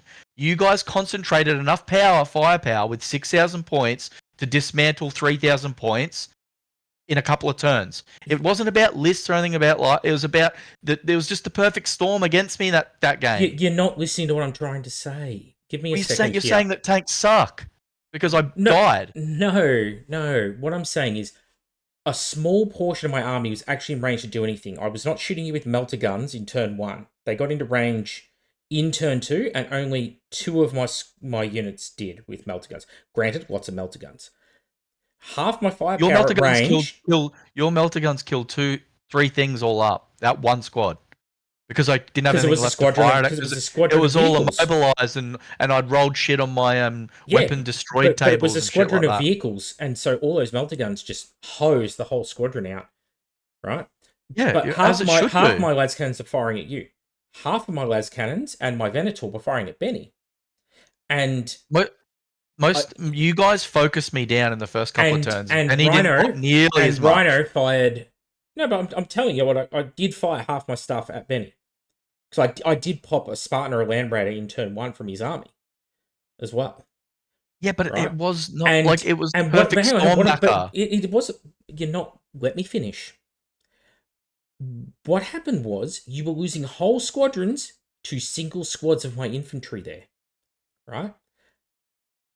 That is crazy fragile, right? Yeah, they do have melter guns, but so does tech support squads. So does you Legion say that, heavy but support squads. it's 10 melter guns, right? In melter range. I find that's acceptable. And the reason you got so close so quickly was because we were playing quarters. So you only needed one movement phase to get up to me, and then even if I cracked you next turn, you were unloading 10 melter gun shots. But my point isn't that it was 10 melter range. You were in melter range. But it doesn't have to be 10 melter guns. It could be 10 las cannon heavy support with Sunder on their las cannons, right?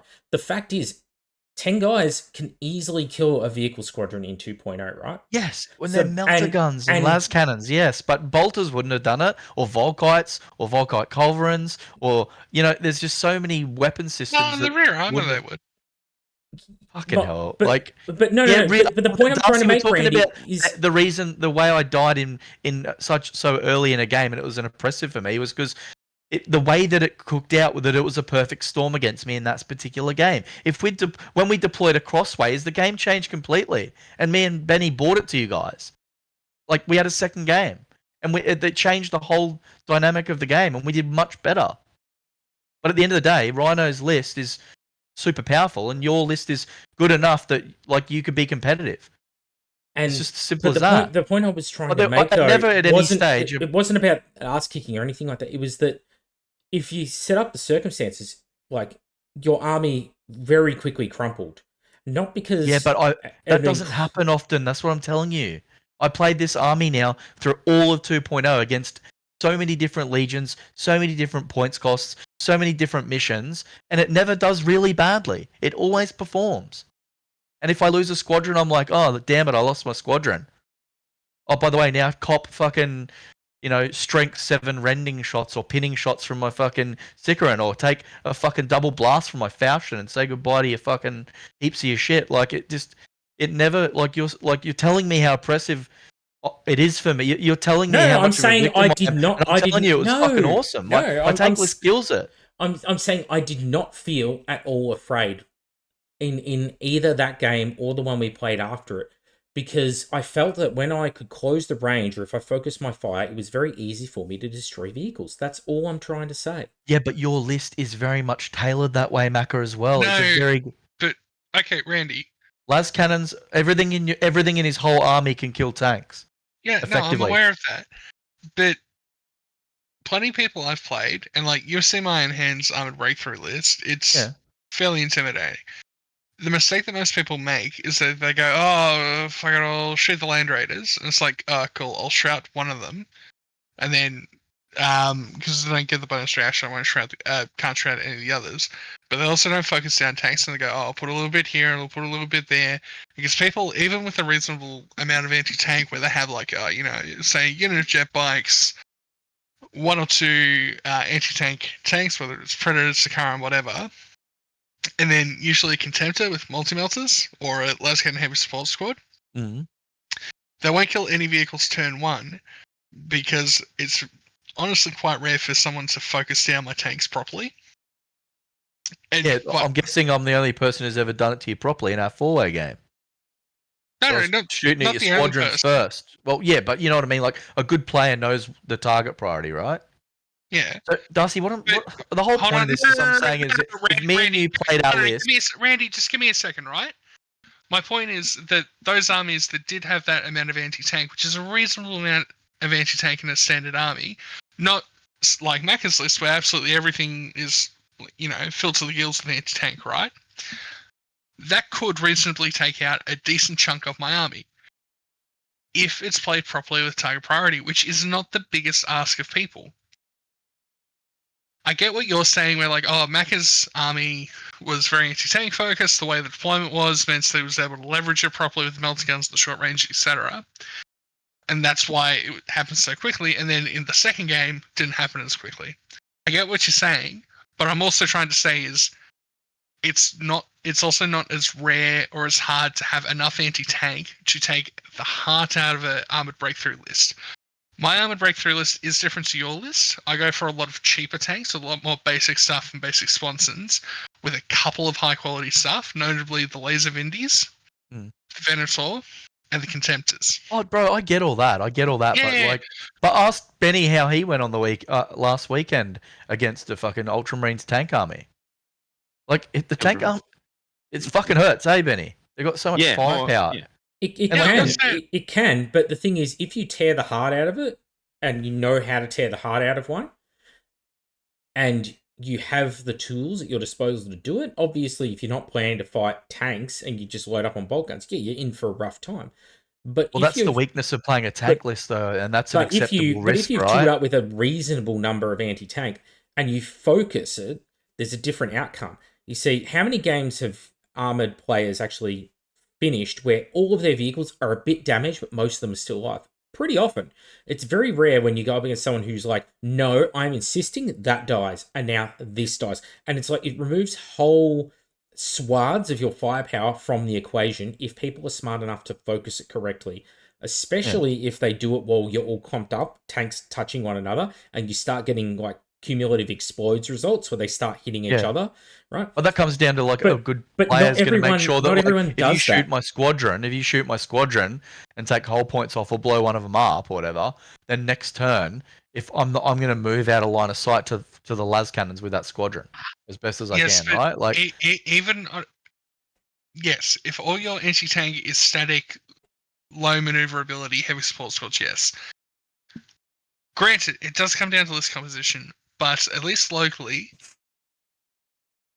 we saw a shift from like everyone had a lot of static anti-tank because everyone heard how good the las cannon heavy support squad was. Plus, Contemptors with the melter, right? Yeah. Plus their ability to return fire, all that. They had that, but as the edition wore on, and as more and more stuff came to plastic, more importantly, people started to take more wider spread of different anti-tank options, which again, not front loading it or not going too heavy into anti-tank, but taking a reasonable amount for the points level we're playing, but adding mobility in, suddenly tank lists are a hell of a lot more vulnerable. And that's the thing that we're trying to tell you, Randy, and I don't think we're getting across, is that the average I do understand how vulnerable they are because I've had games where they have not gone my way in that sense, but it never to me felt like I was hard done by, is what I'm trying to say. Like, I never felt like, oh, I'm oppressed because I've taken this tank list. I always felt like, you know what, most of the time I could pick apart their army with my shooting just as bad. I could go, all right, because especially considering I always run a Faustion, like they most of the time they use so much firepower trying to get rid of that thing because it was a serious threat that all my other shit was just free reign, just doing what I wanted. So, like, I guess, I don't know. Look, I understand what you guys are saying, but at the same time, I just don't want tanks to become oppressive when you want to run an armored breakthrough list or anything like that. That's my only concern. That's the only concern. I don't want them to be buffed shooting, buffed against damage, because then they'll become the next dreadnought, and I don't want them to do that. Especially considering I own a tank army. That's why we have tech thralls, Randy. We make tech thralls really, really, really broken, then no one gives a shit about the tanks. Toughness 5 tech thralls. No, but look, we get what you're saying, and we get that we've said a lot of buffs today, but that's not the only thing we want to. Like, we're willing to take away buffs if it does prove too strong, and the other thing is with the other changes we're also suggesting to implement into Heresy Circle Edition. Yeah. The difference between tanks and 2.0 dreadnoughts and then a quote unquote normal units or a normal list is not going to be so massive that people are going to go, oh fuck, I'll never play against FOTA. Like, that's what we're aiming for. Will we get it first try? Probably not. Very few people ever do. Yeah. Yeah, and when you've got things So- like your vehicles are giving up victory points because you took armored spearhead and you want to leverage the amount of vehicles, that's a huge give up.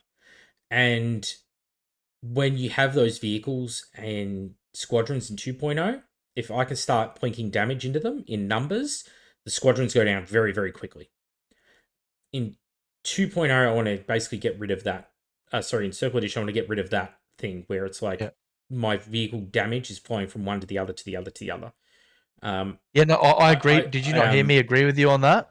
Yeah, Yeah, but that's he's just reiterating because we've had a long it's been vocal half an discussion. hour, Randy, on this one fucking point. Like, Yeah, but I think it's important though. If we're going to do it properly, we've got to discuss it. Certainly.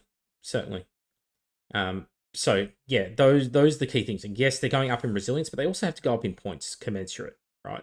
They're not going to be 100-point predator tanks. They're just not. Same as we said with dreadnoughts, like you can't have 5-point melter upgrades on dreadnoughts. It's just ridiculous. Yeah, it's fucking crazy. Right? Same thing with these vehicles. And also remembering there's no, they're not returning fire. That reaction's not there. They're not intercepting. That's not there for these vehicles anyway.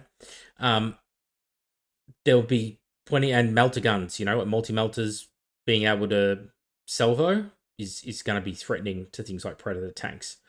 They're not having machine spirit, so they're not getting stunned and then somehow shooting full ballistic skill weapons afterwards. That's not going to be a thing, I don't think. I think that's just silly. Like, it's either so stunned that everything is messed up, or it's not. Well, look, you guys clearly have you guys are looking at the bigger picture more than I am. Clearly, like, let's just fucking go with what you guys want to do, and we'll just test it out and see how it goes. That's probably the best bet. Well, we'll keep working on it. So, I mean, it's a working session, and we've got to have that passion, right? We've all got ideas of bringing to the table, and some of them are not going to pass muster when we put out the community. Going to get a bunch of people like us when we get criticized Games Workshop. Go, that's fucking stupid. So be it, right? Yeah. Got to be willing to wear that. Can't criticize and not be willing to take it back. Yeah, 100%. And if they all hate it, then that's inclination that we have to go back and rework it, right? Or at the same time, it's like, well, we've played this over and over again, and if it's good and we like it, who gives a fuck what anyone else wants, because we're going to be playing it. And they can play 3.0 if they really hate it that much. Or look, 2.0. I've got a simple message. If anyone doesn't like these rules, I'll throw them off the boat. In Minecraft. On the Age of Darkness Discord server, yes. Little throwback to Cat Spiral sensation there.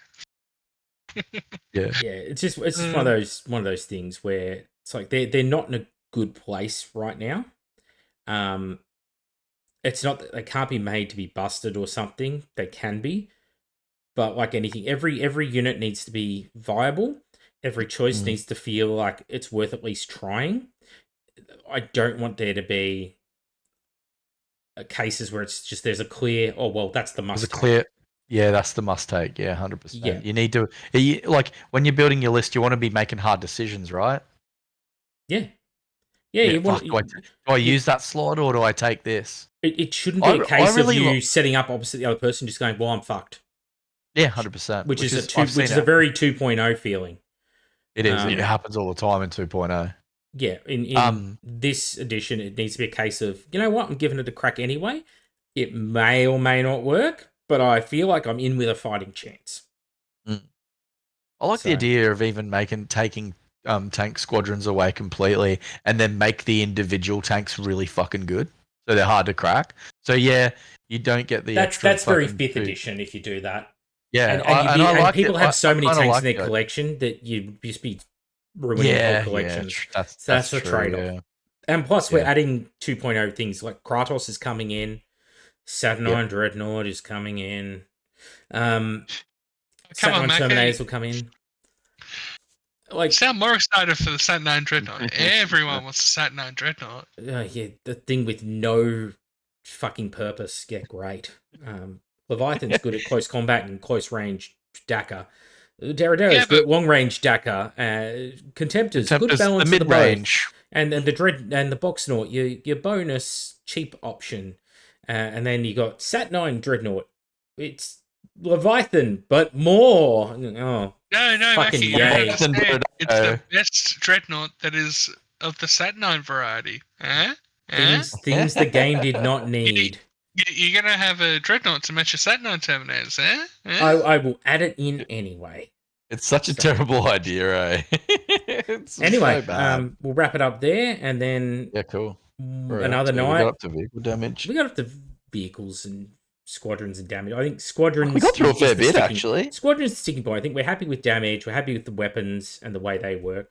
It's really the pinch point is on squadrons, whether they operate like Talons independently, or whether they shoot independently, or whether they have to stick in coherency and choose the same target.